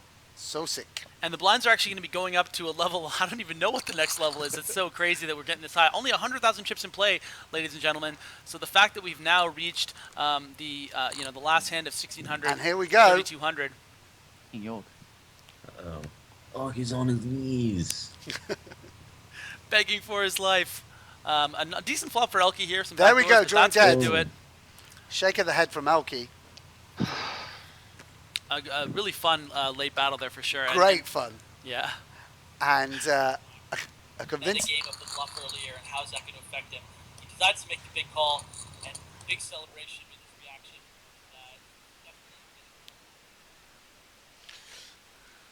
So great stuff there. Hey guys, welcome back. Definitely the most fun match we've had here at the Global Poker League. Watching Daniel Cates battle ElkY. Let's talk a bit about what we saw here. Sorry to just spit in your face. I'm still enjoying that show. Can we just get right back into the next match? I just want to keep watching these two to go at it to them. Well, that was really, really entertaining. Obviously, this is a completely new format, and like we've come in today not knowing what to expect, and the advent of adding these webcams into the mix, we weren't sure what we were going to get out of them, and that was what we got was real entertainment from Jungle Man there. Obviously, one of the great, sharpest minds in poker, playing an impeccable game, but also showing a kind of aggravated personality coming through, like taking things incredibly personal, and that's kind of his style. Yeah, well, just showing his character. I mean, he's someone that he's over it. Like, he's just over it a lot of the time, and he's not going to pretend to be someone else. He's not going to, throw on a suit and tie like us frauds. He's us sellouts. Like he's someone who's really just going to put it all on the table and be like, this is who I am. And if he's frustrated, he's going to curse. If he thinks that his opponent isn't playing well, he's going to say it. And if he's not even playing well, he's also going to make a remark. I thought that ElkY played a lot better as the match progressed, as I think we both started talking about that ElkY was going to be have more of an advantage as the stacks got more shallow, and I think that's something that he's probably going to learn from going into the next match. Maybe play a little bit slower in the early going, let the blinds go up, because that's really where it was anyone's game, because early on it was very clear that Jungleman's experience was trumping ElkY's ability in the heads-up format. Yeah, that's one of the things that's going to be interesting with the GPL. Obviously, these are all elite players, all top 100 players in the world in many ways, but actually some of the players are going to separate themselves from others in particular formats. I think what we saw today is why Dan Cates is seen as one of the best all-round poker players in the world. He displayed that, but let's get things in perspective. ElkY got it in with King Jack against Jack 8, a dominating hand. He was one run out away from sealing the win for the Paris Aviators, you know, so it all came down to a little bit of luck for Jungleman in the end. Yeah, it wasn't as if the other showdowns where ElkY happened to have gotten lucky, the King Queen versus the King 10 to get the chop, you know, the Ace Jack against the Ace 10. These were coolers that actually went in Daniel Cates' favor. So in a lot of ways, you know, Jungleman just ended up getting luckier than ElkY in the end, but definitely the fold with the Ace 3, I think ElkY's going to feel like that was a bit of a mistake, but it's so much easier to talk about these things and be results oriented. Obviously, we knew what the cards were, but I think ElkY's one of those guys who's just going to improve, and unfortunately for him, he wasn't able to take that first match, and he's going to be in for it now for the next two. I agree, but the great news is we've got two more matches with these exciting characters. I mean, ElkY, we know, is one of the most flamboyant characters in the game. Dan Cates also showing he's got an incredible amount of personality. We're going to go briefly to the studio, and then we'll be back with more action with these two superstars. Thank you, Griffin, and thank you, Sam. 3 points. The first 3 points go to the Berlin Bears there. Congratulations to Daniel Jungleman Cates. That was epic. Daniel Cates running the gamut of emotions from frustration at the start of the match to elation throughout the match, and then frustration again. So many lead changes, Laura, as our announcers just mentioned, so many lead changes during this match. And I think entertainment value, it doesn't get any better than this. We already knew that this was going to be one of the highlight matches. You know, Fabrice deciding to put ElkY up against Jungleman when he saw the matchup. Didn't turn out well in the first match, but as the guys mentioned, it was a tough match for ElkY, losing that big hand where he was so ahead at the end. First 3 points for Berlin. They're on the board. They're still in the final position, but now suddenly in good shape. Hong Kong suddenly looking great to maybe stick to first place if ElkY cannot win the next two matches. So a lot going on so early in the season. So sick, as ElkY so would say. Sick. And ElkY was sick. And we're talking about Jungleman being the show or the show here, but let's not forget ElkY. He was great looking. The gentleman mentioned, does he wear those glasses all the time? It looks like he does. This is a regular Tuesday night. He wears them in the shower, in the bath, asleep. No, it's a regular Tuesday night in Prague for ElkY, and he's looking great, just wearing the beautiful Liquid Team Liquid shirt as well. So looking great. This is an epic matchup, and it is living up to its billing after the first match. Now, our commentary team seemed to think that ElkY played a bit better as the game went on. Who do you think sort of had the edge ability-wise there? I think no matter who you are, it's intimidating to play someone like Jungleman. Unpredictable. We saw just with the attitude, he's unpredictable and enjoyed seeing himself even make some bad moves. He started laughing at a few spots, laughing at the commentary. We had to adjust that a bit, which was funny. But I think he's unpredictable, so I think ElkY needed to feel the pace of the match, but really had a strong showing at the end. Funny enough, losing the match, but I think he's very confident heading into the second game. So 2 more games coming up with them. I can't wait. The first one was so good. I'm hoping that the next 2 will be as good as well, no matter who wins. So if Dan Cates wins the second match as well, we still will play the third match because they are still playing for 9 points here. Obviously, we watched nanonoko play earlier. Won all 9 points, won all 3 games there against Sergey Lebedev of the Moscow Wolverines. 9 points is worth 2 more points than winning a 6-max, so those crucial points on the line. Winning 6, as Griffin mentioned earlier, also that means a 3rd place finish in the 6-max, so just bonus points right there. So it really is interesting to see where the teams are going to end up. I think we're sort of forgetting this match coming up, the next match, the Rome and who are they playing? The London Royals, the London Royals. Bonono. That's right, Bonomo versus Adams. Let's not forget about that match. I think that could also be a spectacular match. 2 North American guys playing for European franchises, and they're not scared to be on camera either, so it should be an interesting one. So make sure you stay tuned. But let's not steal the spotlight away from the two gentlemen. We are right here, now, watching ElkY versus Jungleman. I can't wait for the next match. It's coming up very soon for you. We're going to take a look at some of the tweets, some of the messages that we've had in via that match, because We had so many, but we'll get to them a little bit later, in fact, because we're going to go straight back to the desks now. We can't wait. We're going back to the match. Okay. Hey guys, welcome back. If you're just tuning in, I am Griffin Benger, joined as always by Sam Grafton. The most fun match we've seen so far in the Global Poker League, obviously.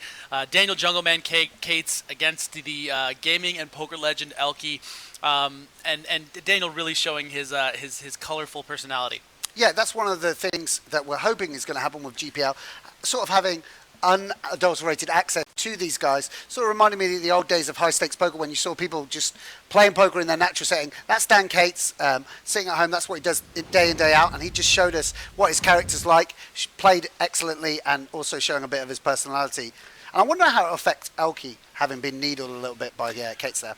Yeah, I mean, I think that he's someone that's going to adjust accordingly. Obviously, he's not someone that's just going to have one strategy and only stick to that. I think that, it was probably humbling in the first sort of half of that match that he was outplayed a couple pots. Look at this sizing. He's picked a tiny 3-bet size with Queen 3-bet, 6. yeah.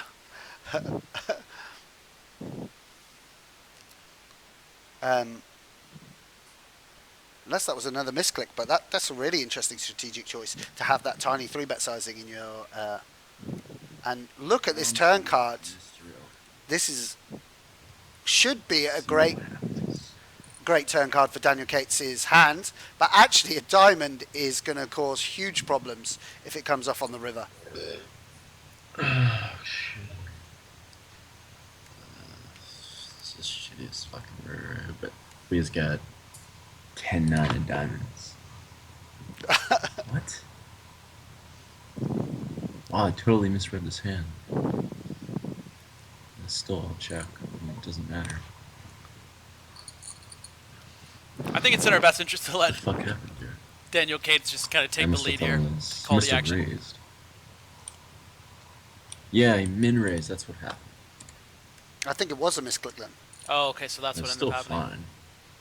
fine. Or happening fine, I think.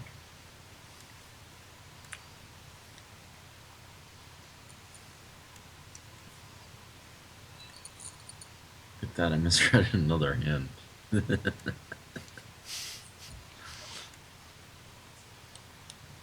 Dan Cates showing he's not above a little bit of human error. And he's outflopped ElkY here.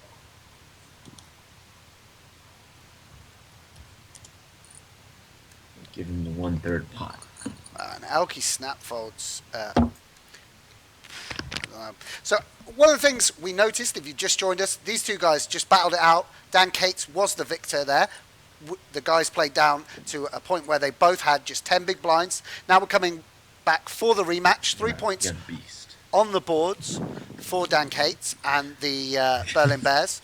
Call him 3rd pot. But Dan a little bit agitated throughout the first match. Yeah, absolutely. I mean, he was starting to have some fun with it, I think, when he started to rewatch what was going on. But he's definitely someone who's going to, wear his emotions on his sleeve. And it's great to see that we get to, just be inside the brain of one of the most genius I won't even bet it. people on the planet, really. I mean, he's the guy that's making all the money playing poker. So Yeah. let's just tune in.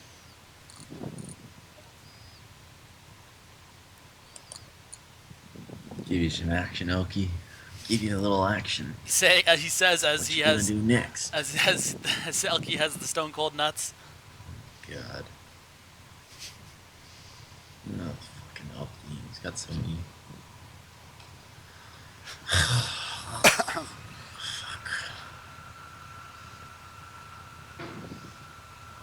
Fuck.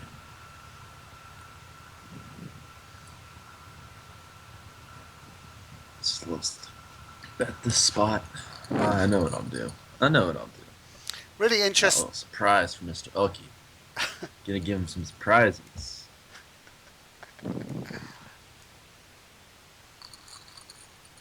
If I can ever make anything that's more than one first part surprise or a bluff, give him one of those. See what he does. So one of the questions I was asked on day one is Bluff any is rivalries? it's one of the Seems two. like we've got a rivalry emerging.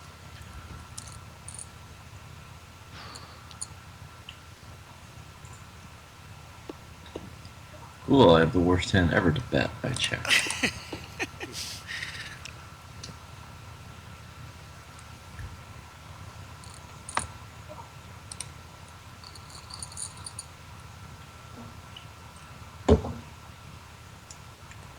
Quick early lead here for ElkY, taking 60k to Really 40k. cool. Cool to start making some pairs, top pairs. A little bit of this, a little bit of that. Real sweet.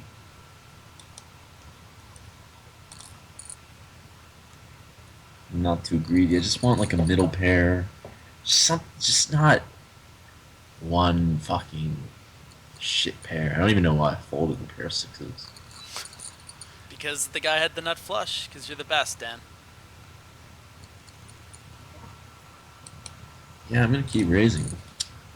I don't know why, I'm just gonna keep raising. I don't know why. Maybe I do know why, actually, but that's what I'm gonna do.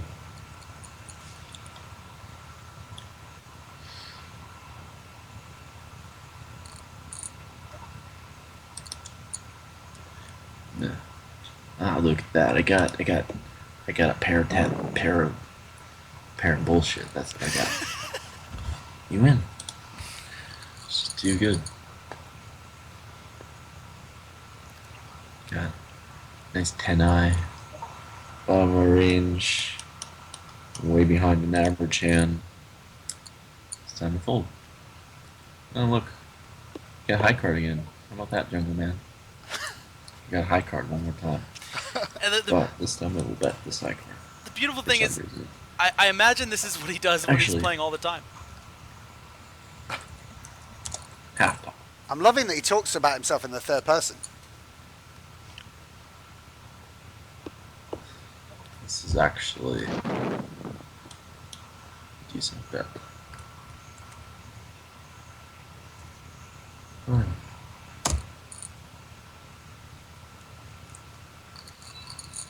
Good full, okay.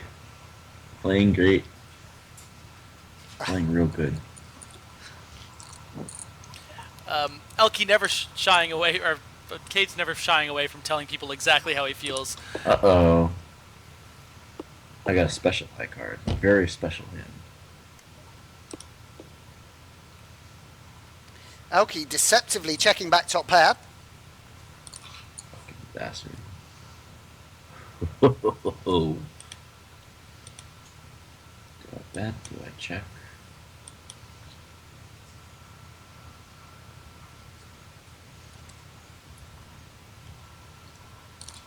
I give him a nice small bet. Tough spot for ElkY here with that small bet. He is going to pay it off. Somewhat evil Could not cackle. resist. You're in the jungle now, ElkY. Took him to Value Town.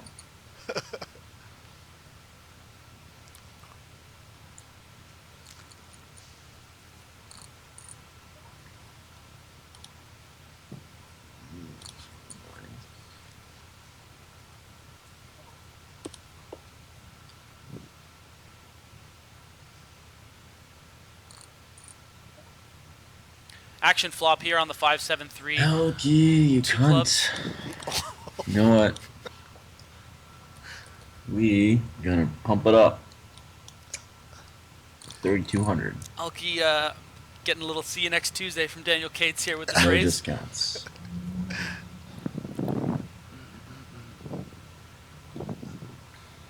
What's he gonna do? Oh fuck.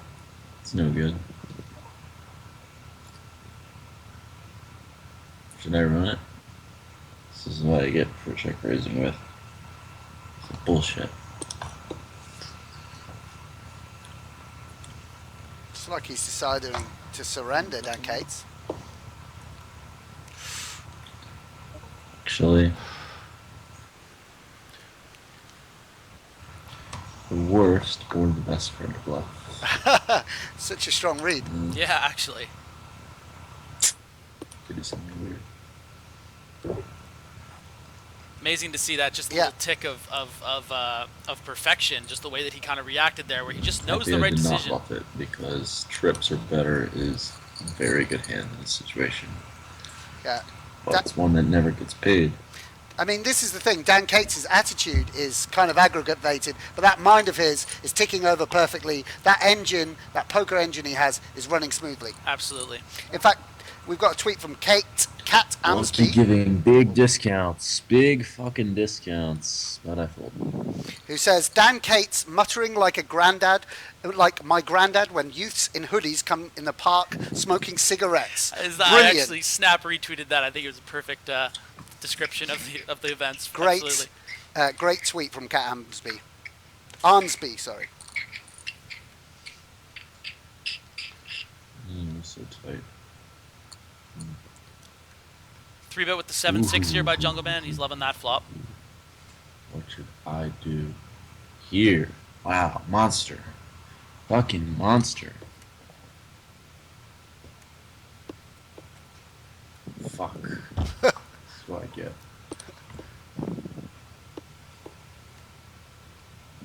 Great. Wonder if ElkY does consider. No, he just Give jumps. me that. Give me that. He's trying to play a little defense. I threw him out of his zone. Dan Cates, sportifying poker in his own special way. Yeah. Not, like no sport I've ever seen anywhere, Griff. No, I bet. Well, let's. I guess this might be the future. Oh my days. But there's only one Jungle Man. That's for bloody sure.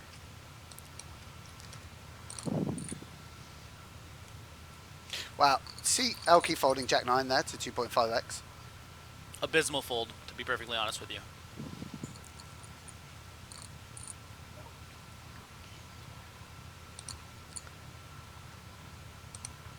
Uh-oh. Oh my god. I got a monster. Holy shit. Daniel Cates reacting to finally flopping a pair. Oh man, I'm crushing. I'm crushing. Look at this. The worst run out you can get. Are you serious?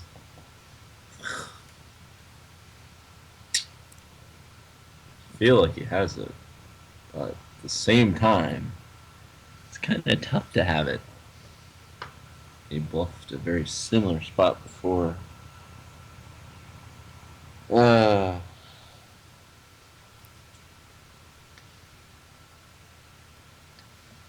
he just snapped that.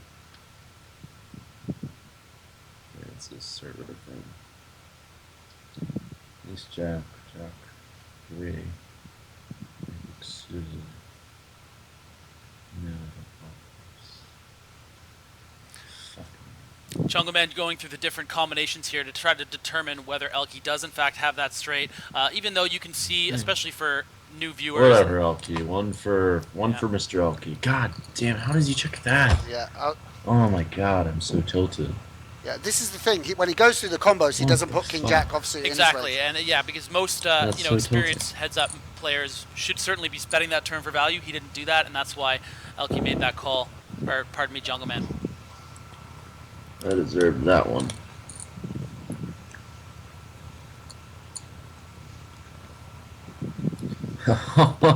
Uh-oh. Uh-oh.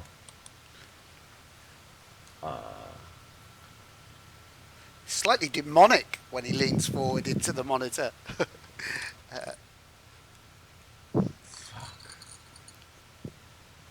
ElkY's chilled out though. ElkY's just lax, isn't he? He's got his shades on. He's taking a swig of water. Yeah, you know what? I'm surprised he snap folded that King Jack. Obviously, we see that Daniel Cates ended up having aces up there, but I don't necessarily think that's a snap fold. I think ElkY's, pardon me, Jungle Man's, continuation betting with a lot worse combos, the 8-9s, Jack 9s, and that sort of thing, Queen Jack off. So he should certainly consider in situations like that.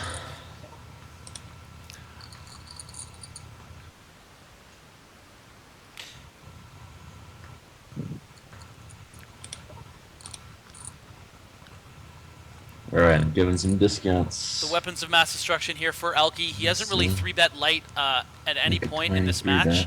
Okay. So so that's something that I think Jungleman's going to be wary of, but his hand probably a bit too good to just fold here in this spot. Yeah, just getting too good a price. Obviously, he's not against aces. Isn't the only hand, even if ElkY's just betting 3-betting for value. And that is an absolutely terrible card for Daniel Cates. As you can see how excited he is. And I got 3 of a kind. He's going to lose his shit by the end of his hand. God. I'm going to just let it play out. Sit back and enjoy, folks. If I ever win here. Oh my god, if he has me beat, that's disgusting. What the fuck does he have? Seriously. Ace Queen? What the fuck else does he have? I don't care. I have no idea what he has. It's so weird. If he has a... He has a full... Oh my god. How lucky can you get? And that's the match. Yeah, that is the match. Sorry, I'm not betting a king there. And Jungleman distraught. Was I hitting an ace? Okay, so back to the desk, guys. Great play. So that was the second match of ElkY versus Jungleman. We're having a great time here at the desk. We're really hoping that you guys are having a good time at home watching the second day of the Global Poker League, and by far the most fun and entertaining match so far throughout the entire 2 days. Daniel Cates against ElkY. Let's talk a bit about what happened in that second match there. Yeah, so exciting, Griffin. I've just got to concur with you. Obviously, today we weren't sure how the heads-up matches were going to be. Obviously, it's so exciting having 6 great players at the table. Was it going to be a different dynamic with just heads-up? But these webcams have really added something to it. And Dan Cates talking us through the action there made it so exciting. Getting frustrated with ElkY. ElkY had a much more conservative style than a lot of players would take, choosing to make play tight out of the big blind, make folds other players would defend, open slightly less. But it seems like that strategy's worked for him. He wanted to wait for strong premium holdings. He got dealt aces, and that is a premium holding, and that's how he took Dan Cates out. Yeah, and you know what's interesting about Jungleman is that it's not just fun to see his eccentric reactions and all those little fun little ticks that he may have, but also just he still is playing such excellent heads-up poker that is such an amazing learning tool for people out there. I mean, this information, you can't get it anywhere else. So it's really exciting to really get into the mind of a guy like Daniel Cates. Let's talk a little bit about that last hand, because obviously it got lost in the shuffle when we're just sort of letting him go, and then the match was just suddenly over. That was pretty much the worst cooler that you can have in a heads-up situation, and the first time that we've ended a match as early as the 501k level, which is still 100 big blinds in heads-up play. Yeah, so exactly. It was a bit of a cooler. Obviously, flopping top set of aces, you've got the board lock, but when it runs out, the jack on the turn, 10 on the river, full house over full house. Bit more than a bit. Cooler, yeah. A huge cooler. The way it runs out, there's nothing Jungleman can do. He bets the river for with a full house, for value, wanting to get called. But in fact, ElkY's got pretty much the nuts and takes down the second match. Things tied, 3 apiece, both putting points on the board. I can't wait to see the decider. Let's go to the guys in the lounge for a bit more reviewing of that exceptional match. Thank you, Sam. Thank you, Griffin. That was a very enjoyable match too. A little bit quicker than the first one. Laura, we've just made this official. We are canceling the GPL and starting the Jungleman versus ElkY League, because I think that'll get viewers involved.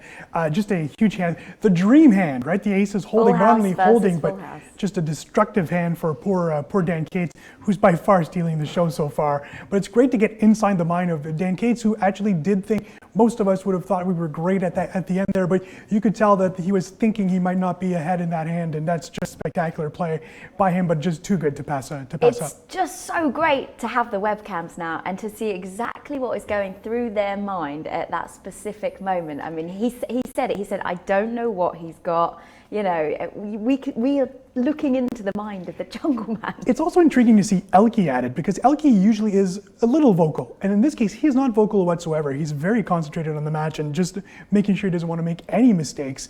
And so far so good for ElkY. Those are 3 big points for pairs. They won't be able to grab the lead at any point tonight, but at least it's 3 more points in the bank, getting closer to Hong Kong than they were after the loss to Jungleman just a few minutes ago. So pairs now up at 13 points. Great position. but I'm sure Fabrice Soulier would like another 3 points for the team.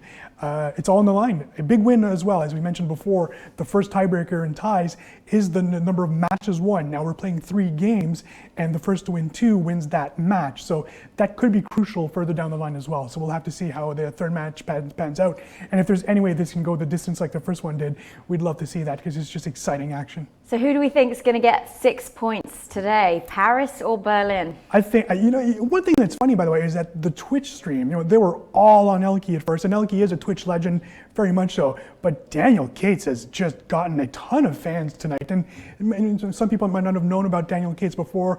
The Jungle Man is real, and he is just doing a great performance. Even if he loses his next match, I can guarantee that the audience will be there to see him play in a few days, or the next time he plays. It's so funny that the guy that lost twice yesterday, that everyone probably wrote, they were writing him off for a moment, suddenly is the star of the league, and that's just the greatest part of the GPL. The boys were saying it, weren't they? He just doesn't care. Yeah. And that's what's so watchable about him. There's just no barriers, nothing.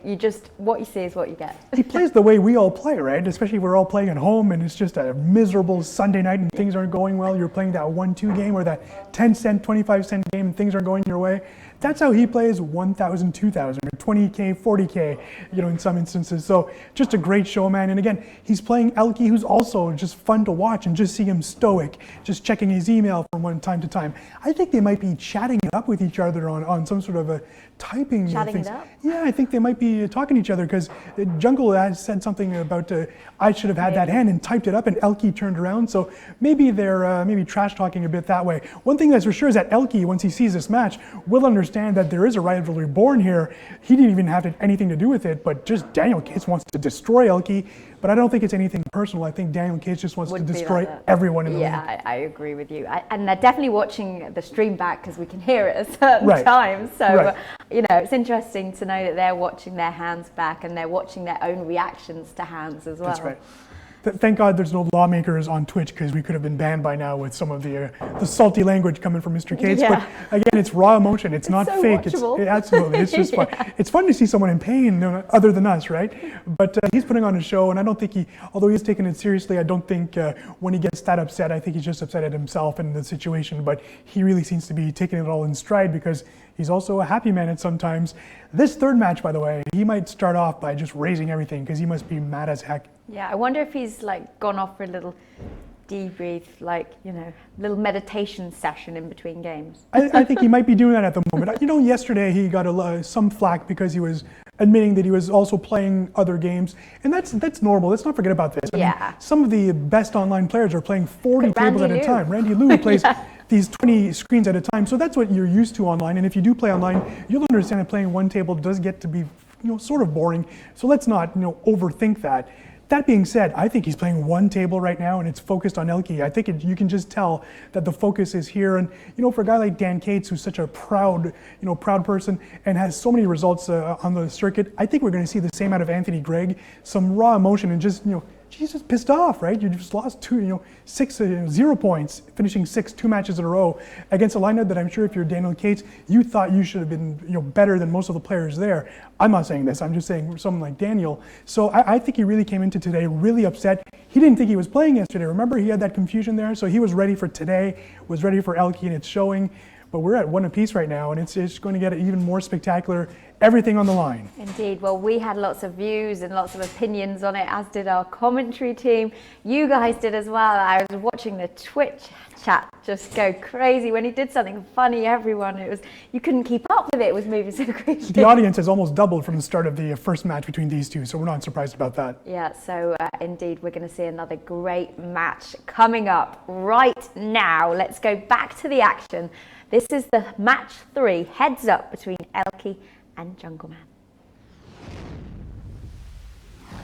Thank you, Laura. Sam, I don't really know what to say. This has been so exciting watching Jungle Man and ElkY battle it out. 3 points apiece now for the Paris Aviators, and finally Jungle Man getting on the board in that first match, getting 3 points for the Moscow Wolverines. Pardon me, not the Moscow Wolverines. The Bears, the Berlin Bears, pardon me. So again, they've split the 6 points available in the first 2 matches. This is the one that we're all, best of 3 situation. Let's get right down to it. Yeah, this is for bragging rights, really, isn't it? And I'm sure that with the chat that's coming from Dan Cates, all they're actually, that's my old commentary that I think ElkY's listening to. Yeah, but Fucking ElkY's ElkY, chilled man. out though. ElkY's just lax. ElkY turning down the volume on that. Yeah, so this is going to be for bragging rights, and I'm sure ElkY must know the way Cates is speaking about him on Skype, and it's going to be real motivation for ElkY to come out and take down 2 matches, both for the Paris Aviators, but also for personal pride, after Cates has sort of turned this into a bit of a grudge match, so to speak. Nothing really going in this first pot here. It's going to be a chop as long as neither of them try to bluff at it. Looks like we've lost Jungleman's mic temporarily. Of course, we'll get on that and try to have it fixed. Yeah, here we go. We could, we definitely want to hear Cates. The open 5x there. Yeah, that was a little interesting. Perhaps maybe a small, just like not really realizing what the blind situation, or maybe just sort of an interesting deep stacked different strategy from Daniel. Who knows what's going on in the mind of Jungleman? I mean, that's they should be paying us more if we're trying to guess what Cates is thinking. Yeah, exactly. I agree with that. As you can see, Jungleman playing pretty much every button. You know, I'm sure that he has respect for ElkY's game on a grand scale with everything that he's accomplished in poker. Almost $11 million in tracked live caches. But certainly, this is Jungleman's arena. ElkY is in the jungle right now, and he's just going to come after him and every time he's in position and defend extremely wide.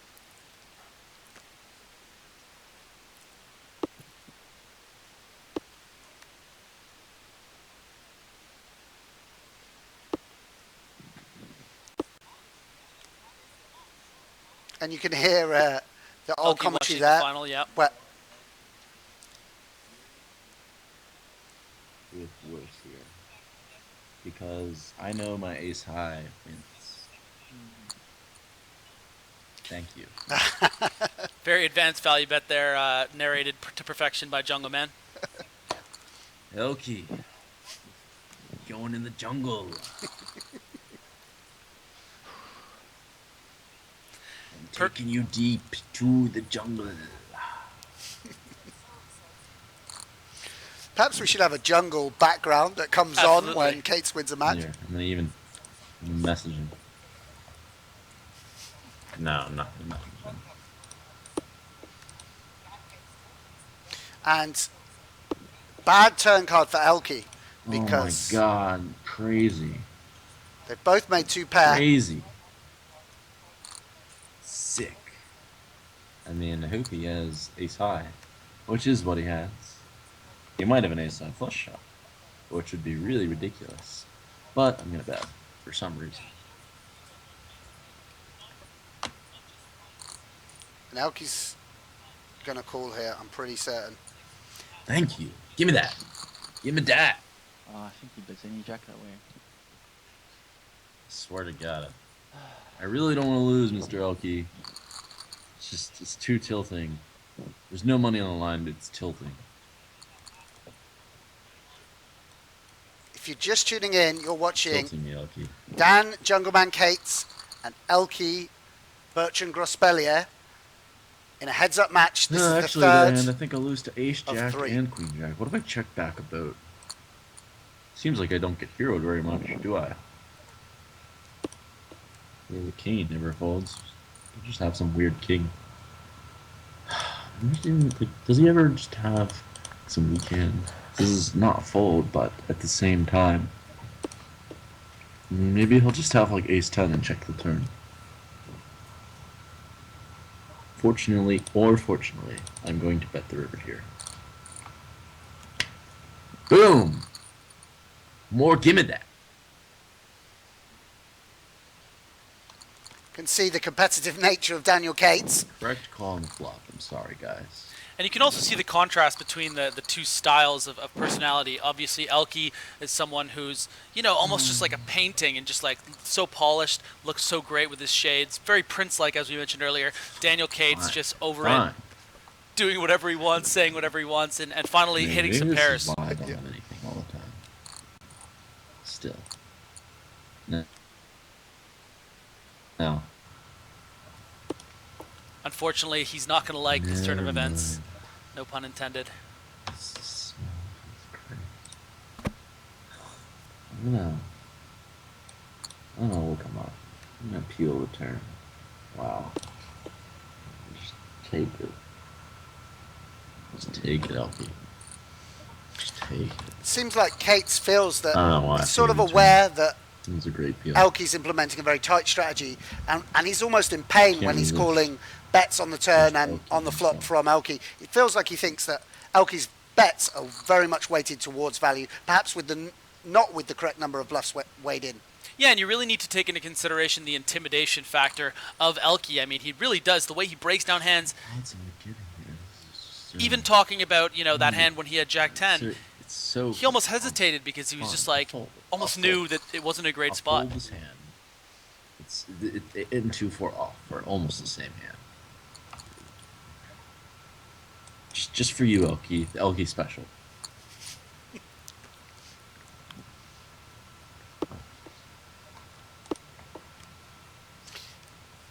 Disaster here for Jungle Man on the turn, checking back to King High. ElkY with the stone cold nuts here, betting out 1800, That's a little 3100. bigger. Just very disciplined fold there by Jungle Man. Jungle Man is good at poker. Yeah. I'm going out on a limb. Jungle Man. I'll join you there. Is good at poker. I mean, it's really. I guess it will wear off over the 8 weeks that we're commentating on the opening season, but for me, it's just so exciting to see Jungle Man's hole cards and see the way he plays his range. It's for poker fans out there, it's a real treat to see. Yeah, someone and I of his think caliber. that every single day we're gonna have a different star that's showcasing how talented and how interesting these characters really are. Facing 1/3 pot bets is so annoying. And that's really the initiative of the Global Boring Poker League in shit. general, is to see these guys in their habitats. And every single day we're gonna get better for you guys. The coverage is gonna get better. Especially we're gonna have when you more lose things a like high this. card. And you're afraid he's just gonna make a flush or something. This guy's genius. Alright, I got something, ElkY. I'm coming. 7 of hearts for the action card. Oh, oh baby. Still got something. That's gonna definitely enforce a fold here from ElkY. Wow. Snap call. Geez, Bertrand An not awful, buying it awful here. river. Really exceptional call here on the That turn, is a given what he ended up bad having. fucking river. Ladies and gentlemen, that is a fucking bad river. God damn it, fuck off. What a great check there by Jungle Man on the river, and showing the frustration from losing that pot from Fuck ElkY. you, ElkY. I mean, we should just point out that for all we're praising I'm fucking steamed. for all we're praising Jungle Man's. That was a pure disrespect on the turn. It was. That's just pure disrespect. Good for ElkY though. Good for ElkY for fighting back and making that excellent turn call, and throwing Jungle Man a little off his game. Yeah, it seems like he's Silly playing shit. more of a loose, sort of don't passive I bluff really don't catching wanna game. lose, ElkY. But we should point out for all Daniel Cates' class that he's shown, ElkY's won. If ElkY wins this, I'm coming. he takes the round. He takes the match 2 games to my 1. Jack 4 offsuit. It's 10-9 2 board. That 1/3 pot, so I can't even. Like, I don't have anything. I've got the Jack 4 fucking offsuit. You can't. There are a bunch of hands I'm supposed to call there, but I do not have them.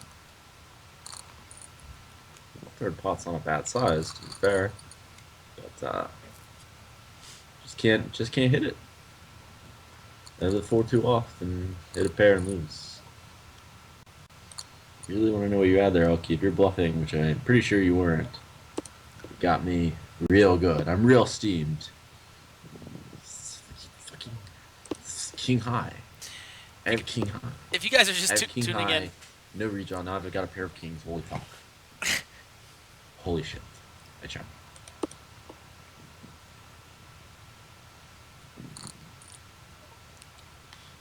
So Mr. ElkY can have twos with like 2 of hearts or something like that. Come on. Perfectly, you're calling his hand pretty. Wow, I just have no idea what he's doing. He has 4s? God damn it. Fucking setup, River. Huge flop here at the 400, 800 level. Top Yes, pair it's time to use GTO. for Daniel Cates and a straight flush draw for ElkY. Value betting thin. First, my man with ace high call. Let's not forget. He also likes to not 3-bet high hands. Oh man, someone's in the zone. This is a value bet, in fact, ladies and gentlemen. It is a value bet. Just in case you guys were wondering at home. I'm going to bet nice, friendly size, nice solid size of 1400. Basic. It's a value bet, but it's thin. Fuck. It'd be really funny if you folded King Jack there. I mean, if you folded King Jack, I just really.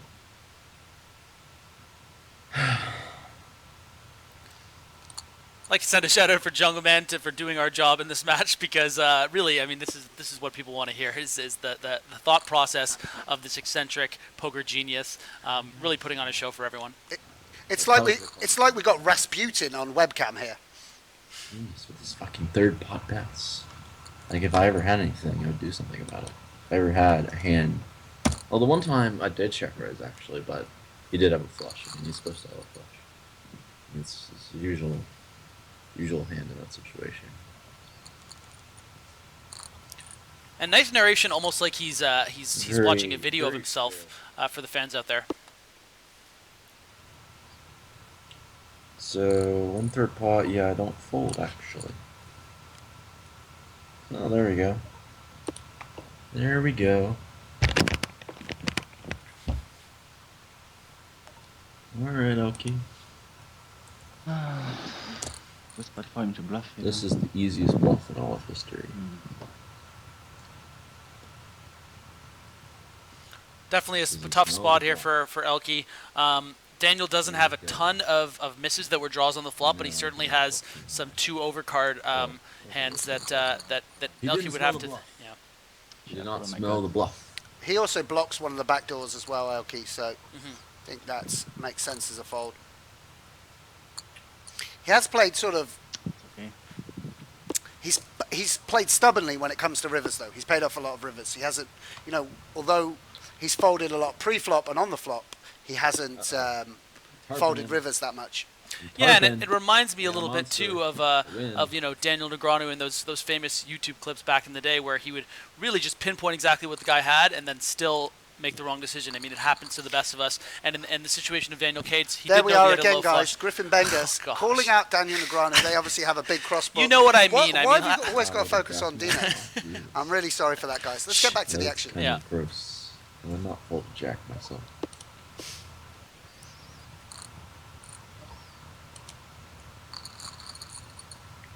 So we've got a tweet from Jake Jenkins asking, what happens if a player's time bank runs down? And if that does happen, which shouldn't happen in this match, they'll have to make all their decisions in just a couple of seconds. Absolutely. Oh, shit. Nope, not that big, please. Yeah, that.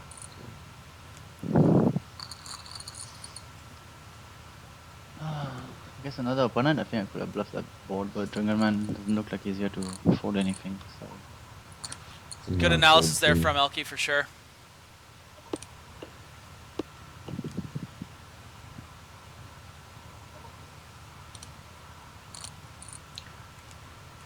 Seems like he should fold a lot there for some reason.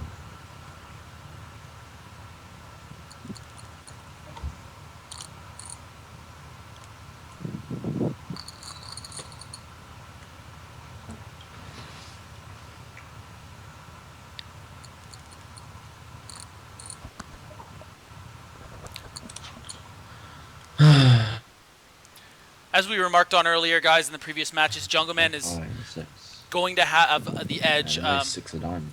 The deeper stack that they are, and he has shown that here in the match, taking a 20,000 chip edge early on. And it's so tiny. 1/3 pot. Yes, we do need to give me that. I will check.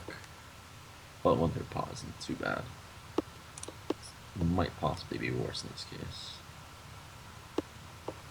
Nope. I probably win, but I will let ElkY peace in case he ever paradigms.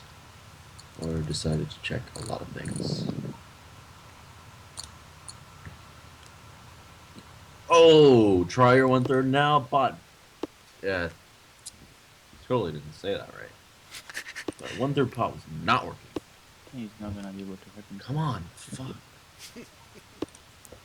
Maybe not. Fuck. Fuck. Maybe it'll come up anyways. Fuck. What? That's so un-ElkY like. At least he didn't bet the turn and win the same amount or something. Blinds are now up to 612. Again, the last match ended at 501K, the shortest heads-up match in GPL history, and the one before that, the longest. So getting everything we can from this match, for sure.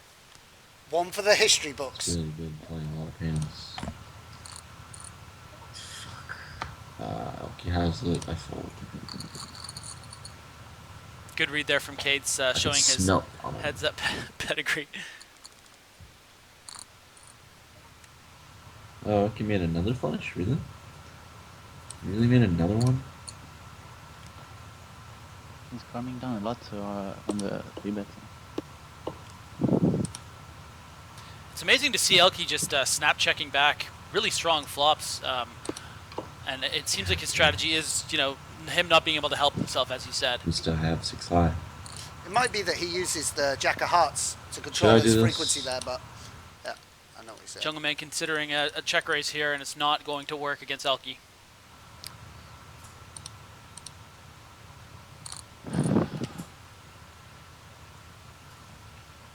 Why not? Yeah, I think I have to call and call here. He's doing it for values and it's very well played, but I don't think I can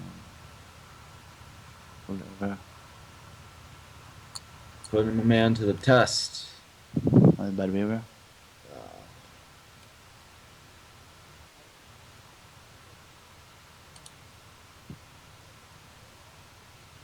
I really to Jack 4 and deuces. Just have no idea how he's playing this. Could be bets. And doesn't have a flush draw. Wow. See if you can get a call. Wow, he has trips, really? Do you really have trips? Fuck me. I really want to see what he has there, that's for sure. Yeah, and that's an example, again, of ElkY just playing way too tight, defending his big blind. Cates just snap opening 100% of buttons, do 7 off, Jack 8 off in the muck. Really, you know, not poor stuff in regards to that aspect of the way ElkY's been playing. Otherwise, he's been playing really well, I think, post-flop in a lot of spots, letting Cates kind of be his own worst enemy. Yeah, I agree with you completely, Griffin.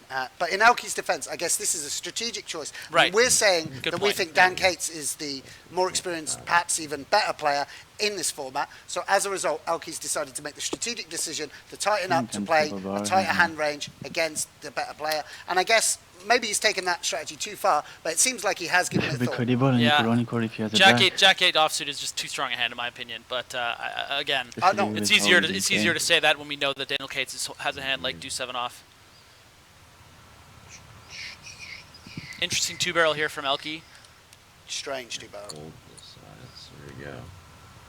Alright, please bet so I don't embarrass myself with this fucking turn call. He's not going to like this when it gets checked down. Oh yeah. Queens? How many hands is this guy gonna make? There's a Jack Thank or you King for of betting. spades and it's okay. Thank you No, he doesn't. for betting. Picking again. I really appreciate that. That was doing me a huge favor. Really, really weird, weirdly played hand by ElkY there. Yeah, odd Of course hand it's to the choose game. to. Oh turn into yeah, a at least bluff. they made a full house with my jack 10. That's kind of cool. The fuck is this? Jungle Man, of course, referring to being completely cooled in that second match, and of course he feels like that's really the only way he can lose playing heads up. Yeah, you guys, Him to fold it. you're watching Daniel Jungleman Cates against ElkY, the third match of 3, About twice. evenly tied, 3 Really points tight, apiece yeah, at the just moment. make This is flushes the and decider. fucking straights over here. Jungle Man expressing his frustration. Top pair on the river.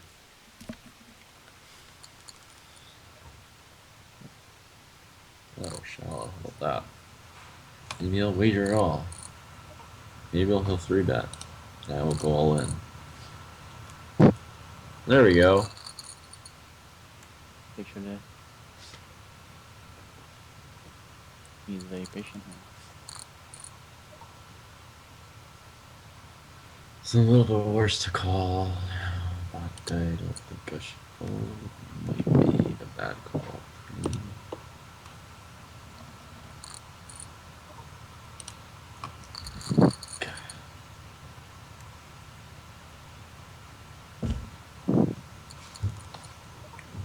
Hey, that's a good hand. Whoa! Whoa! Whoa! Top set for Jungle Man.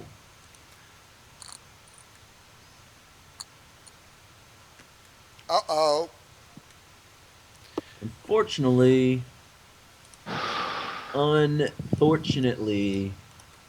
my man does not have an ace or a pair of tens. But I do have a set, so I should bet. Maybe the river will be a king of diamonds. And I will bet yet again. Like, give him a discount? Oh my god, what the fuck? He might kill him. That's weird. That's fucking he has weird. it. I mean, if he has it, I was That's gonna really call fucking anyway. weird. But I lose to actually quite a few combos, as it turns out. God, he's another flush draw. What the fuck? I think he's trapping me, actually. It's the stupidest thing. It's so stupid. I hope he has King 8. No, he doesn't have King 8. I mean, it's ridiculous. What if I just called here? I mean, how... He's not doing this as for fucking value. He's not doing... He's doing this with a big hand. Just a matter of... If he had it, you would have shot faster, probably. Should I embarrass him and just call? Wow, this will be the best just call in history. If he has a pair of kings, then I'll feel like an idiot. He's leveling me as a fucking genius. Ah. Fine. What? Oh my god. Oh my god, he Never again. didn't stack me. So sick. Never again. What the fuck? So sick, actually. Alright. Give me like a you're 3 or. genius. I'm Just sorry. 3 of life. Wow. I'm a fucking idiot. He's good. Should have taken your Wow. money. It's so. Never again. Never again. Wow. Never 100% again. I would have called him. That's the bottom line. Never again. Alright, let's give him a small discount. Wow, I'm such a so fucking tilted. Wow, it's pretty sick. I'm so. How does he do that? Well, I'm kind of in a favor now. This one not raising or shoving. Obviously a massive hand there. Top set for Jungle Man. Aces up for ElkY, and they're just kind of back and forth here, reflecting on that big hand. Obviously the second match played into that, where Jungle Man had a house under house. There I lose to so many hands too. It's just so weird. Just had to mini donk lead. What a genius. What a genius. Just in case I decided to level myself into checking. It was really the best play I've ever seen. Just owned me. I mean, he's not doing it to fucking level me. I know that. Or he's not doing it for to block that. There's no chance. Not there, anyways. Guys, just want to let you know at the conclusion of this match, we will be allowing ElkY and Jungleman to interact. So be looking forward to that on the webcams. Like the most tilting hand where there's no money wager. That's what that was. 100%. I was taking his money, but he just had to mini donk lead. Was he really that scared? No, he fucking wasn't. God, he just had to do that. Just had to fucking do that, dude. There we go. Take the pick out. Not putting any combo door. Oh, nice save 8 over there. I don't think we can bluff him. Give me that. Give me that. Wow, he could have bluffed it too. Yeah, it would have been a decent bluff actually. Not too horrible anyways or anything. Alright, ElkY. Yeah, but I need to run good now, one time. Turns out I'm good at short stack too, so good luck. Confident jungle man. ElkY down to 10 big Bring him blinds. to his knees.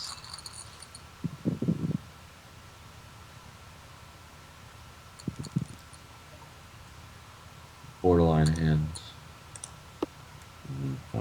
Yep. What should I do here? Should I bet?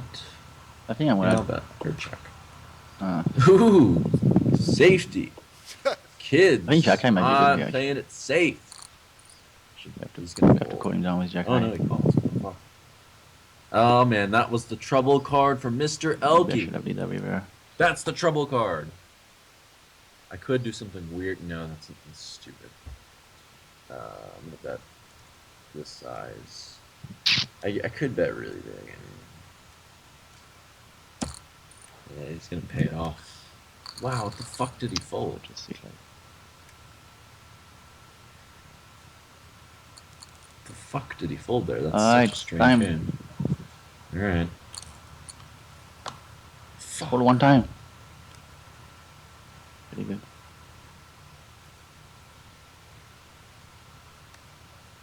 ElkY needing a 9 and only a 9 to scoop this pot Chop and win the match. though.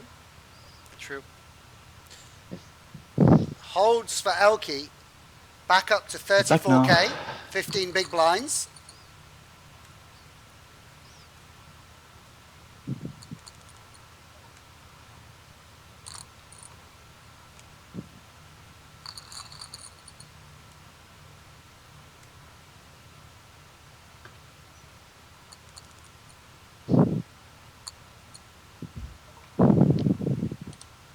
This is. This I'll check. Nice flop here for ElkY with the flamboyant waiter, queen 3. Oh my god, he had a jack there. I can't believe it. That's. I mean, you said didn't bluff the river.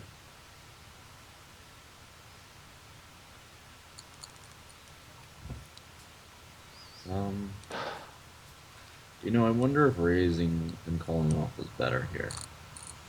All in. It's actually got to be really close. Is that binding by ElkY there? You do it, boys. ElkY knows it's going to come down to an all-in situation. Just waiting for a hand. Yeah, that one hand, I just really. Yeah, It was so shallow, you should be shoving that hand. Shoving way Just too late. didn't. It's frustrating. It really got me.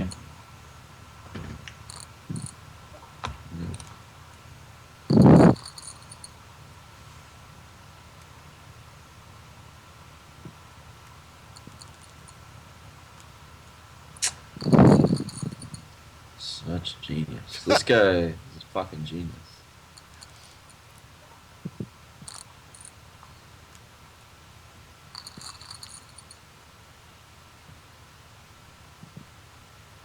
And go up so fast.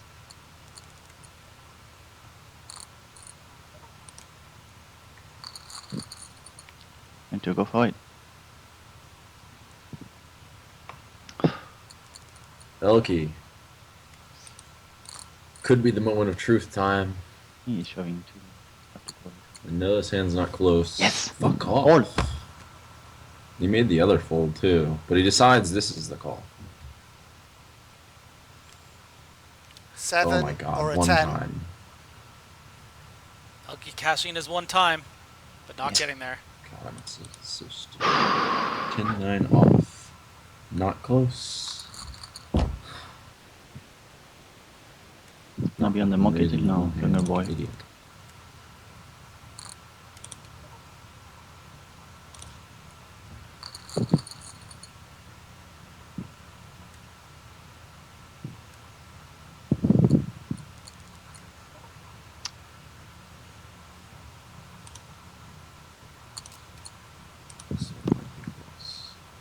Nope, I'm a fish.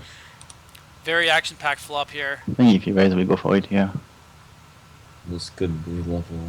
He was trapping, It's then funny with these live GG, but he's just waiting for value too many hands as well. Alright. So our mind has been made. let's, Update, update. I'm not sure. I'm playing with genius. I'm gonna bet minimum 3 times to put him on tilt and hopefully have him shove a weaker hand. Actually, this is not a bad hand to raise with now.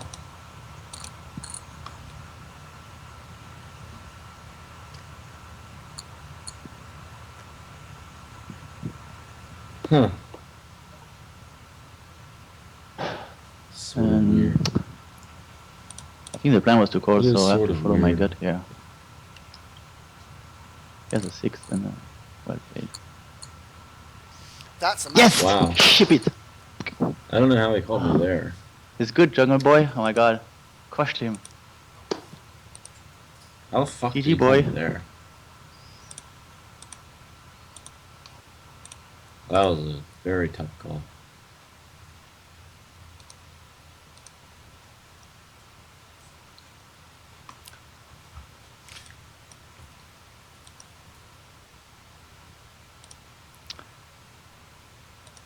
So that is the match.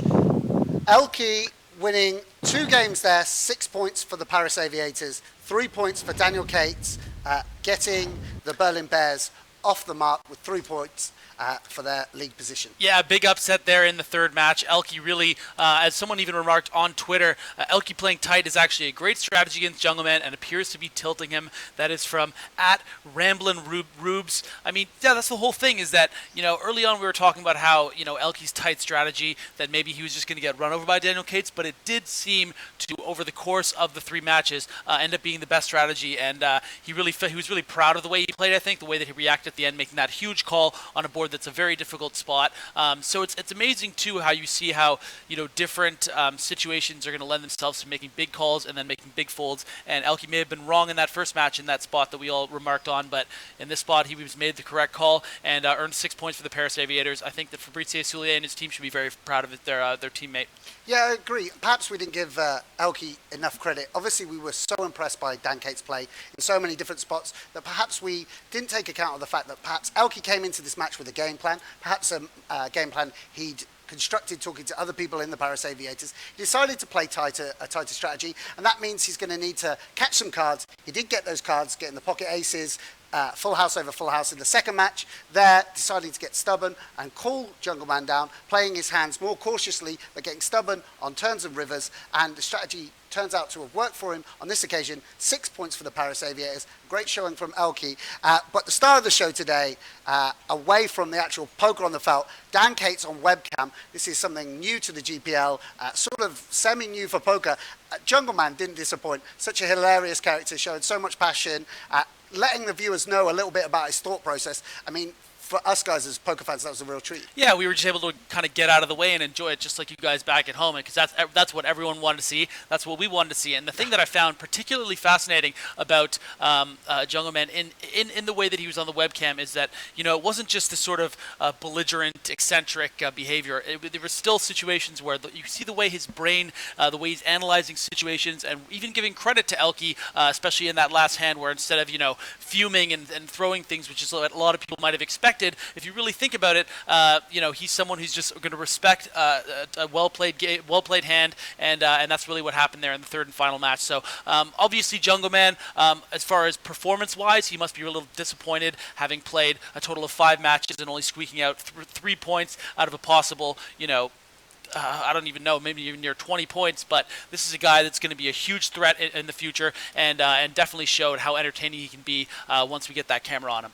Yeah, exactly. We had both things we were looking for this afternoon, and that's great poker, strategic thinking from ElkY. He performed incredibly well. Incredible post-flop skills of Jungle Man, and also that entertainment factor, that little, extra that we were hoping the GPL would provide with such exciting characters. I mean, he was brought in as the wild card, and it was a wild performance from the Jungle Man. Yeah, and he's really representing how important the actual wild cards are. I mean, we're getting a lot of characters in the wild card selections. You look at obviously Jungle Man. You look at Bill Perkins. You look at Randy Liu. A lot of these wild card picks are going to be very, very interesting. And I can't wait to hear the announcement on who the LA Sunset wild card pick is going to be. I think it's going to surprise a lot of people and be really exciting for the Global Poker League. Yeah, and of course, later on today, we've got Tim Adams, that fiery character. Maybe we can expect swearing and chair throwing from Tim Teddy Bear Adams later in the day as well. So we're almost all done here for that match. Stay tuned, guys.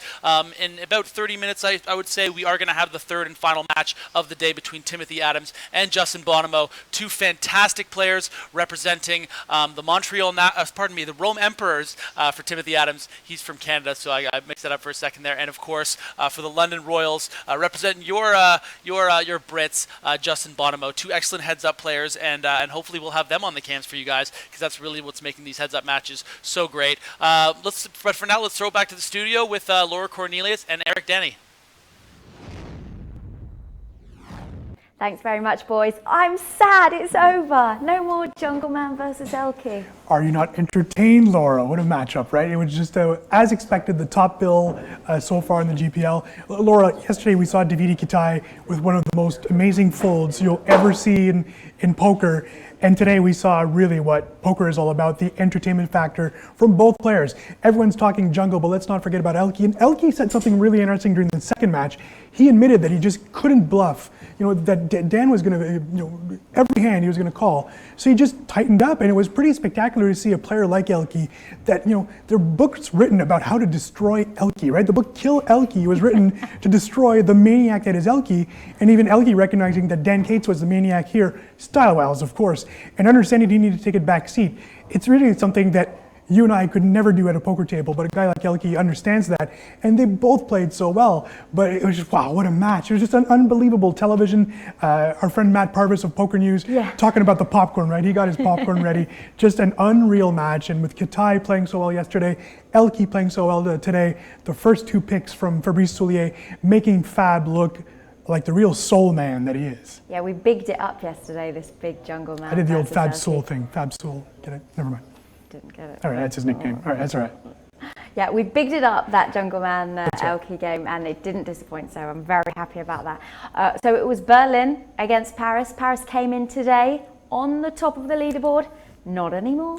No, Paris will take a back seat to the Hong Kong Stars, and that's great. I think the talk of the town right now would have to be Berlin. Dan Cates played, 5 matches? 4 of them, he played exceptionally well, and he's only on 3 points, and that's really a disappointment for the Berlin Bears. Again, it has nothing to do with Cates' performance, but Berlin now at 3. They're really lucky that Moscow lost all 3 matches today as well. Yeah. All 3 games, sorry. Moscow sits at 5, Berlin at 3. It is so long ago, right? The good news for those 2 teams is that they're battling each other, but there's also teams up top. They're going to hope that maybe London loses a couple of these matches next, that maybe Rome loses a couple of matches. Both the teams are at 6 points right now. So, one of those 2 teams will not be that far ahead. So there's still a lot of hope, still a ton of poker left to play, a total of 45 matches for every team. 4 of the teams have played 3 matches now. So we've just started the season, but we keep on repeating the fact that you'd rather be in a Hong Kong Star situation than a Berlin Bear situation right now, especially that one of your top guys, Daniel Cates, played his heart out, played amazing poker, entertained us, and all they get for that, all Philip Gruesome gets for that tomorrow morning looking at the standings is 3 measly points, so a lot on the line. Let's take a look at those standings right now. This is the Eurasian Conference, as we mentioned, just Eurasian heads-up matches today. Hong Kong Stars on top after Nanonoko's wondrous 3 games won against Sergey Lebedev from the Moscow Wolverines earlier on. Yeah, Nanonoko hosting a little Twitch chat right after his victory, celebrating the win for the whole team, and they were really happy with that. We mentioned one thing about the wins. In this situation, you needed to win 2 of your 3 matches in order to win the actual match. You're getting 3 points per game you're playing. Where the wins do come in is later on in the season. That'll be the tiebreaker should we have any tie teams. So that could come into play. So Hong Kong sitting on 2 wins, Paris sitting on 2 wins. That's really important for them as well. But don't forget the fact we have, of course, got the London Royals and the Rome Emperors coming up next. So no doubt about it, one of them is, or both of them might in fact go up a spot or two. And you've got to feel good being in that position. Both have only played 2 matches, and yet they're in third and fourth place. Table, yeah. So they're comfortable. One of those teams will win at least twice. Someone that wins 3 times, it is a perfect situation. But even worst case scenario, 2-1, let's say, if you lose all 3, then you're in that danger zone of the relegation zone. But I think winning at least 1 match, if you win the first of these 3 matches, these 3 games, I think you're going to be, breathing a little better. But I'm sure that knowing Timothy Adams and Justin Bonomo, they're looking for 9 points. There was so much love for Jungle Man and for ElkY on Twitter earlier, and also on the chat box on Twitch. We mentioned earlier, Laura, we tend to have focused on this match, and that's great. They both played amazing. But these next 2 opponents are the real deal. Timothy Adams, Justin Bonomo, one of the best online poker players of all time. And Timothy Adams, just the extreme competitiveness in this match. You might not get the banter or the candidness that we got from Daniel Cates, but you might get the more ElkY emotion, So this is going to be a great match as well. 2 guys that actually love to talk. So let's hope that they get the banter going one on the other as well. So let's not forget that this match is going to be a crucial match. And as we saw in the standings, the winner of this match is going to be ahead of the other in the standings and bragging rights after week 1. Indeed. We're going to have a look at some tweets that we had in earlier when all of those matches were going on. Best poker ever watched. This was from Mr. Shifters. This is absolutely scintillating. Salty Jungle Man, you the real MVP.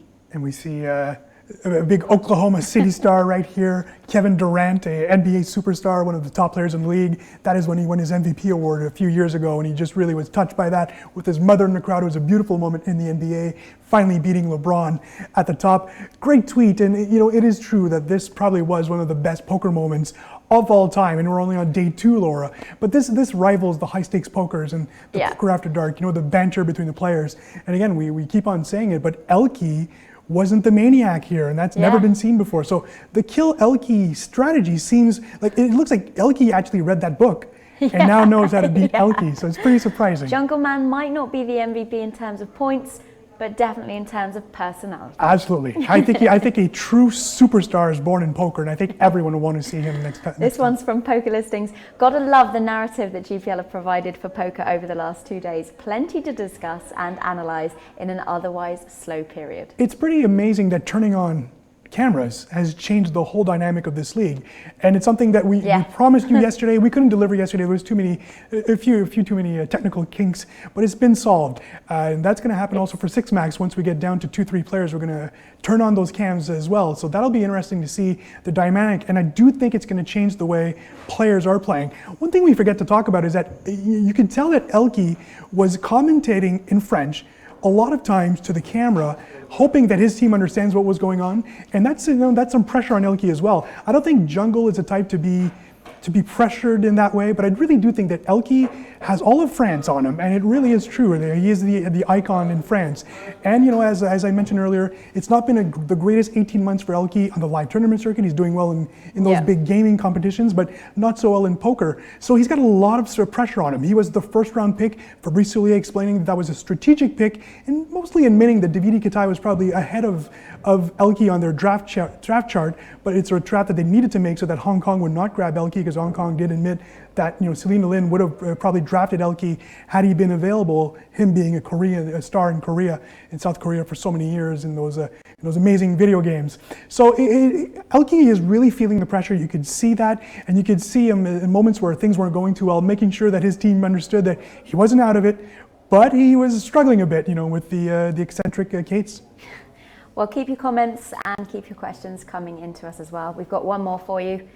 Let's take a look. It's from Clutchosaurus. Loving the idea of GPL. If only we could get them to discuss their strategy, it would add more value to the stream.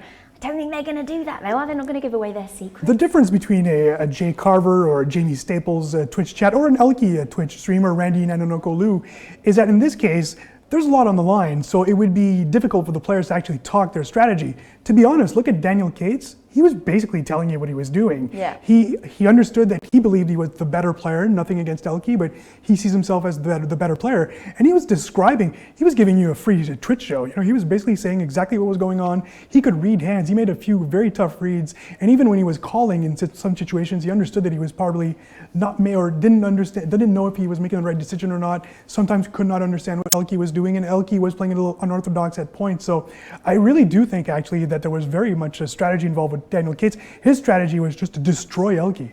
So in the Eurasian Conference, which is what we've been watching today, the Hong Kong Stars cannot be beaten now this week. They've done their job. That's right. They will end the week 1 as the top team in EurAsia.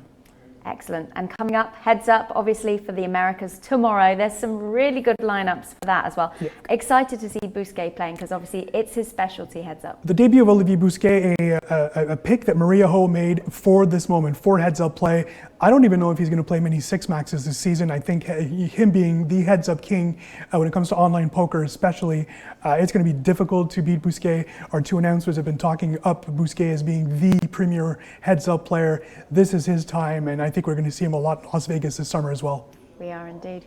We're going to have a look now at tomorrow's schedule. Take a look. So there it is, match 1 or match 8, in fact, out of all of the GPL games. Is Olivier Bousquet from LA Sunset playing Darren Elias from the Sao Paulo Metropolitans. That's kicking off at 1 p.m. Eastern Time. The Battle of the Swedes. That's right, the Battle of the Swedes. Jakobsen and Wig, we've been talking up that match as well. Yeah. Funny how the second match is started, it seems to be the main event. I think this could be the case, not to say anything wrong about the other players, but Anton Wig demanded this match to happen. He wanted a Swede-on-Swede matchup, and he's got it in the likes of Martin Jakobsen, a world champion in 2014. So he's not getting the easiest opponent for his first match.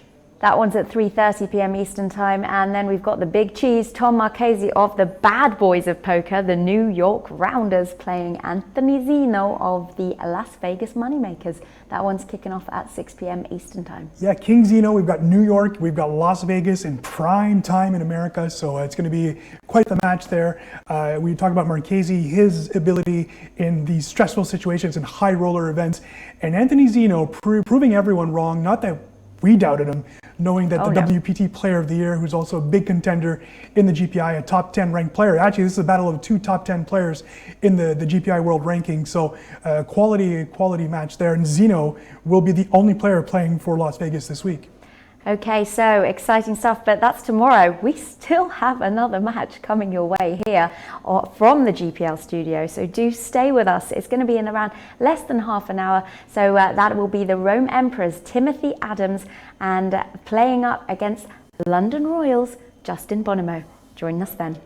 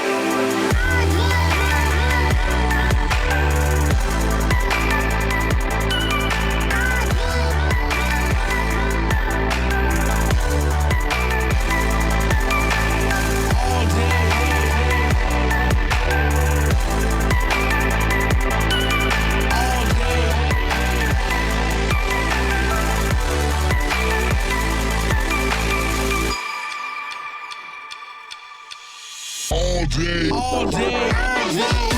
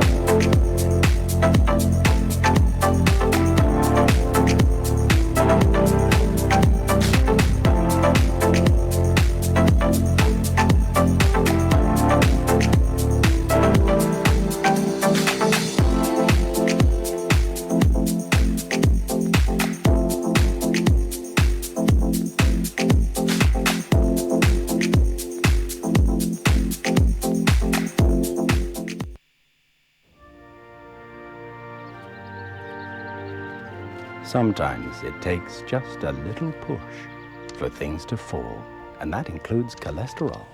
Plant stanols can help it tumble down. They're found in the heart of the pine forest, and they're also found in Benecol. Only Benecol contains plant stanols, helping your cholesterol fall by 7 to 10%. Benecol, proven to lower cholesterol.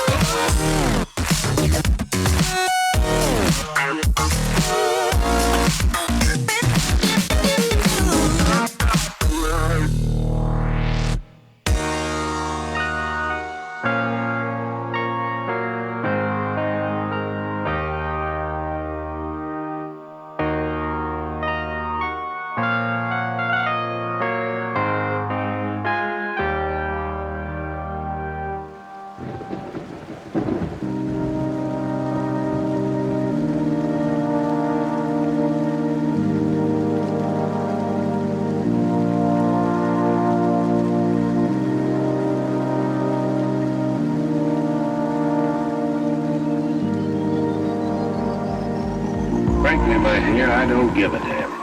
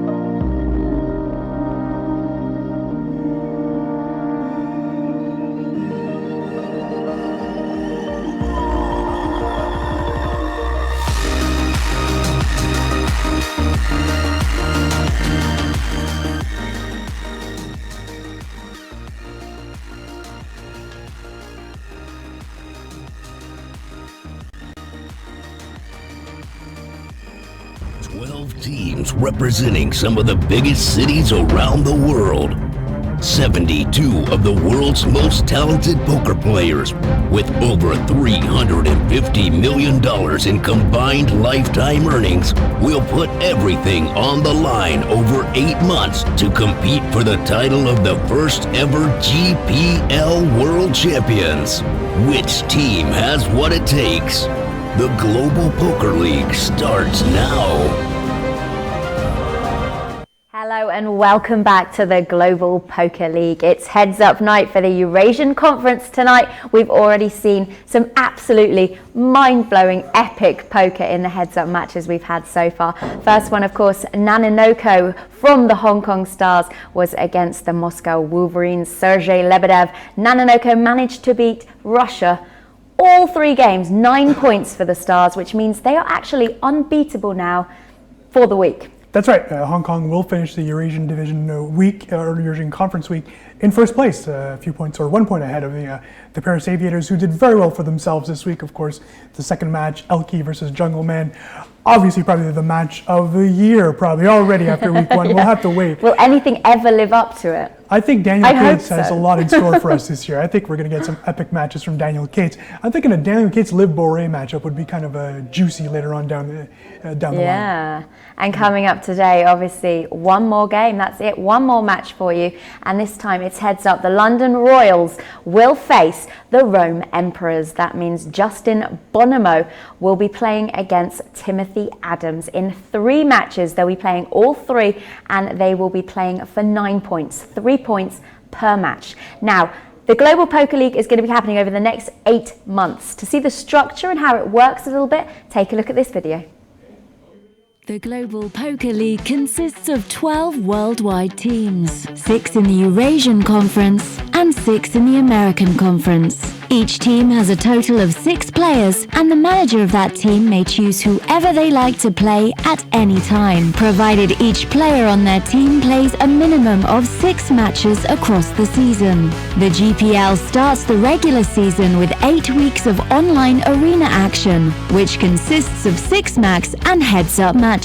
Every Tuesday, all 6 teams from each conference will face off in 2 6-max sit-and-goes. 1 team in each conference will play as the home team, while the other 5 are away. Home team managers have the ability to pick their players once they have seen the lineup of the away teams. Points will be awarded to all teams competing except for the 6th place finisher per match. First will get 7 points, second 5 points, third 3 points, fourth 2 points, and 5th will get 1 point. Every Wednesday, each of the 6 Eurasian Conference teams will battle in 3 heads-up games against an opponent from another Eurasian Conference team. And every Thursday, each American Conference team will do the same. For heads-up, 1 team from each matchup will play at home, while the other away. All 3 games will be played, with 3 points awarded per game won and 0 points awarded per game lost, with a total of 9 points available. After the 8 weeks of online arena, live heads-up play will be introduced in the Global Poker League Summer Series in Las Vegas.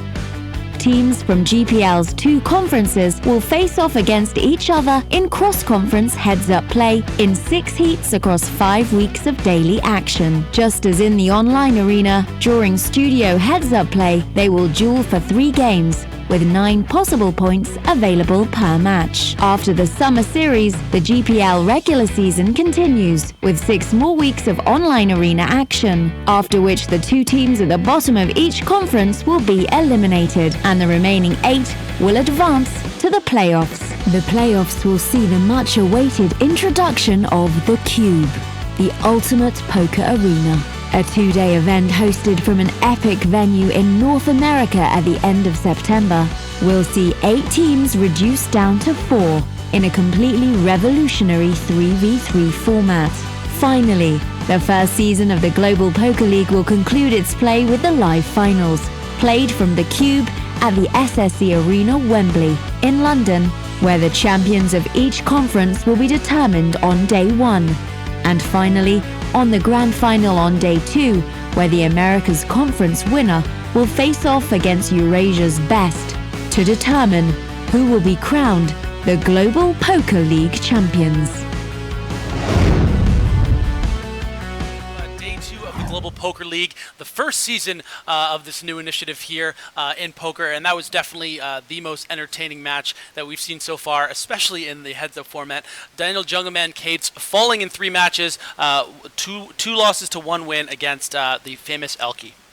Yeah, great showing from both players. ElkY emerging victorious, 6 points to add to the Paris Aviators total.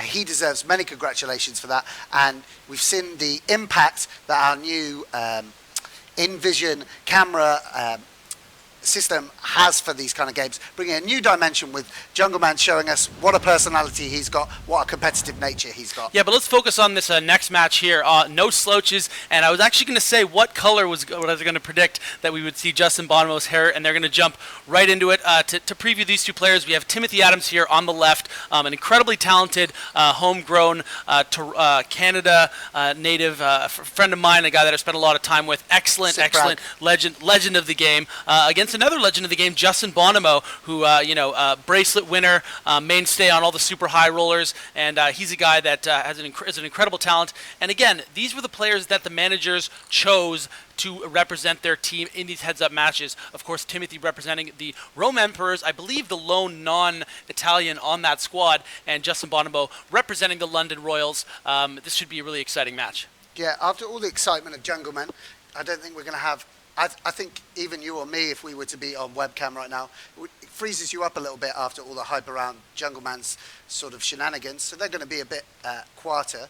But two players of incredible caliber. Very creative strategy early on. We see Justin Bonomo overbetting a turn with just the 9-5 high. Really happy that that went through as he turned that double gut shot, getting Timothy Adams to fold the best hand. So it'll be interesting to see. It'll be a very kind of technical game. Again, these guys will be feeling each other out on the early goings, but both incredibly talented players, and exciting to see how this ends up playing out.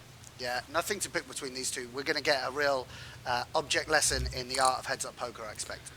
Could be a barn burner.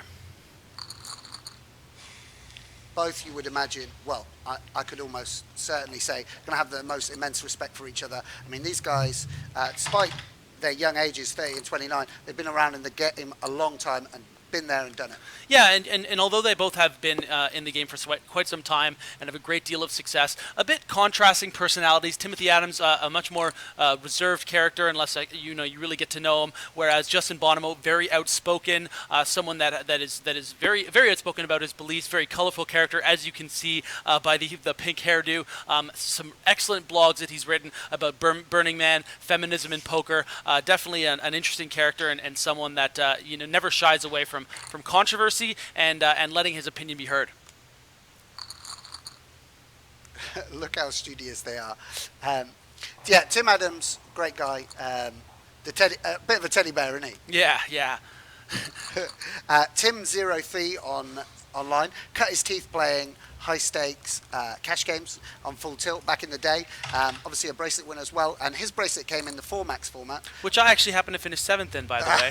So I am familiar with him in a short stack format. Absolutely incredible player. That bracelet event, as a matter of fact, he was deep with the likes of Jay Kuhn, Tony Gregg, so he's an incredible talent. And early on, we have some 2 interesting hands here, kind of sharing each other's outs on the 6 through 10 kind of flops. A decent flop for... That's a good flop. Yeah, this is definitely the flop Bonomo wanted to see. A lot of backdoors here for Timothy, but definitely what Justin wanted to flop.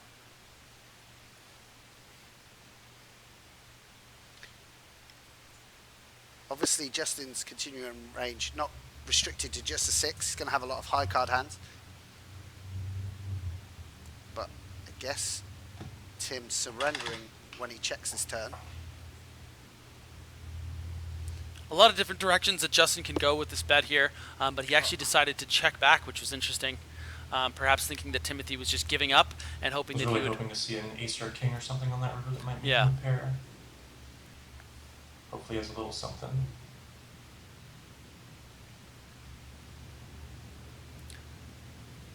Incredibly stoic and studious type of player that Justin Bonomo is, and it's great for him to share some of his insight, and he has induced the bluff from Timothy Adams.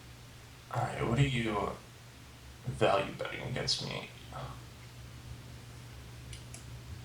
Unfortunately, he's not that likely to have the jack or better. Obviously, I'm going to raise. The question is just how much. From his perspective, I'm not really repping anything when I raise, so I think I can raise kind of big here.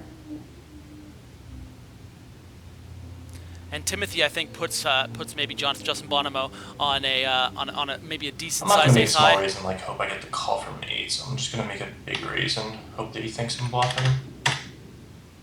It's easy for him to think I'm not repping much. Love Timothy's reaction there with just the strained face. Great to see these two guys battle it out here. Really top poker talents. A coy look from Timothy Adams there. Confused by that line for sure, and he's going to be looking forward to finding out what he had in that hand. Good fold, Tim. Good fold. I mean, this match is going to be exciting in a different way to the Jungle Man ElkY, because these two guys so evenly matched.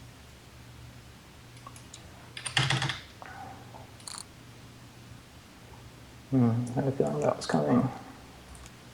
Again, the confidence of someone like Bonomo, he's going to have a linear range, 3-betting out of the big blind. A lot of players wouldn't be confident to 3-bet a slightly marginal hand like King Queen. Someone like ElkY we saw. For those of you that don't know Timothy, he's a very good player.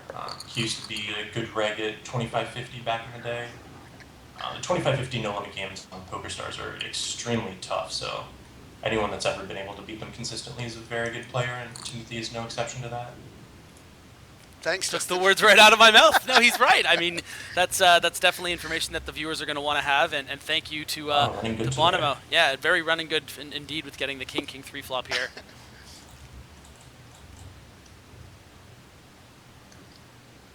Our job's going to be so easy if these guys just take over. Yeah, I'm loving the absolutely. webcams. We can just sit back. That's what I'm doing. A very defensive bet here from Timothy Adams, knowing that he has the best hand a lot of the time, but not wanting to inflate the pot. And you know, he just doesn't know he's drawing dead. He's just running a bit unlucky and maybe outplayed a bit by Bonomo in that first big hand. But Justin played it really brilliantly to induce that river bluff.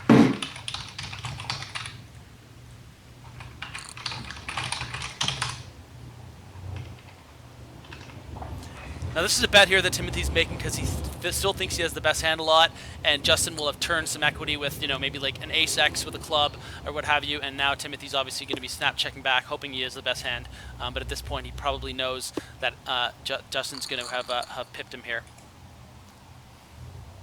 Yeah, Justin Bonomo running good with two such evenly matched players. You know, making hands is going to be key. Now, for those of you just tuning in, yeah, as Timothy remarks, that losing half a stack, not even 2 levels in, but really nothing he could have done. How does this match and how do these players sort of affect the standings with like the Montreal Nationals? The Montreal Nationals having 9 points from that coming out of that first 6-max match yesterday, so they had a great start. The London Royals were only able to squeak out 6 points, but they're still 3rd in the EurAsia standings right now. So Justin Bonomo trying to get them at least 6 and hopefully 9 points to really put them in the top 3 there.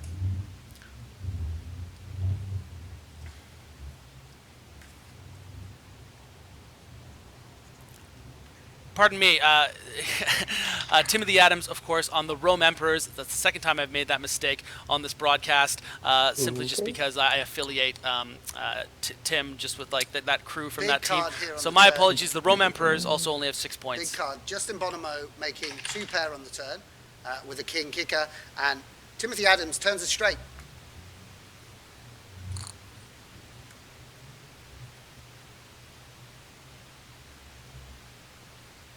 Great opportunity here for Timothy Adams to claw his way back in the match after the rough start. Blinds will be going up to 400, 800 after this hand.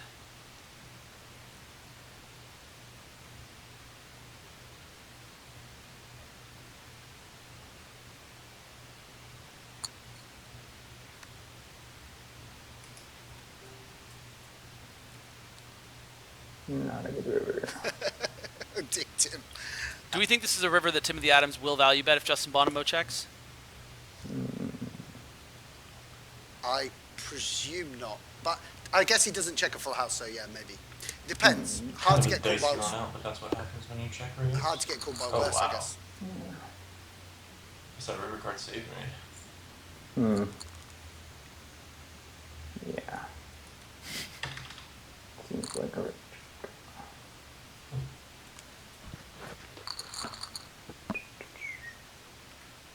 I mean, it's kind of intimidating for us two to commentate on such Absolutely. excellent players or try and make insights into their thought process. So we really are watching two of the sort of great poker minds of the last 10 years go to war. I mean, particularly someone like Justin Bonomo. I mean, he's won across all formats of the game, in tournament poker, high rollers, cash games. You know, who knows? Probably live cash as well. So we're really going to just be sitting back trying to learn from these two great players. This is going to be a really interesting hand here. Obviously, two beautiful pre-flop hands. I would imagine Timothy Adams will just be calling here about 45 big blinds effective and seeing a flop, but he is considering whether he wants to reopen the betting here. Yeah, and so studious. You think how quickly ElkY was acting in the last match. Here, people taking their time, weighing more about every decision. Certainly Tim Adams. And you know, the thing about Timothy Adams too is that he's almost a victim of his own success in regards to the lack of exposure when it comes to all of his success, mostly coming in the online arena, where not a lot of people are watching the big 25-50 tables. He's someone that's just cut his teeth in the biggest games on PokerStars, which are the toughest ones out there, and that's why a lot of people might not be familiar with this guy, a face they're not used to seeing, but definitely someone whose play will reflect how talented he truly is. Yeah, there's players like you and me that jump in front of a camera whenever we get a chance, making the most of our small amount of success. There's players like Tim Adams who consistently crush the highest stakes, have huge respect within the poker community, but aren't necessarily as well known to the general poker fan out there. Obviously, a really interesting hand here. Bonomo deciding if he doesn't want to bluff this river. Timothy Adams with the best hand with ace high here. Do you think Bonomo might go for this bluff? Well, I presume this is the stone bottom of his range. It's hard for him to get. There's lots of pairs, lots of ace highs in his range. Let's hope I can get him to fold one. There we go. Perfect analysis there from Bonomo. Obviously, I never win if I just check here. This is so great to watch. I love this. There's lots of hands I could be value betting, like tens, queens, ace jack. I could even have a king here.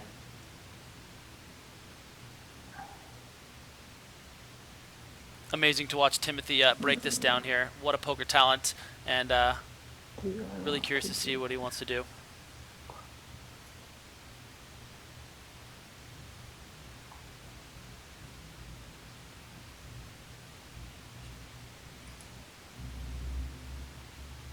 Come on, Timmy, give me the fold.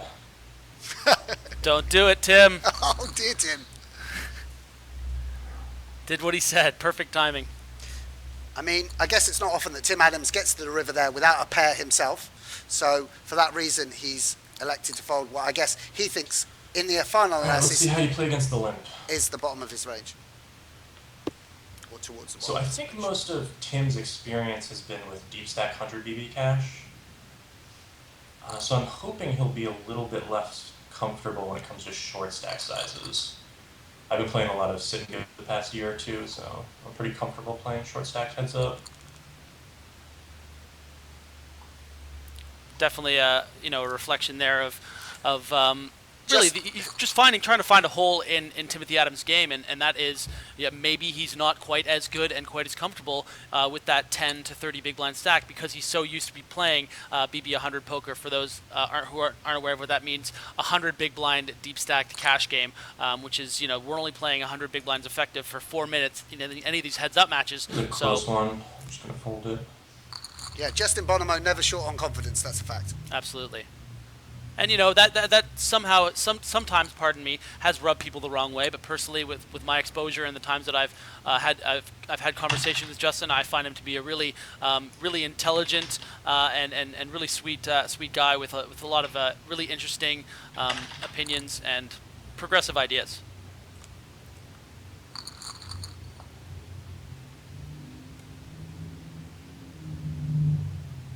Ah, he had trips. Well played. Big smile coming across Tim Adams' face as he realizes the way I played my hand with the 70 of diamonds. Just kind of messing around, being silly. Stupid. I think Timothy being a little hard on himself there. Good turn check by him, though. Yeah, a great turn check, which is exactly what I was about to say by Justin Bonomo to get that early edge in this match. Interesting to see whether Justin raises this for value against Tim's limping range. Just checks. Yeah, often the reason that he wouldn't decide to do that is simply because he doesn't want to get limp shoved.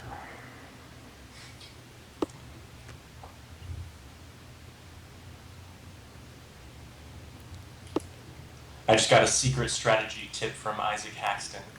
He's telling me I should play as badly as possible just to troll people. Hopefully no one thinks I'm doing that right now. Definitely not with how well he's played in the early going here in his first exposure to the GPL audience.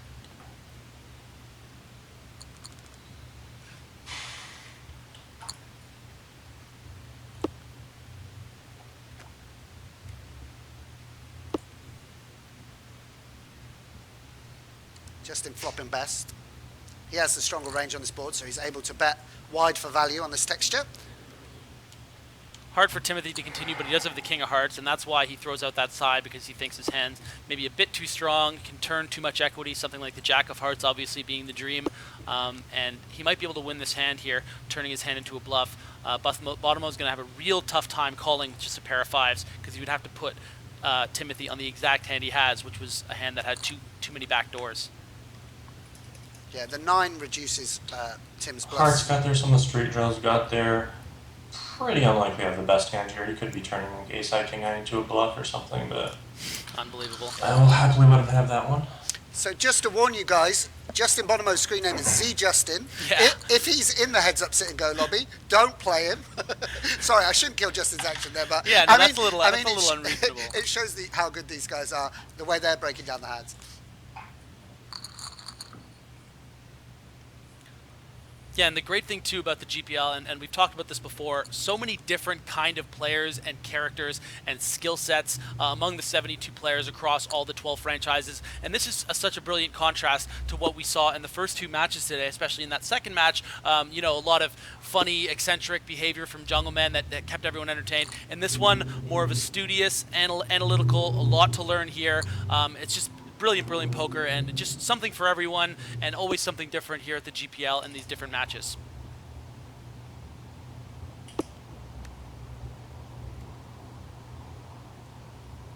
I mean, if you're not enjoying this, you know, you're just not a fan of poker. It's just unbelievable watching these two go at it.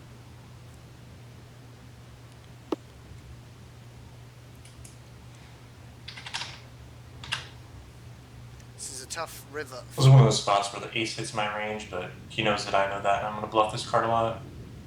So I got to make sure I'm not just bluffing everything here, but I think this hand's bad enough that it's a good one to bluff. And also with that Jack of Hearts, I wouldn't be surprised if he calls me kind of late here. Inclined to nice, got bluff. fold. Yeah, unfortunate run out for Tim Adams there, because when the ace hits the river, he can't value bet as thinly, therefore he can't make as many bluffs. Exactly.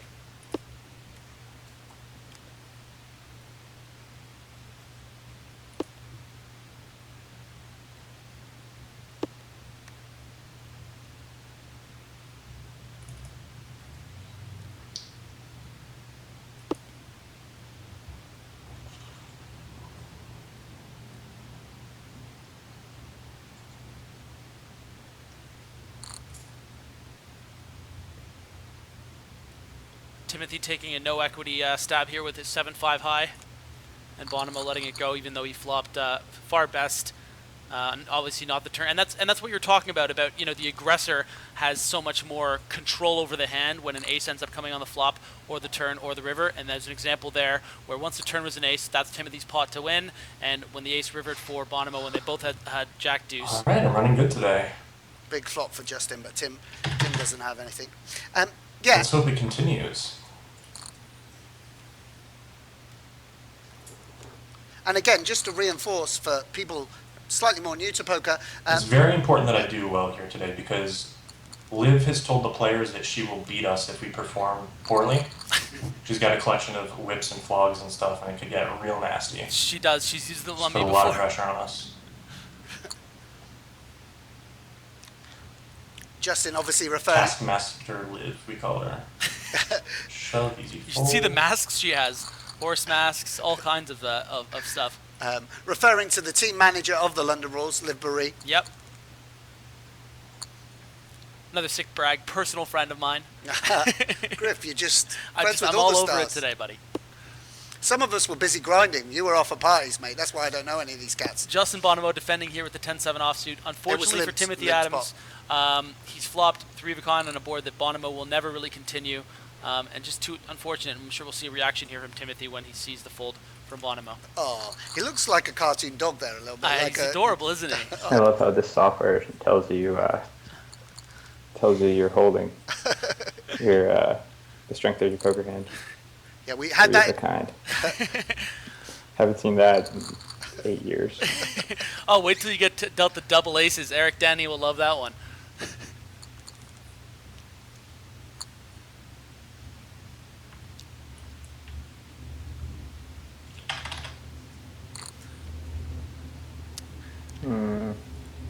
This is not going to work out well for Bonomo, and I'm sure he'll regret it once Timothy shoves. Really Polish drive here. Yeah, I think Tim... Yeah, he probably had like 6-2 offsuit or something. Yeah, I think Tim did expect Justin to have a more polarized range. So for you guys, a bit newer to the game, that means the worst hands and the very best hands. Slightly, to me, surprising strategy to pick a hand like King 6 suited. But Justin Bonomo obviously played a lot of sit and goes. He knows what he's doing. I would say it's such a marginal mistake, but one that obviously didn't bother Bonomo because he's obviously just trying to test, do kind of feel out what Timothy Adams' limping strategy's like. So he was able to use that blocker with the king and just test it out. Obviously, I think he would have preferred to have something maybe like King 3 offsuit as opposed to King 6 suited. But again, you can tell it didn't really bother him, and a pretty good flop here for his hand, considering how Timothy is has absolutely nothing.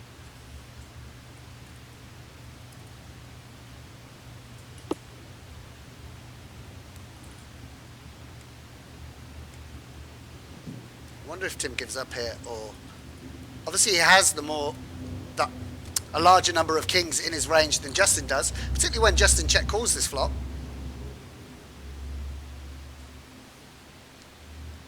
With the heart in his hand, this is going to probably be a just call from Justin.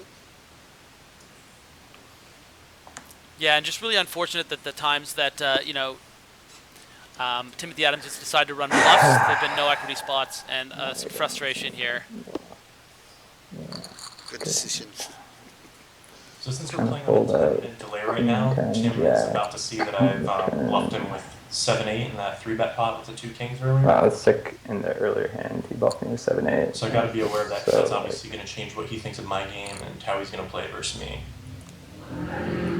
And this is what we were talking about with the game flow and how the He knows that I'm capable of bluffing already, but people tend to change how they play once they see that you have bluffed them in a big pot. That was a little bit weird of a hand since it went check on the turn. Timothy taking a big swig of pride there after that unfortunate fold. Thinks of my range when I bet flop, check turn, bet river. Just always got to be aware of those little things.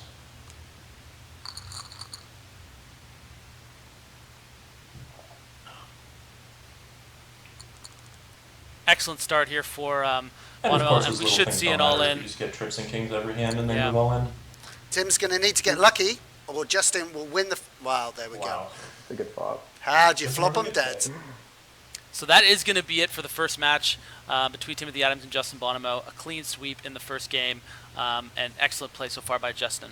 Yeah, Justin had the better hand distribution there, sort of ran over Tim, but Tim really didn't get the hands or the spots where he could really fight back against Justin. Convincing win for the London Rules, 3 points on the board, early doors, and I'm sure Justin Bonomo is going to be delighted that that match against a really tough opponent went smoothly, really from start to finish for him. And going to dodge the whip and the masks for at least one match from Livbury. But yeah, you know what's an interesting way to, you talked about the hand distribution, and an interesting way to kind of analyze it is, what would have happened had the cards been completely reversed?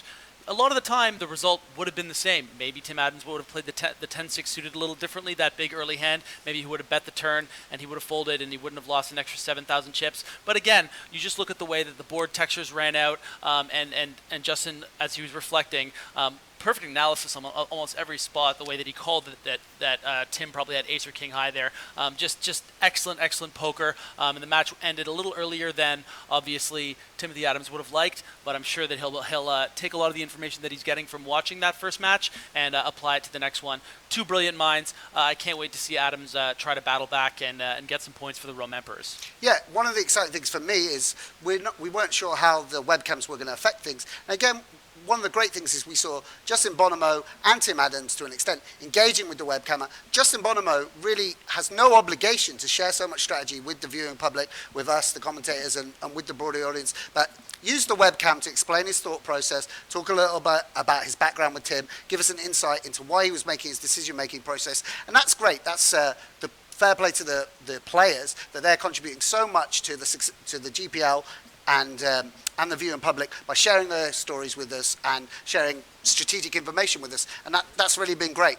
Yeah, absolutely, and it's so exciting to watch in a different way than, let's say, the Jungleman and ElkY match. Obviously, we did see a great deal of strategy between those two players, and you could still learn a lot from them, but the way that, the Jungleman wasn't necessarily trying to teach the audience. He was going through his thought process, but Justin obviously committed to being like, well, this is the way I'm analyzing it, and showing how, how incredibly intricate little details are that make these players so special and so successful. And, a lot of people have that, fair weather fans in poker, when they're running bad and stuff, they just think it's all about the cards and that sort of thing. And then you start watching this and you think, okay, well, now that explains why these guys so rarely lose. Geez, they are really talented at poker. But for now, let's throw back to the lounge with Laura Cornelius and Eric Danny to talk a little bit about what we just saw and what to expect for the rest of the matches.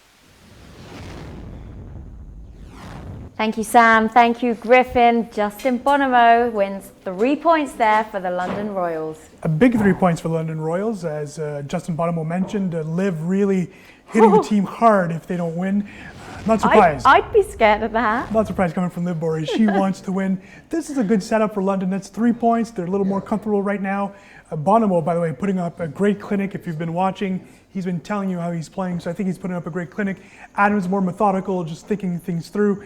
Bonomo not only playing well, but getting all the cards, and as Timothy mentioned, not much he could do in that match. It didn't take very long, and Justin Bonomo, when you get kings and then flop a full house, it's easier to play poker that way. So nothing Timothy can do that match, but as we said, it doesn't matter how you play, those 3 points are now lost, and now the pressure's on Rome to hopefully win the next 2 matches for them.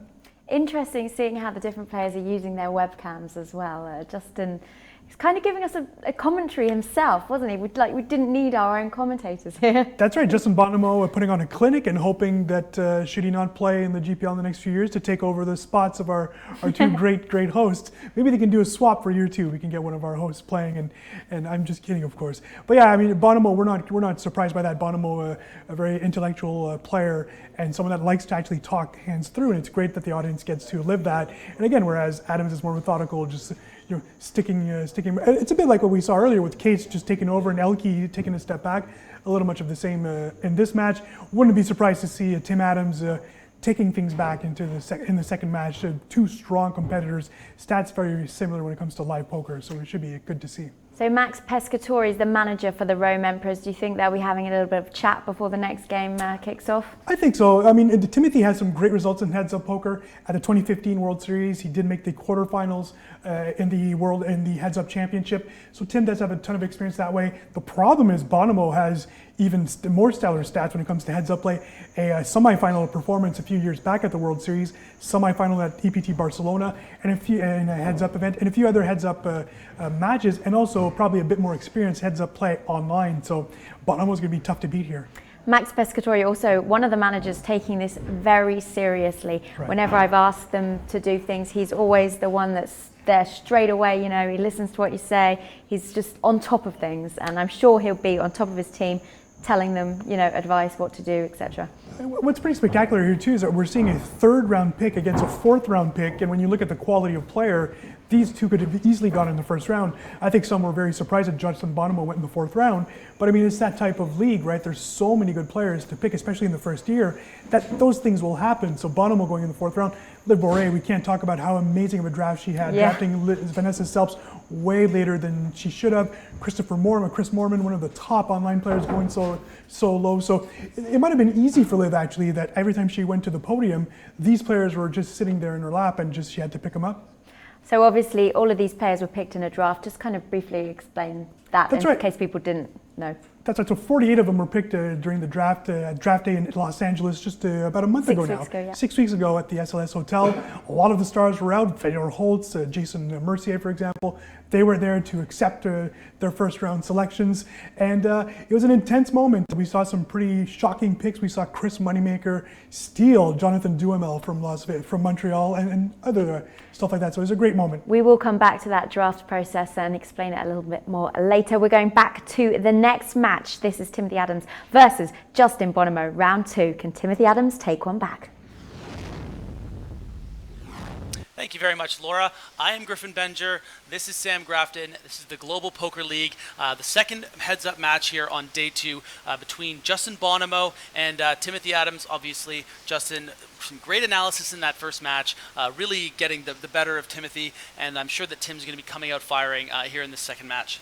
Yeah, excited to see these guys out here again. 2 of the top players in the draft. I think Tim probably was selected by the Rome Emperors specifically for this kind of format, so they had a strong heads-up player. Justin Bonomo showing his class as we expected. Still very evenly poised, but I know Tim's going to be looking for revenge. And again, for those just joining us, this is the Global Poker League. This is the second day of the first season. As we see Justin remarking this hand. Well, on the different strategies. Okay, match 1 was a little spewy, but match 2 would be better.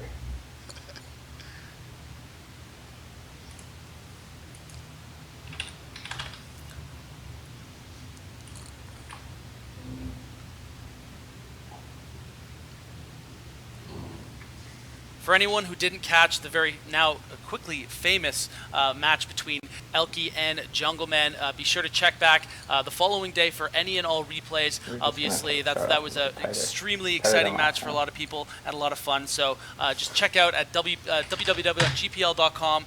or is it globalpokerleague.com? Pardon me. Mate, I don't know. It's at least one of them. Why are you asking me? You're in charge of this aspect. to check out those replays each and every day. We're going to be broadcasting many matches Tuesday, Wednesday, Thursday for the next 8 weeks, and we're really happy to have you guys. And this is already extremely exciting with Bonomo just continuing the run good with the weapons of mass destruction. Good Mike Sexton expression. What am I supposed to say? Is that one of his? I don't know. I feel like it all originated with Mike I Sexton. saw it on C. Swidler's stream the other day. He called them the weapons, and I C. Swidler? That's a little plug for my friend Carter. Yeah. Mate, check it out on Twitch. Yeah, I should check that out. Oh, he's a riot. He's wearing banana hats and Rasta hats. He's a real character. Yeah, I've played a lot with C. Swidler. Yeah. It's really good. I'm sure he's chatted I've met to him you a bit actually. too. I've met him actually. He's got quite the trigger fingers with the talking back. Looks like Timothy Adams might be considering going to a 3-bet here, and that got Justin out of his seat. But he is going to toss the 83 in the muck. No doubling down for Justin Bonomo with the 83 suited, and Timothy's going to take that early pot. Now it's Tim's turn to pick up a big hand. And it looks like Justin might be throwing in a 3-bet, and Timothy is licking his lips with the ladies. Is ladies okay? Ladies is okay, right? They're still queens.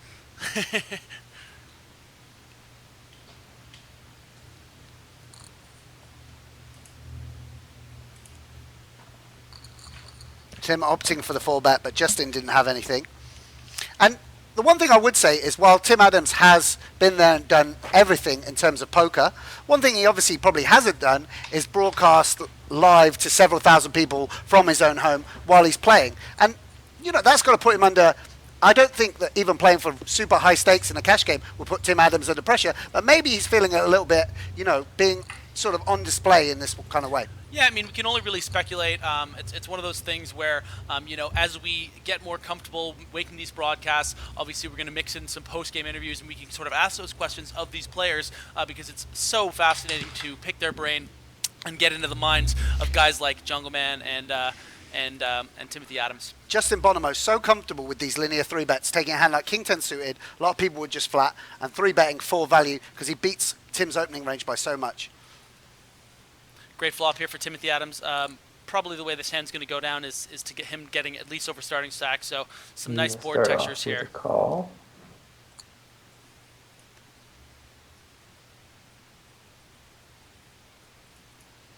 I think that's going to shut Justin down with this combo.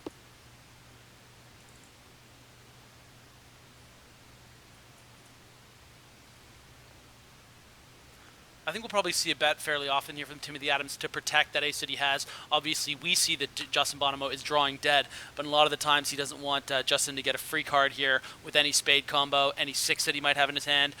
So this is obviously a bet for value. If Justin Bonomo were actually to have what he was representing when it comes to the strong pocket pairs, let's just say he had pocket queens, pocket kings, pocket jacks with a spade, it's going to be hard for him to fold for that price. So pretty standard hand there once Bonomo decided to take the 3-bet line pre-flop.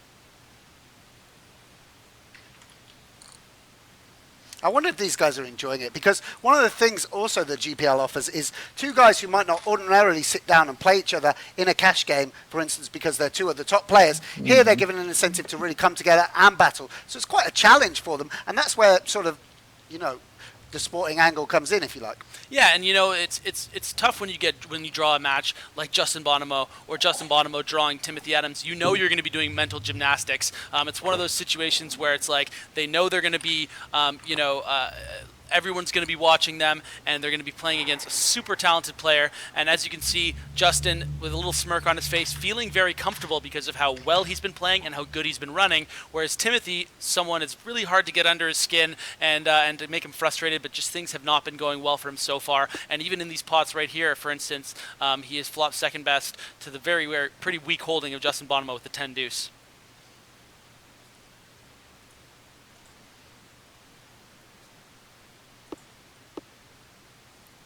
And you can see, guys, obviously, you know, for those of you who play a lot of heads up, you'll know this anyway, but Timothy Adams there, because Queen High can win at Showdown, even though his hand is unpaired, he doesn't want to take a holding that strong and turn it into a bluff. The reason is, if he starts to bluff with hands like Queen High, he's going to have too many bluffs getting to that river.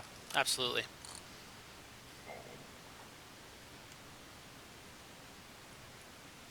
I wonder if Justin check raises this combo with the 3 straight. No, just folds. Okay, that's fair enough.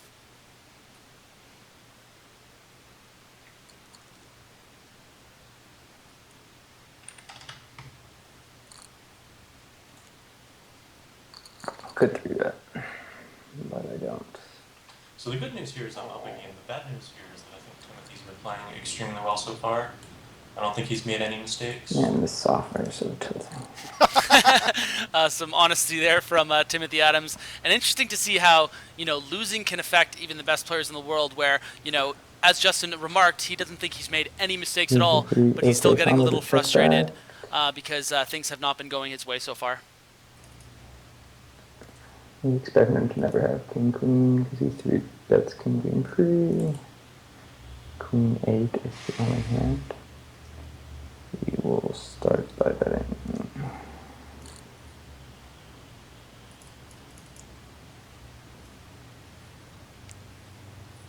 Justin in a tough spot here with bottom pair. God, I played Spew in the first game.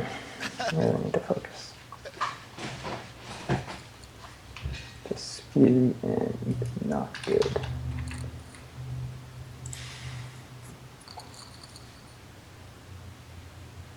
Of course, the structure's pretty fast. The blind's going up every 4 minutes. When you have 2 good players, a lot of it will come down to luck, unfortunately. It's nice that it's best 2 out of 3, though. Or actually, not even best 2 out of 3. You play all 3 matches no matter what.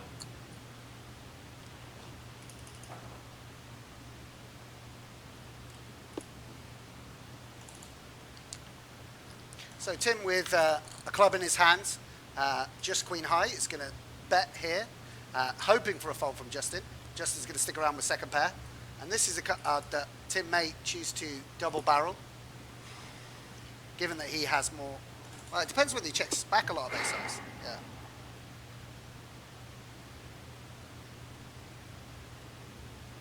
A lot of Let's hope he has a tiny pair or something like King High that he feels he can check down with some showdown value. Showdown. Hope to beat King High. Perfect. Amazing how they can analyze the hand perfectly at the same time almost. Really goes to show how intelligent these guys. Check. Decided to check.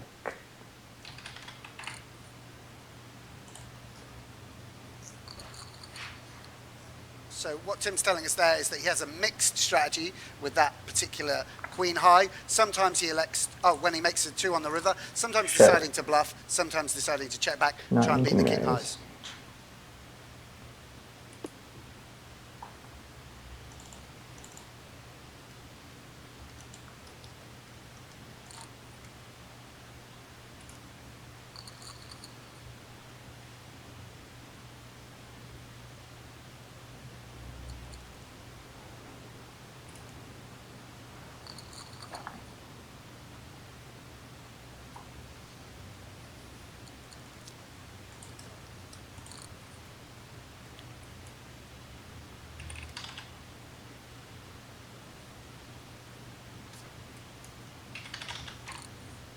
What do you think it's...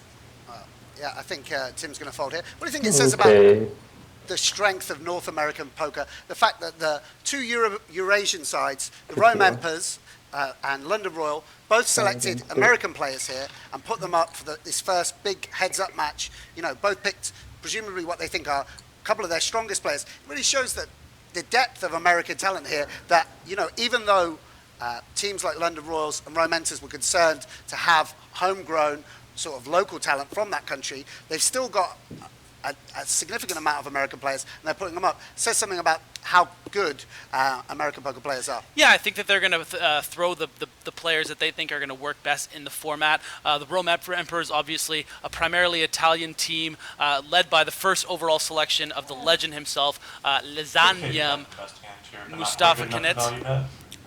Timothy Adams is going to take that small pot there.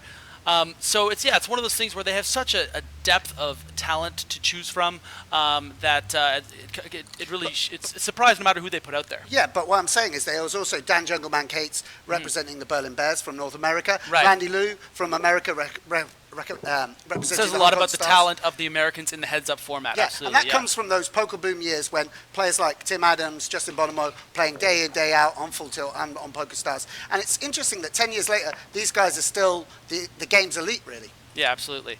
I had an interesting. I just wanted to mention an interesting tweet here by Scott Blumstein looking at S Blum2. GPL is pretty cool, but if anything is going to make the game tougher, it's this. I wanted to address that as we do have an interesting pot here with the incredibly lucky backdoor by Justin Bonomo here, backdooring trips.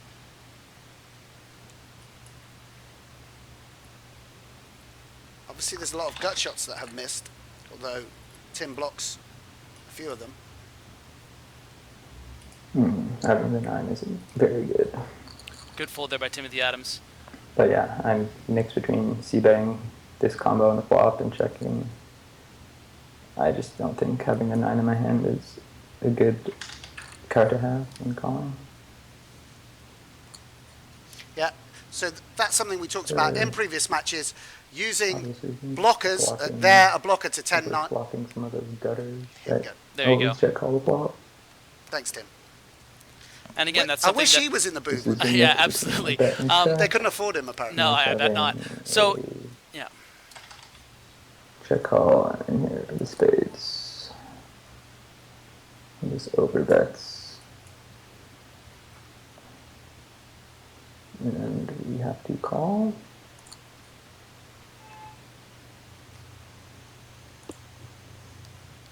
Not a pleased look on Bonomo's face there with the overbet being called. I mean, he's ripping something like deuce, something like king, that check back the flop, king deuce. I mean, it just sucks because our range is just so weak on the river.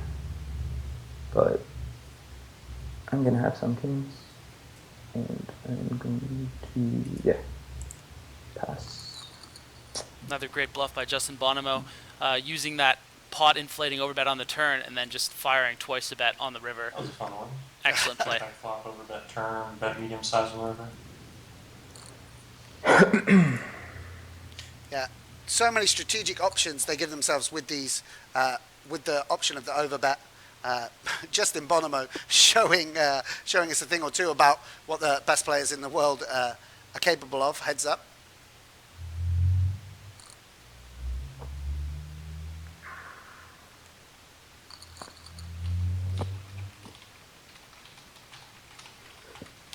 So just to address that tweet really quickly from Scott Blumstein, talking about how this is going to make the game tougher. I think it's a common misconception that all this free information, it's like once you see it, it's easy to sort of translate into actually being anywhere near as good as these people. You have to understand how many hours and so much study it's taken to become this good at poker. You know, it's not a simple monkey see, monkey do situation. It is obviously an incredible tool to improve your game, and I'm sure you're going to learn some tricks from these guys, but it takes a hell of a lot to get to this kind of level, and it's really, really fun to see. And again, this is the confidence of Justin Bonomo. His sort of strategy of 3-betting linear top of the deck hands. He's actually 3-betting sort of king-9 suited as a, Tim comes back with using the blocker and 4-betting. Small 4-bet sizing. I like my pot odds and suited hands, so I will be calling this. Interesting that his intention in this hand was to 3-bet and call, as opposed to 3-bet never fold, knowing that he was deep enough. Probably not going to win this one. Yeah, I agree. Especially the fact that he was outflopped.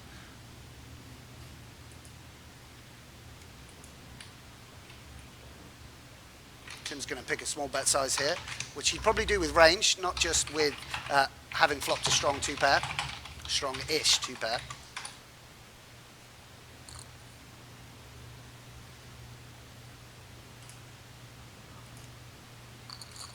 Nice pickup for Tim Adams.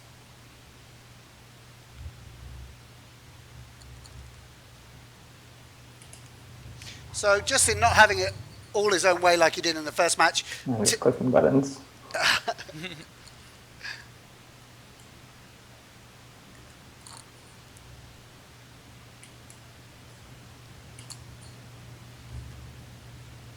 Just clicking buttons.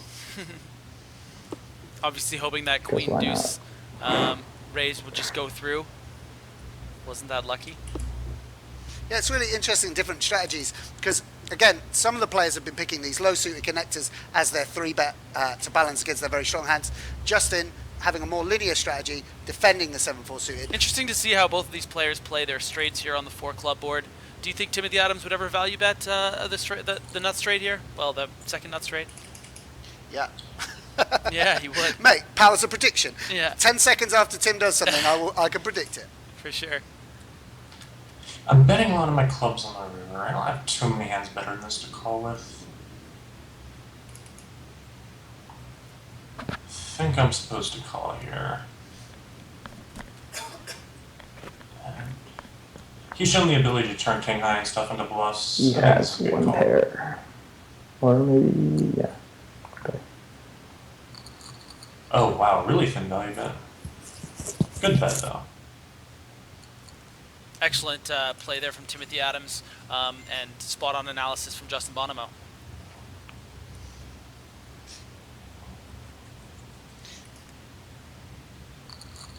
And obviously you can see as well with the deliberate... That's probably too thin on his part, actually.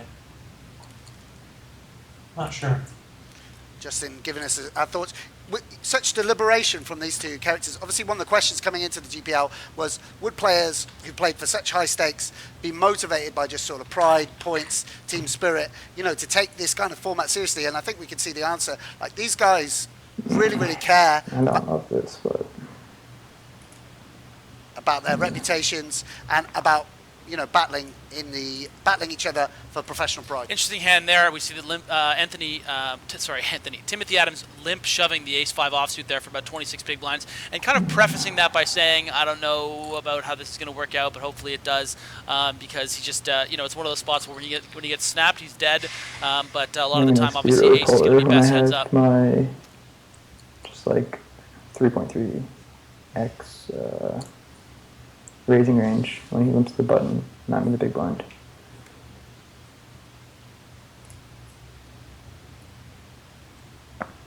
I don't know if ace-5 suited should be included. Yeah. It looks well as a shove.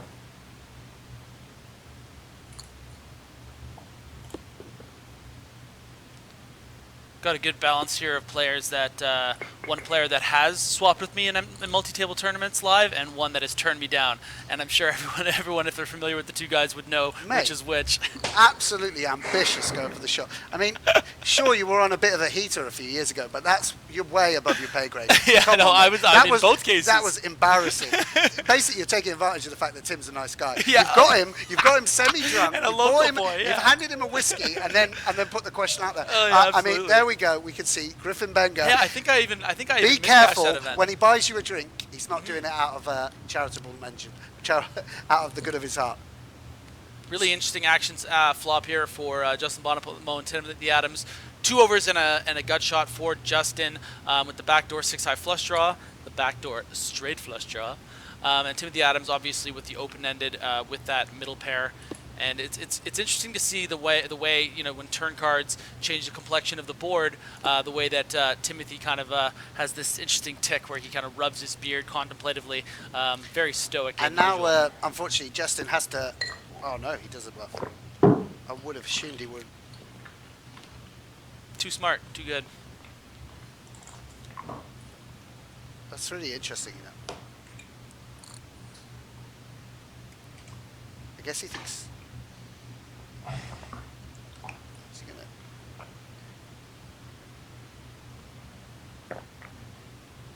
Bonono obviously considering whether he wants to check jam here, but obviously... I'm sure he thinks my hand doesn't make any sense. Wow. I have a lot of straights or flushes I could play this way. Let's hope he gives me credit for one. He had a straight. Okay. It's unfortunate. So Tim really Adams taking the second match. Justin Bonomo check shoving the river with just 7-high. Ran into Tim Adams. Obviously, he had the goods there. I think he thinks that Tim can be betting a lot thinner than just a straight for value there on the river. That Justin has more flushes than Tim does when he checks back the turn. So, obviously, I mean, it's Justin Bonomo. I'm sure he's made a great play there. Tim Adams had the goods, made the call, and one match apiece. 3 points for the Rome Emperors, and sets up an exciting third match, Griffin. And you know what's interesting too is that these two have really come to play. We saw a lot of bluffs, especially in the case of Justin Bonomo. Three or four really big bluffs over the course of 2 matches. The first one being with the 7-8 suited in that first match. Again, he did it with the Queen 7 off, overbetting the turn and firing twice as much on the river. And then finally, it was his undoing in that hand. But of course, he didn't really think that Tim was as strong as the wheel straight there. So these guys are coming to play. These matches are going by quickly compared to the longest match in GPL heads-up history between Jungle Man and ElkY. These ones are going to go a bit quicker when these guys are really coming to play. And again, it's so interesting to watch the sort of relationship that is developed in these heads-up matches, and it's really, really fun to watch. Yeah, I think that one of the things that factored into that is ElkY was folding a lot of big blinds. He was employing very, very small bet sizes across lots of streets.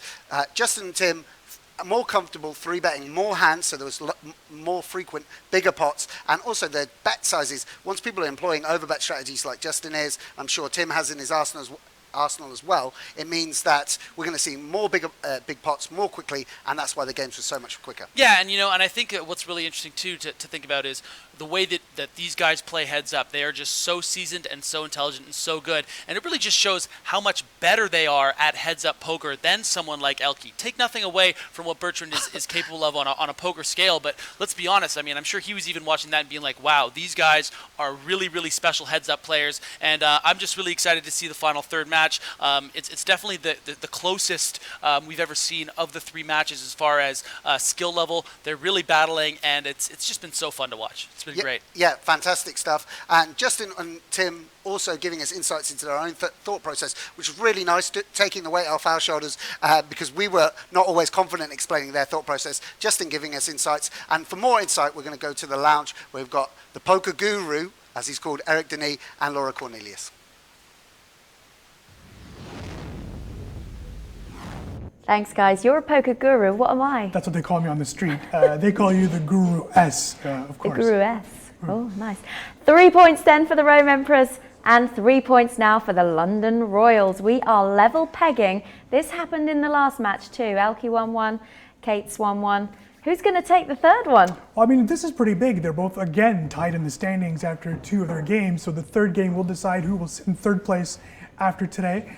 It'll be interesting to see. They've both been playing so well. It's been a very tight match, very ABC poker, except Justin has taken a few more attempts and he's been successful at times. So we'll have to see what the third match has in store for us. But really a high level competition between Rome and between Justin here. So it's really a good match. These games are so much faster than what we just saw with Kate's and ElkY as well, aren't they? It's interesting. They have them in these swings, so I think that makes a big difference here. But it's interesting. I think they're playing so well, both of them, that it just happens to be left to the cards in a sense.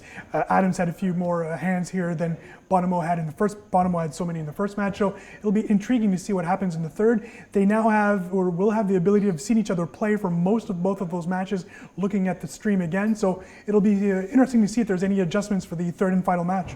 What do we think to the pink hair? Thinking about it yourself, maybe? I'm digging it. Not for me. It's not for me. No? Mr. Bonomo does it so well that I'll leave it to Justin. Leave it to him. I'll just go with the little hair on Do myself. you think the manager, ElkY, made him do that?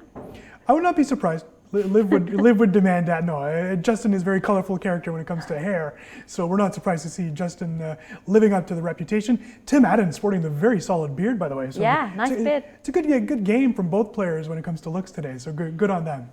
It's what we need to improve on ourselves, maybe. The That's right. Twitch chatters don't much like our appearance, so it seems. No, they're also requesting a beard for you, which is sort of strange, Twitch followers. But, yeah, they're keen to tell us what we should and shouldn't wear. I think they don't like that. No buttons on either of our shirts. I think that's what's bothering them. We'll think up some real good outfits for tomorrow for you guys. That's right. Expect pink hair all over.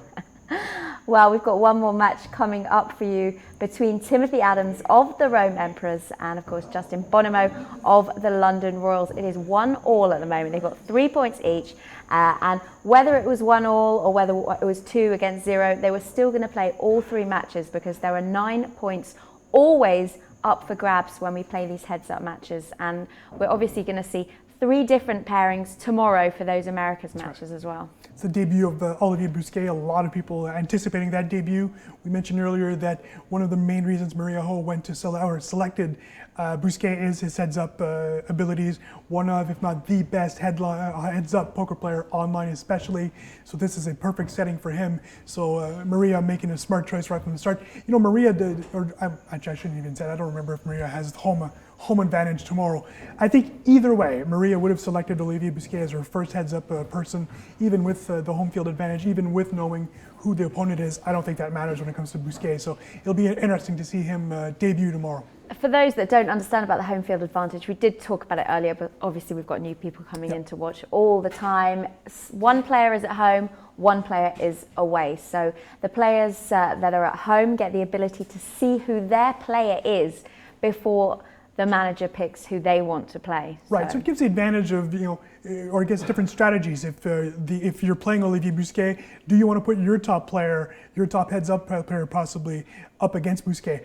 Or also in a different scenario, maybe you have to feed someone to the wolves, right? Maybe you don't want that person. The wolves or the Wolverines? The Wolverines. But maybe you have someone that is your top heads-up player. You don't want that person to lose confidence necessarily, so you might want to keep him aside for another match further down the line. Indeed. Well, we're going to go straight back into the next match between the London Royals and, of course, the Rome Emperors. One is led by ElkY, one is led by Max Pescatori. Timothy Adams versus Justin Bonomo. That last match is coming up.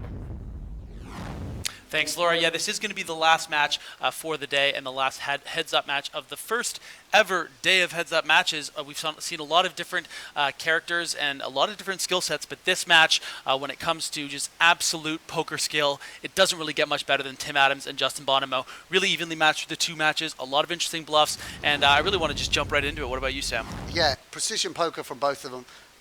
Both guys giving everything and also giving us insight into their thought process, so it's been a real treat.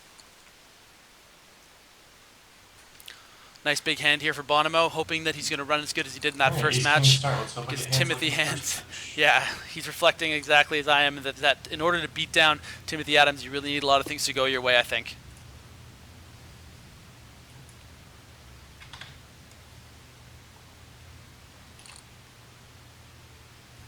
Tim's probably going to have to call with Queen Eye here in order to have enough combos to call this continuation bet with. Yeah, and a lot of good turn cards first hand. Obviously, it's important not to be results oriented. Based off the actual holdings that based off the fact that he's drawing stone cold. Yeah, well, and wasn't drawing that well on the flop either. But a lot of good turn cards first hand. Hands and cards like 10 of clubs, Jack of clubs, Queen is often good, 9 is often good. So even though he happened to be really crushed there.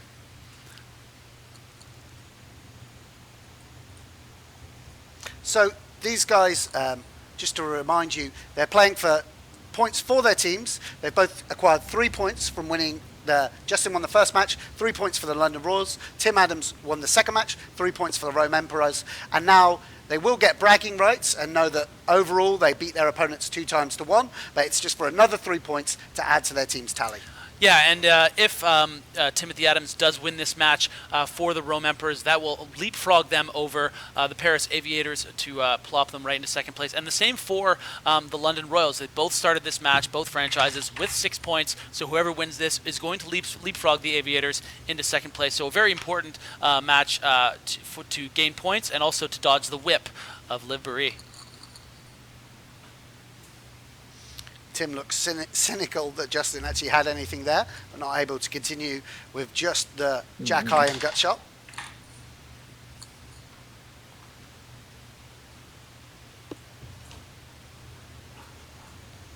Weird check raise on the king. On really? The queen jack 8. Sorry, the queen 9-8. Weird check raise. Is it? What time is it in Canada? Is it like? Oh, he's in Finland, isn't he? Jack unsuited. So yeah, so it's about our time then, yeah. And isn't always check raise, but not straight. And I don't. Maybe here. Yeah. Obviously, some great hand reading here by Tim. Check calling here with the queen. I don't know. Bonono taking a stab. Don't know if I can continue. With the no equity hand. Yeah. It's just really most of my hands dicey with if the I put jack like a are third bet in actually the flops. I don't think I want to be bluffing too much on this river card. And if he has some sort of combo draw, he's just never folding. And I'm just going to be screwed a lot. I don't know, whatever. Some beautiful artwork in the background of Justin's. Yeah, Justin's the first time we've there. actually seen, we're seeing the inside of a lot of poker players' bedrooms and flats. This is the first time we've seen someone who's taking a little bit of pride in where they live. Absolutely. Good to see Justin Bonomo. Deserves some congratulations for that. Yeah.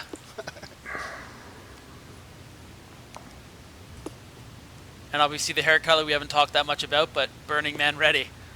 Definitely looks great. Real colorful character. I love it. 2 monster heads-up hands here. And ElkY blusses no equity hands, but... And gets around the river. Yeah. I mix in betting and checking there, but... I'm surprised he didn't 3-bet that ace-10.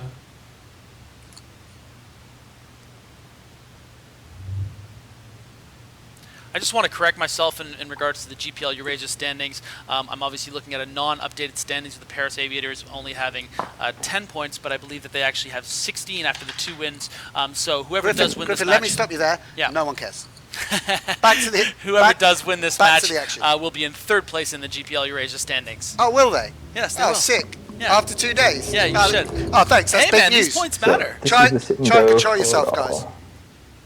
To claim a winner. Sorry, I'm just joking. We're Spotify and poker here, ladies and gentlemen. This is the GPL with Justin Bonomo and Tim Adams.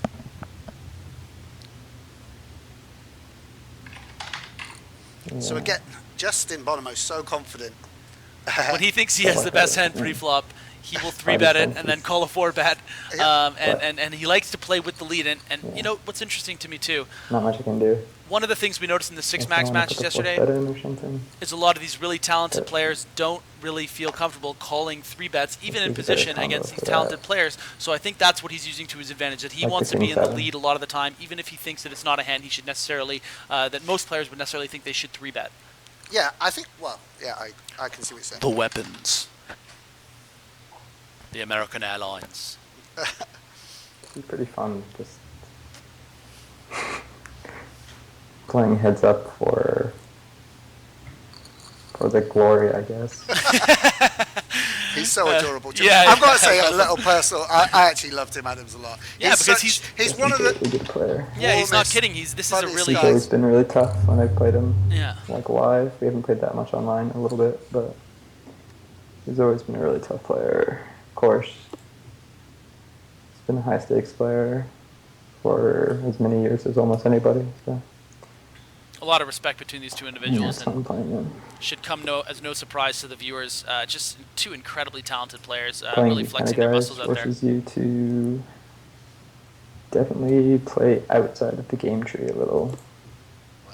We're going outside the We're game gonna check down the deuces and hope Are we going do into the some jungle? high. Are we leaving the jungle? Are we out of the jungle? Yeah, I don't know. It would be like an okay time to raise a bluff. Since, like, I don't know if we have yet, but I just would rather do it with, like, a different combo than deuces no club. It's a nice hand, nice flop. So this is pretty exciting. Two sizes on the First time I will choose the bigger size. First time we've seen Tim Adams flop a really big hand when Justin's got a strong piece of the board. Because we need a lot of protection. It's a good turn card. I think betting big here is the play with this combo. Could even overbet.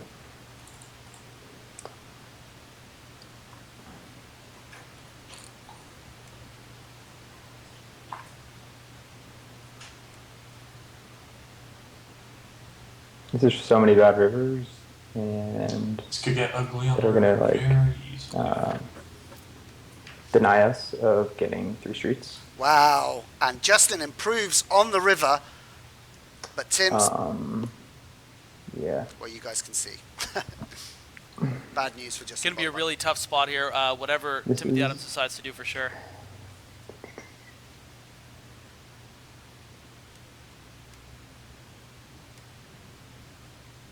This is interesting. Ah, Tim.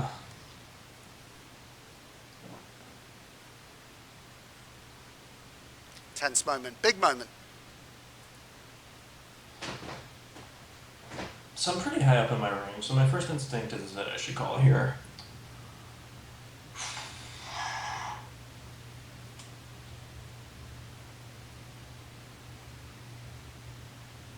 Yeah, this is interesting. I mean, he's going to be in a very difficult spot. Huh. I don't know if I love this play on me, actually, but I like the flop and turn sizes. This is a little dicey.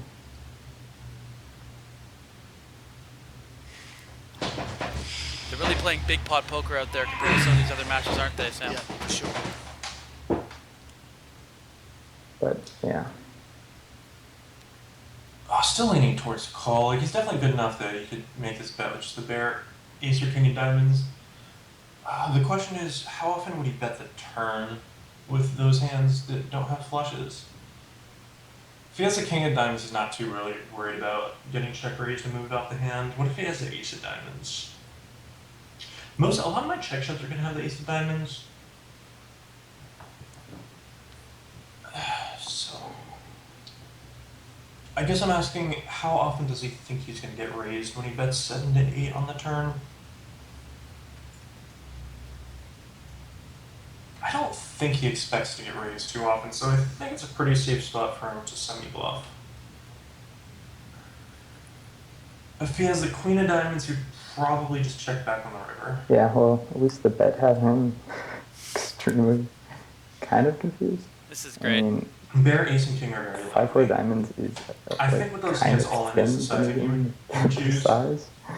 Kind of. If he has a flush, you'd probably choose the same sizing, so that doesn't really give me much. Yeah. It's really hard to make a flush. This would be an easier call if I had a diamond blocker. Sadly, I don't.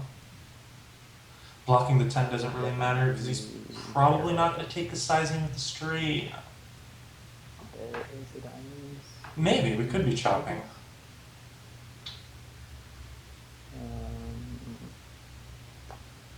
Yeah. The thing is, I'm not that high up in my range because a lot of my hands just like 8x, he might expect me to lead on the river. In reality, I'm not sure if I should have a river lead range because of the 3 diamond flop. In both matches, I know both matches are super quick. This is a tricky spot. Stuff, but yeah, it feels like we have like infinite time bank. But it's funny because like you see the time bank beside your name and you're like trying to play a little quick because you don't want to like eat up your time bank, but so much time for such a quick structure.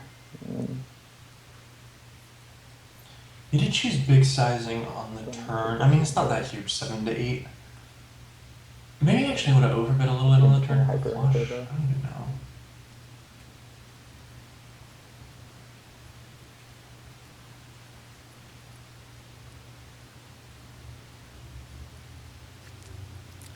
Really riveting stuff here. Great analysis from both superstars. I really curious to see what happens. Yeah. Oh, he's really in the 10. Does he expect me to qualify the street is the question. This would be the greatest thing of all time. It's a slow roll. I was just thinking that. But Justin's not that kind of guy. He wouldn't do that. But it would be hilarious.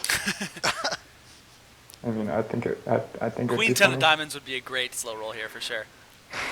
But I'm assuming he's sitting there with a straight, with a diamond blocker, like the 10 of diamonds in his hand.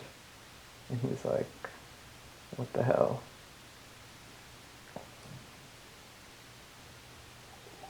Incredibly difficult decision here. It'll be a huge turning point for the London Royals if Justin Bonomo can make this absolutely monstrous fold to this 1.5x shove. And I'm pretty high up in my range, so I'm going to call. Nice job if you have a flush 10. Big hand for Tim Adams. That's a really good hand, sir. Big pot. Yeah, massive pot. We're talking about how quickly they've been going. Really interesting stuff there. And amazing analysis. Justin Bonomo, generous enough to share his thoughts at all stages there. And down to just 10 big blinds now, Griff. And amazing how much more interesting tanks can be in this format when we actually hear the thought process as opposed to like, these 5-10 minute tanks where we don't know what people are thinking, and it's really difficult, if you watch. 4-5 is like a little thin for that sizing.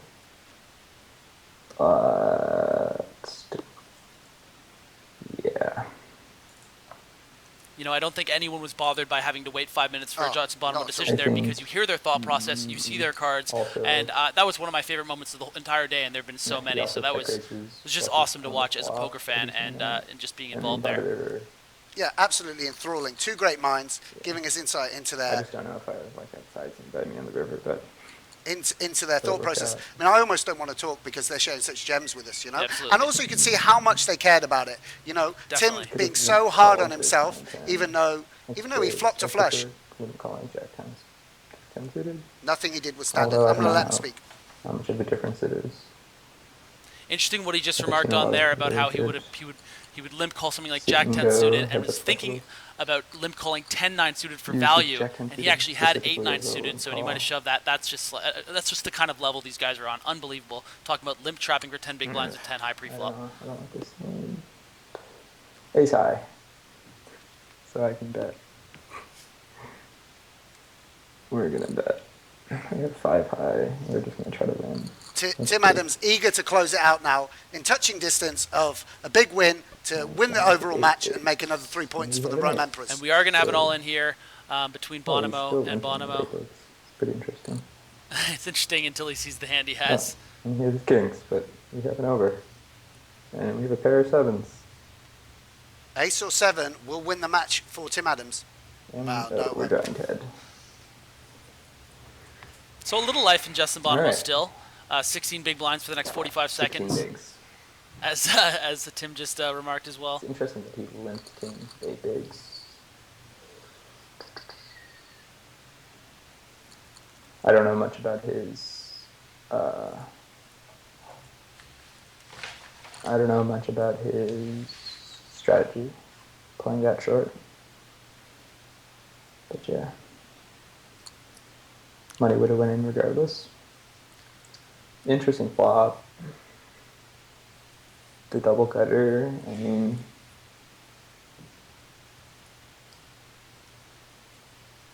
I don't know. We're just gonna bet call it.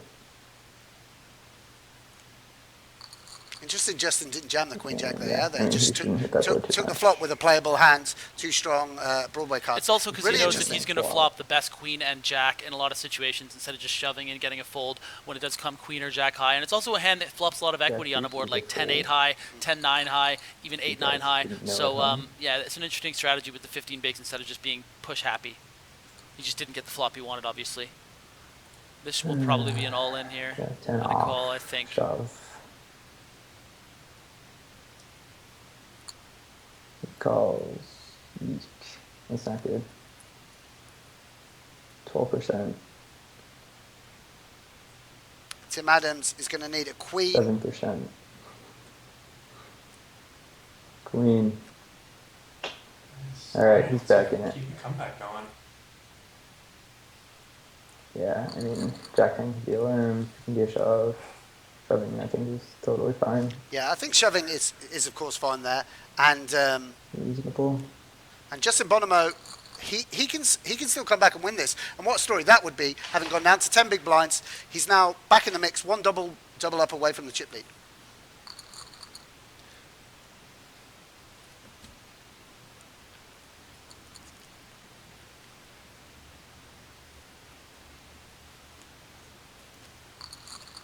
We'll take the walk with our suited cards.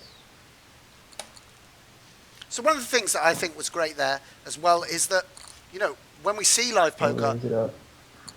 a lot of the complaints have been about how long people take tanking over decisions. But there you can see the complex thought process a professional player goes through before making a river decision. I mean, these tanks aren't just Hollywood on the river. This shows the depth and complexity of thought that these guys have. Yeah, and this is them playing for, you know, just points in a league structure.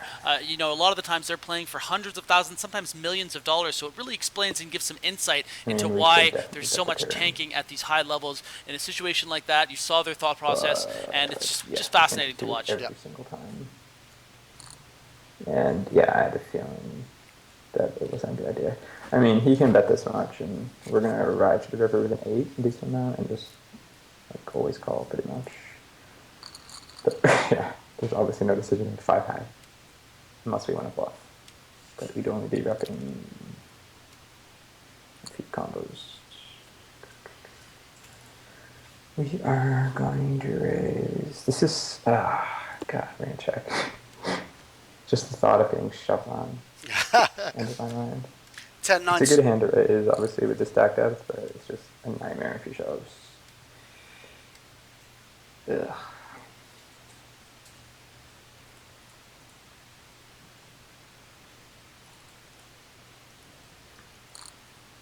We're gonna play this as a mix. We're gonna check raise this combo.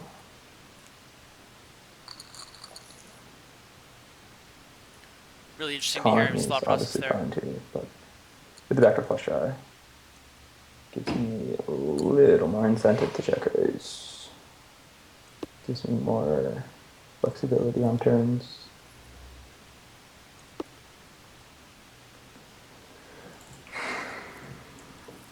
God, with jack high. Alright, we're gonna do check. That was really interesting, giving the big sigh, like, oh, I guess I'm Yeah. going to bet this, and then he Or thought better of red. it. Not looking too good. He overbets. I really like the overbet strategy in general. I think I've always thought that about Justin. He likes applying pressure against cap ranges with very big bets.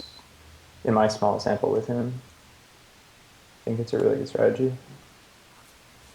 Really gets people out of their comfort zone. This will be a check call. And not an easy thing to get Timothy Adams out of his comfort zone. I mean, I think people can really We'll see check again. how brilliantly analytical his mind is. Both of them, really, obviously.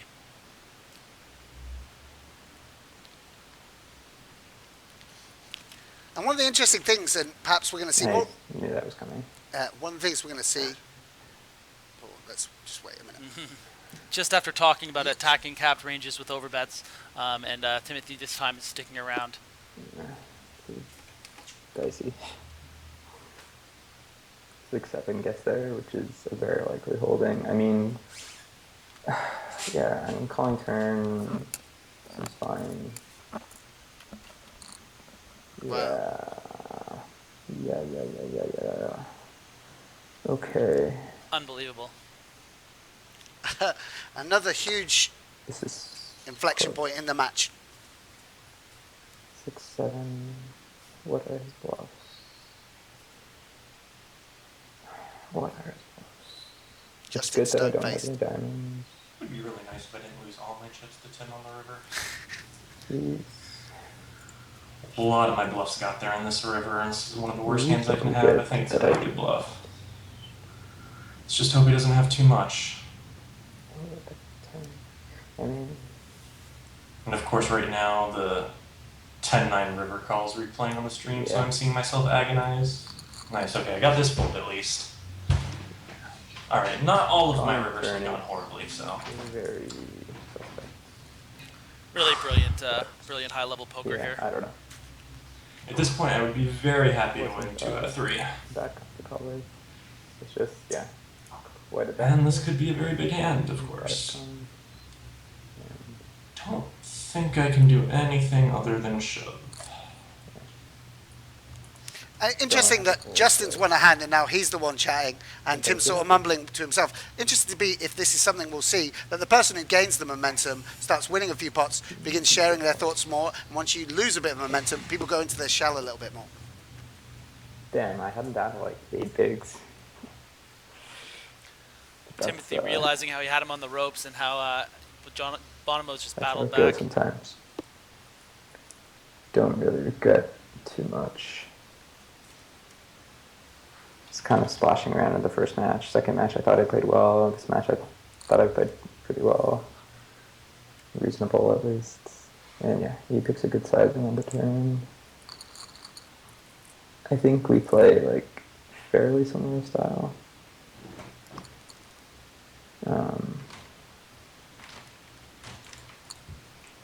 Yeah.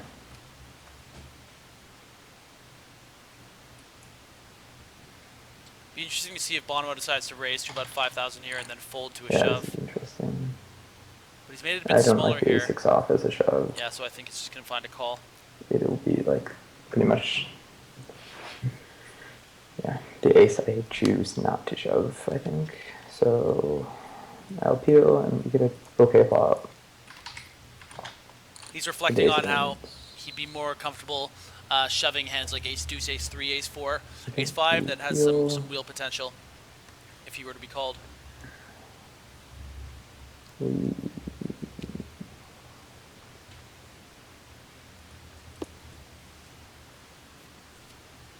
So fun fact, I have 6.5 minutes on my clock and I actually have absolutely no idea what happens when I run out of time. Let's hope that doesn't happen. Interesting.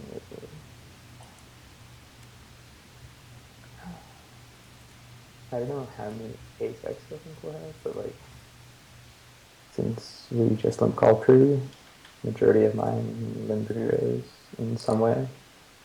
This is just like an easy call, and we're just expecting as a bluff to have like 9 hands. I don't know. Check. Chop chop. Fair enough. I just said he might have 9 high on the river, which he might. We're gonna raise this up. And hope he shoves, but no. So both players getting a little shorter now. Justin with 20 big blinds, you can see.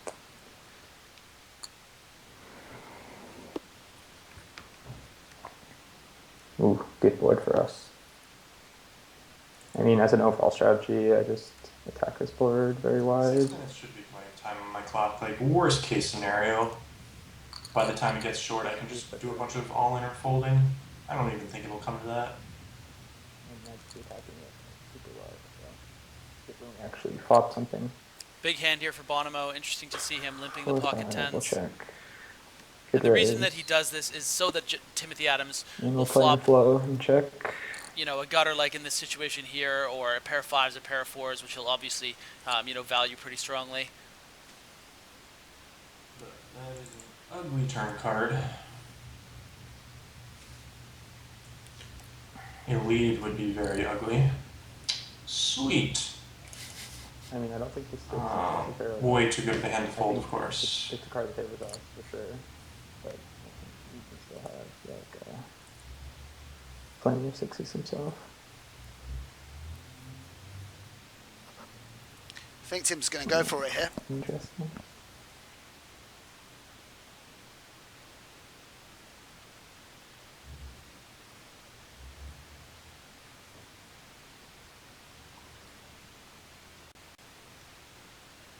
Yeah, I don't know. I just totally wimped out.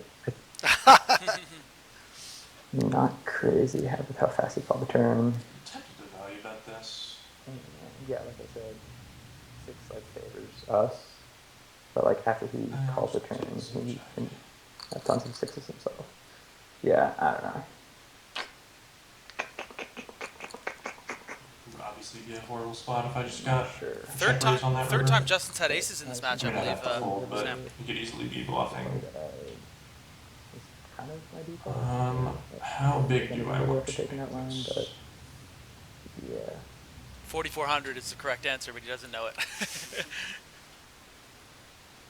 I don't know. I think his range is like fairly strong by the river.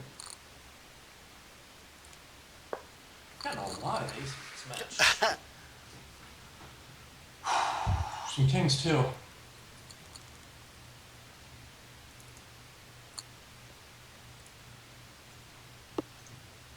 We'll check our queen high.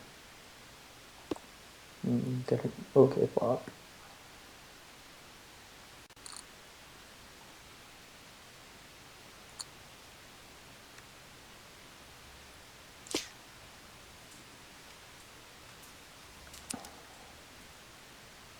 Justin's going to barrel again here, we imagine.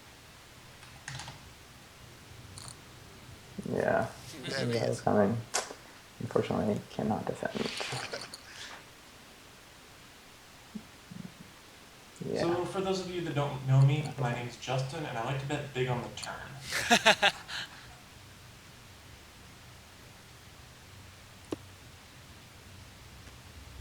Two great hands here and an action pot pack flop here. Again, the blinds are, yeah, as Timothy just remarked, 1,224 big blind.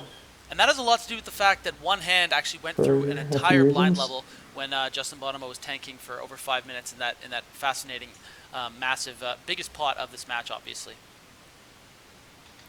Interesting that this went check-check, isn't it? This is a small bet for me on the turn. Gotta be worried about that 5 for him. Alright, now I beat nothing. So if he has like 10-6 or something and just checks back.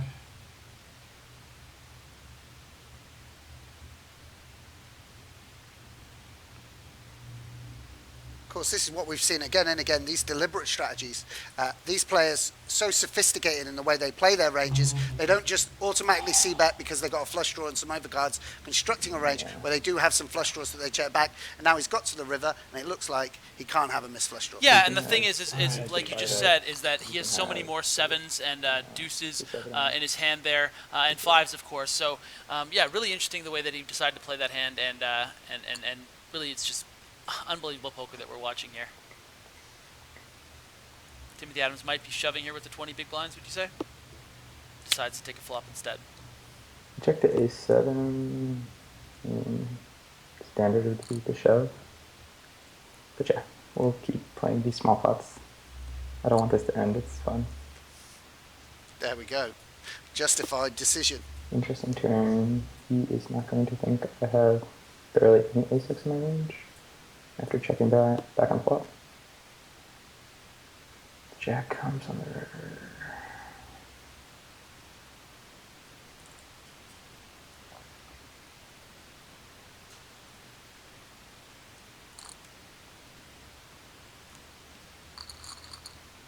Strange that he would pick a big sizing there when the jack came and the flush draw came in. Under 4 minutes. Wouldn't have thought he had many bluffs there. For sure. Play quickly. It's second nature to just like auto tank for, 4 or 5 seconds on the turn before doing what I know I'm going to do. But that is a luxury when you're under 4 minutes on your clock. Although I still have no idea what happens when I run out of time. None of us do. What do you think? Do you want to just clarify for the guys at home what will happen if he does run to the end of his time bank? He just has 2 seconds to act. Just a few seconds, yeah, and then so that's obviously a bit of a threat now that he had that big decision. But I would be. Sorry, we got actually a big hand developing here because Justin's flopped double gut shot, and Tim Adams with 2 over. Well, Justin now has a straight, and Tim Adams a flush draw. Wonder if Justin Bonomo elects to do the overbet situation again here. This is super interesting. I'm going to call once more. Tim Adams is going to want to hit a heart and not a 10 or a jack. One time. Really unlucky for Timothy Adams here, given the texture of this board. So I could consider checking here and letting him bluff with his missed flush draws. Wow. Probably has a lot of 1-pair hands that he's like check back on the river, which he could easily hero call me with any of those. Do not want him to just check back a 6 or 7. That would be disaster. A lot of his heart hands have pairs. If he has like the Queen of Hearts, shoving's pretty sweet. Yeah, I don't think he's going to bet often enough for me to want to check. So let's go all in and hope he has something.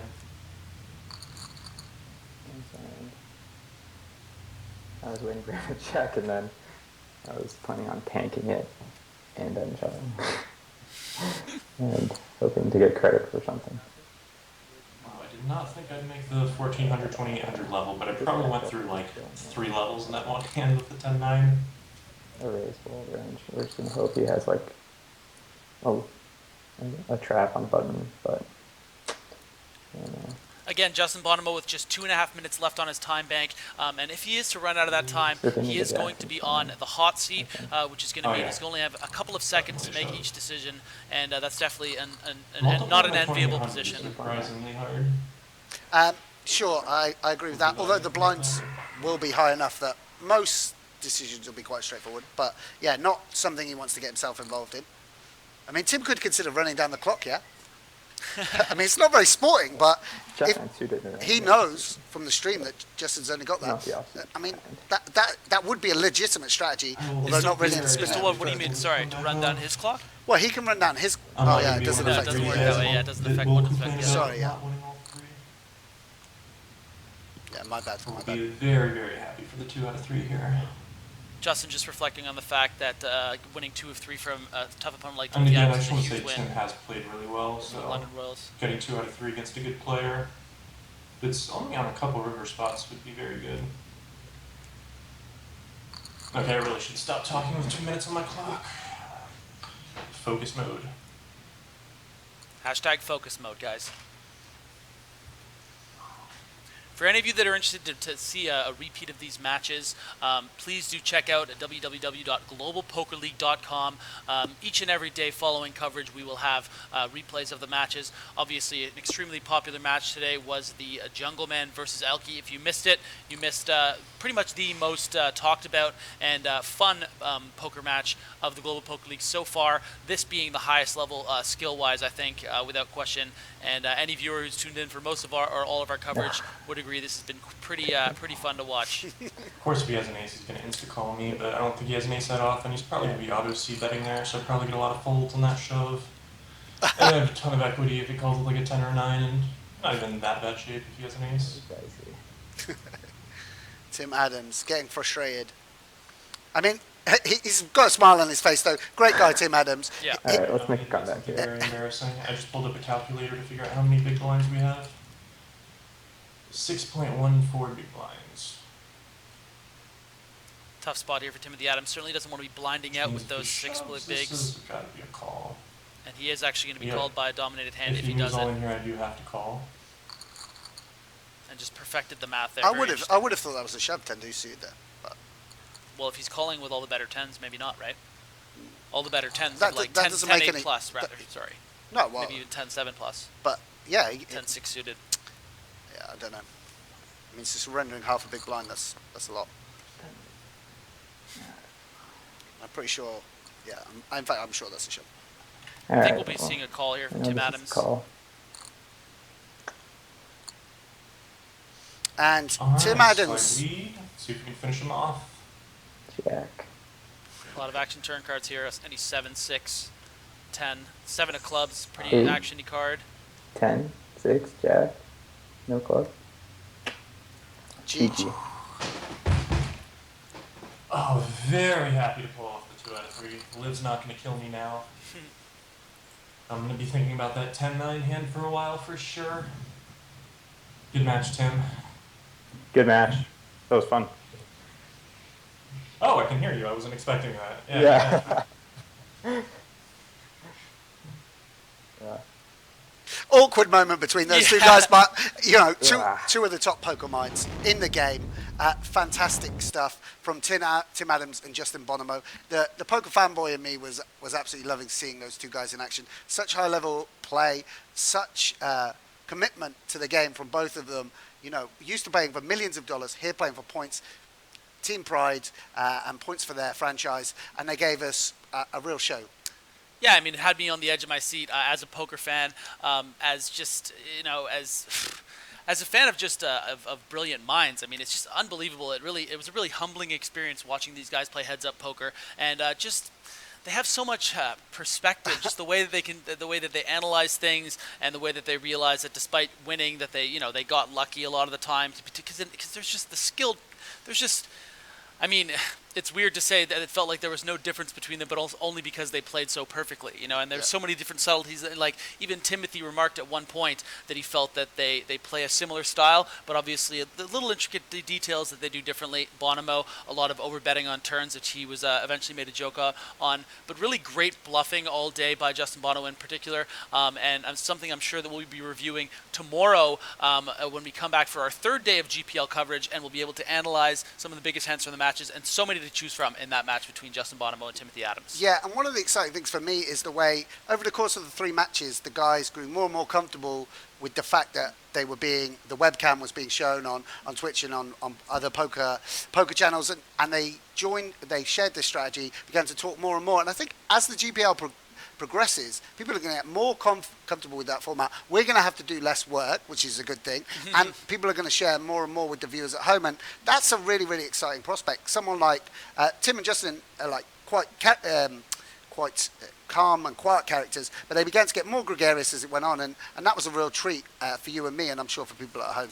Yeah, and please don't hesitate to interact with us and also at GPL on social media platforms like Twitter. We're very receptive to any recommendations you guys have, what you want to see more. After that first match between Jungle Man and ElkY, a lot of people just said, "Why are these guys talking? We just want to hear them talk." And ever since then, I think the product really spoke for itself. A lot of these matches, heads-up matches, what people are going to want to see is the interaction between the brilliant minds and the audience. Talking about their thought process, seeing the different emotions that come, especially from a character like Daniel Cates. So very happy to oblige the viewing community in that respect, and I'm just excited to see some of the matches tomorrow. Now I'm just chomping at the bit. It's just great stuff. Yeah, I mean, I completely agree. I mean, for us to here taking a sort of trying to take kind of a commentary role, it's very, very difficult because these guys are such great poker players, and I know for you, I know you feel the same. That like for myself, I'm like pretty humbled as a poker player when Absolutely. I see the level these guys are taking the game to, and it's been really, really insightful day of poker, and we've been treated to 3 great matches. Just to recap, see Randy Liu swept the board, making a great impression. Nanonoko for the Hong Kong Stars. Then we saw, a festival of poker with Jungle Man Cates. Welcome who we to the jungle. And overshadowed almost ElkY, but we shouldn't forget he won 2 of those 3 matches against a very tough opponent, and there a meeting of 2 great poker minds conducted in a very with such humility. The match was conducted, I think, as well, and that was a real treat as well. Justin Bonomo there victorious, getting 6 points for the London Royals, and Tim Adams putting 3 points on the board for the Rome Emperors. Yeah, and coming into that match, of course, the Rome Emperors and London Royals both had 6 points between them, so that was able to boost them into 3rd position in the EurAsia standings. Again, we're going to have our 3rd day tomorrow, another set of heads-up matches. It's been a long day for you. Finally again? Yeah, we have one more. You should put the glasses back on. Hey, because we have 3 days in a row. 3 days in a row, and we're going to be doing that every week for you guys for the next 7 or 8 weeks. And come on, like Jason Somerville, this guy just grinds every day, 70 days straight. I think we can do 3 days a week when we get to just sit there and watch poker like that. But absolutely exhilarating. But for now, let's send it back to the studio with Laura Cornelius and Eric Denny to talk about the day's matches. I'm Griffin Benger. This is Sam Grafton. We'll see you guys tomorrow. Well, thank you so much, Sam Grafton and Griffin Benger. Good job. They didn't have to work so much tonight, has to be said. That's right. I think we're going to cut their salary in half Yes. by next week, right? Oh, quick. Let's talk about them badly once they've left. That's right. So Justin Bonomo there taking 6 points for the London Royals against Timothy Adams, 3 points for the Rome Emperors. The games just keep on getting better and better. That 3rd match and a really unbelievable hand. Justin Bonomo tanking for about 4 minutes with a shot with that clock winding down. So Bonomo was getting panicky at the end, but just an incredible, that hand, he was such in bad shape after that hand, and he mounted just a great comeback, and Adams, there's nothing Adams could do. They were battling it out, so just an impressive performance by Justin Bonomo after that one misstep, although you can't call it a misstep, not knowing exactly what your opponent had in that hand. So just a great comeback. London sits on 6 points suddenly and are looking good. As the commentator said, this is really like top class quality poker to watch, and to actually see and hear what they're thinking as well. Any kind of amateur player watching is going to learn so much. I think so. I think after a while, we're all going to get tired of hearing this is a world-class match. I really do think that most of these matches will be that. So just intriguing to see. The Twitch chats were actually very interesting in this match. I think people really understanding, although the entertainment value might not have been higher as it was during the ElkY and Jungle match. But the pokertainment. But the smart abilities of both of these players, just analyzing hand after hand and almost feeling when the other would talk, the one would stop talking. So it's just pretty. The synergy between the two players was quite remarkable. And Tim Adams, at a few different occasions, did note that he and Bonomo are very much the same style of player. So that's probably why we could see that. For a while there, we couldn't hear Bonomo because of that big loss during match 3 when he was really down in chips. He quieted down quite a bit, and Adams started speaking up, and then the volume started going the other way. So quite intriguing to see 2 poker minds that are very, very much at the top of their game. I mean, you notice that a lot in live poker as well, when players are stacking up the chips. They're ever so loud, and then suddenly they lose their chips and they're like a little quiet mouse again. That's right. That's right. Now, we briefly talked about the time bank actually, because Justin Bonomo's time bank was going down. I think that was the fastest time bank I've seen. I've not seen anyone reach that low yet in the GPL. Yeah. So just explain what happens once they reach 0. We were all hoping that Bonomo would get to that. We wanted it, didn't we? An Adams comeback just to see how Bonomo would handle 2 seconds. Basically, the players put on a hot seat. 2 seconds for every single action. Once that 2 seconds is up, if there's no action being taken, the hand is automatically folded. So a major advantage to your opponent.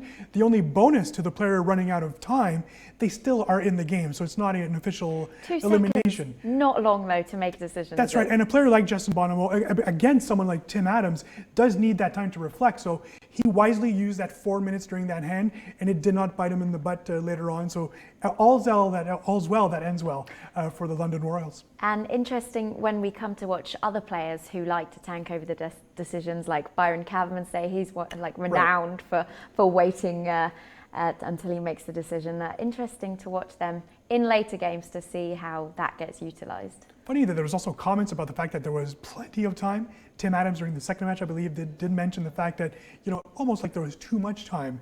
And then we saw in that third match, when it comes to big decisions, that's not the case. I think that first match between Jungle and ElkY, the epic long match, they would have been out of time by that moment if they would have spent 3-4 minutes on a single hand. But again, Bonomo needed that time. Unfortunate bad decision, or not the right decision at that point.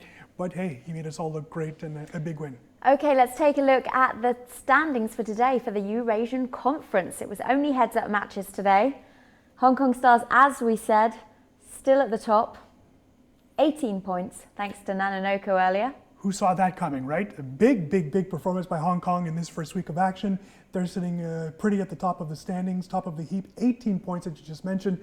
Now going ahead of Paris. Paris, who was #1 in the conference before the day started. So Paris still very satisfied with their 16 points, obviously. And then obviously because of the London Royals win, Justin Bonomo scored 6 points today. I think London Royals were 4th before that, so they were actually tied, both of those teams. Oh, London they were and both Rome tied, yeah. So I think each team getting at least 3 points, I think that's what they wanted out of this match. I think both will be satisfied with where they stand. One had to win, obviously, the third match. So London at 12, Rome at 9. I think both teams will be satisfied. Probably not extremely satisfied, but happy that they didn't lose out on all 3 matches. I think that was key for this matchup. And then Moscow and Berlin suddenly have some work to do. Those six matches next week become critical. Already a huge gap between the Bears and the Hong Kong Stars. 15 points between them now, so that's right, going to have to catch up next week, aren't they? That's right, and we keep on mentioning that it's still early, but I mean, if you start losing ground at some point, first won't be an option anymore. You'll just have to try to squeak into those playoffs, the top 4 teams making the playoffs. So it'll be interesting to see what happens in next week. Well, Hong Kong Stars obviously at the top of the table for this week for the Eurasian Conference. Their manager, Selena Lin, very happy lady, we imagine. She tweeted in earlier, what was that about being the underdogs again? Hong Kong Stars GPL, nanonoko, heads up, 3-0, hashtag we Sportify poker. I think we're starting to see that there's a little chip on the little shoulder of the Hong Kong Stars, and justly so, right? In every single ranking we saw, every analyst rankings that we saw, Hong Kong were at the bottom in most of these analysts' decisions, or I guess rankings. So it's justified in the sense that some of their players were not as well known as they were. There wasn't the Bonomos, there wasn't the Tim Adams. So, but I mean, they're really strong poker players. They play well on the APPT circuit, on the APT circuit. They travel all around Asia. So I think it's a misconception to think that they were not good players. They just might not have played on some of the bigger events. But I mean, they're showing their worth right now. And Dong Guo has not played for Hong Kong yet. He's one of the players that travels around the world, spends the whole summer at the World Series. So he does have the experience that maybe the others haven't. So that's another ace in the hole for Selena, possibly maybe being unveiled next week. Indeed. Let's take a look at a tweet from Philip Grusom, manager of the Berlin Bears. The real Philbort. This was tweeted after the second match. So they're still with 3 points, bottom of the table, but I think he means props, not probs. Props to my man, Jungle Man Dan, for the epic live entertainment and crushing ElkY at GPL. Yeah, he didn't really crush him. Well, I think Berlin is going hard at ElkY. I think this Paris-Berlin matchup, this might be the rivalry we were looking for. Yeah. We were trying to prod our friend Fabrice Toulier yesterday about a London-Paris rivalry, and he shot that down right away, saying he loves London. I don't know if he loves Berlin or not, but I think after tonight, there's some shots taken at ElkY by the Berlin Bears, which, funny enough, ElkY won 2 of those matches. So maybe Berlin-Paris becomes that one team versus team rivalry, or the first team versus team rivalry that we'll see throughout the season. I mean, ElkY did his job right after, so good on ElkY for getting that up. We have quite a few tweets from ElkY actually. After his match, he must have just got on Twitter and gone mad. So this is what he says. Good game, Jungle Boy. Won 2-1 after crazy games for my GPL debut. 6 points for the Paris Aviators. Thanks all who cheered for me. And this was Davide Kitai, who obviously did well for the Paris Aviators yesterday. In response to that, yes, very impressive last hand. That was because of the Jungle Man ElkY hand. And then ElkY writes back, thank you, Davide. Inspired by you. Hashtag so sick. So sick. So sick. I think we have a 4th one there. Oh, thank you so much. All this energy carried me to victory in that GPL game versus Jungle Boy. Paris Aviators for the win.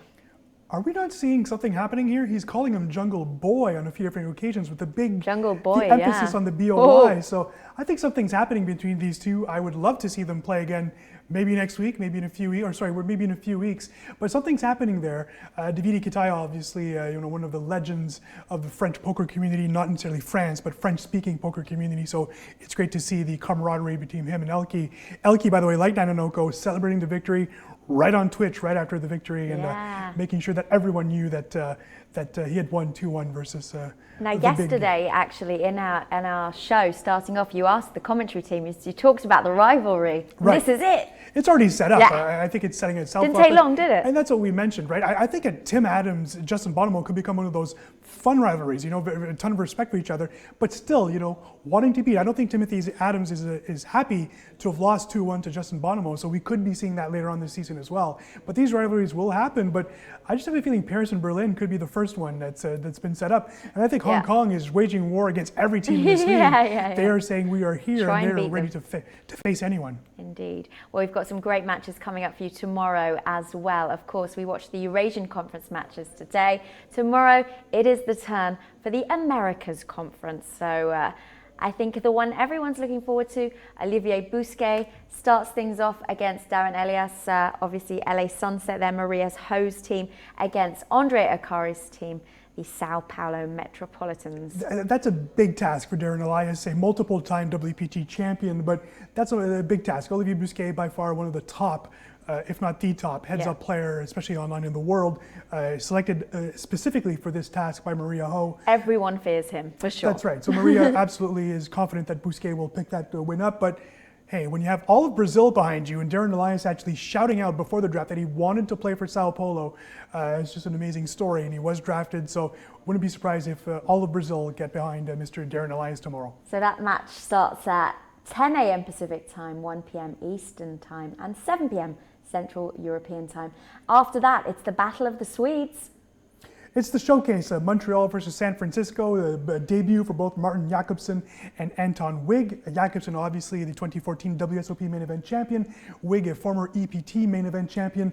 Wigg wanted this match, and especially Faraz Jaka. He was screaming at Marc-Andre Ladouceur, "Get me Martin Jakobsen."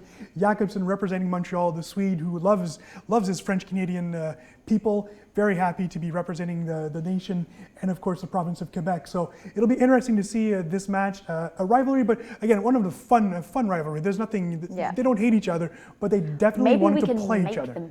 We'll make them hate each other. We'll set it up, Laura. We'll send some Skypes out tonight. That match kicking off at 12:30 p.m. Pacific time, 2:30 p.m. Eastern time, and that's 9:30 p.m. Central European time.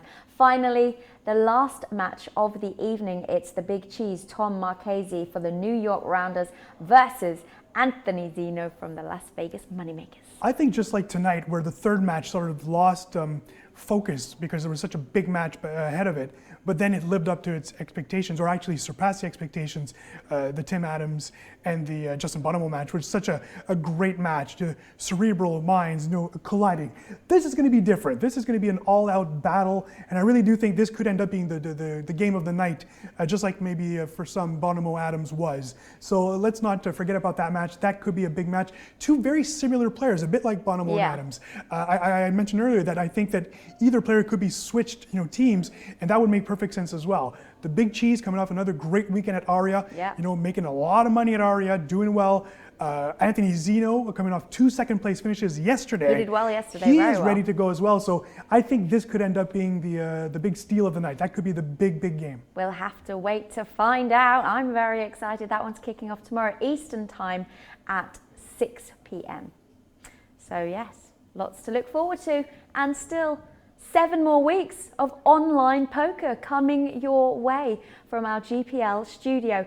3 nights a week, live every Tuesday for 6 Max, every Wednesday for I nearly said Eurovision, not Eurovision, Eurasian Conference matches, heads up, and then every Thursday for heads up from the Americas Conference. So all to look forward to. Join us back here tomorrow evening. We'll be starting the pre-show, ready for that first Americas Conference heads up match at 1 p.m. We'll be starting the pre-show around 12:30 p.m. Eastern time. Eric will be there. I will be there. Have a good night. See you then.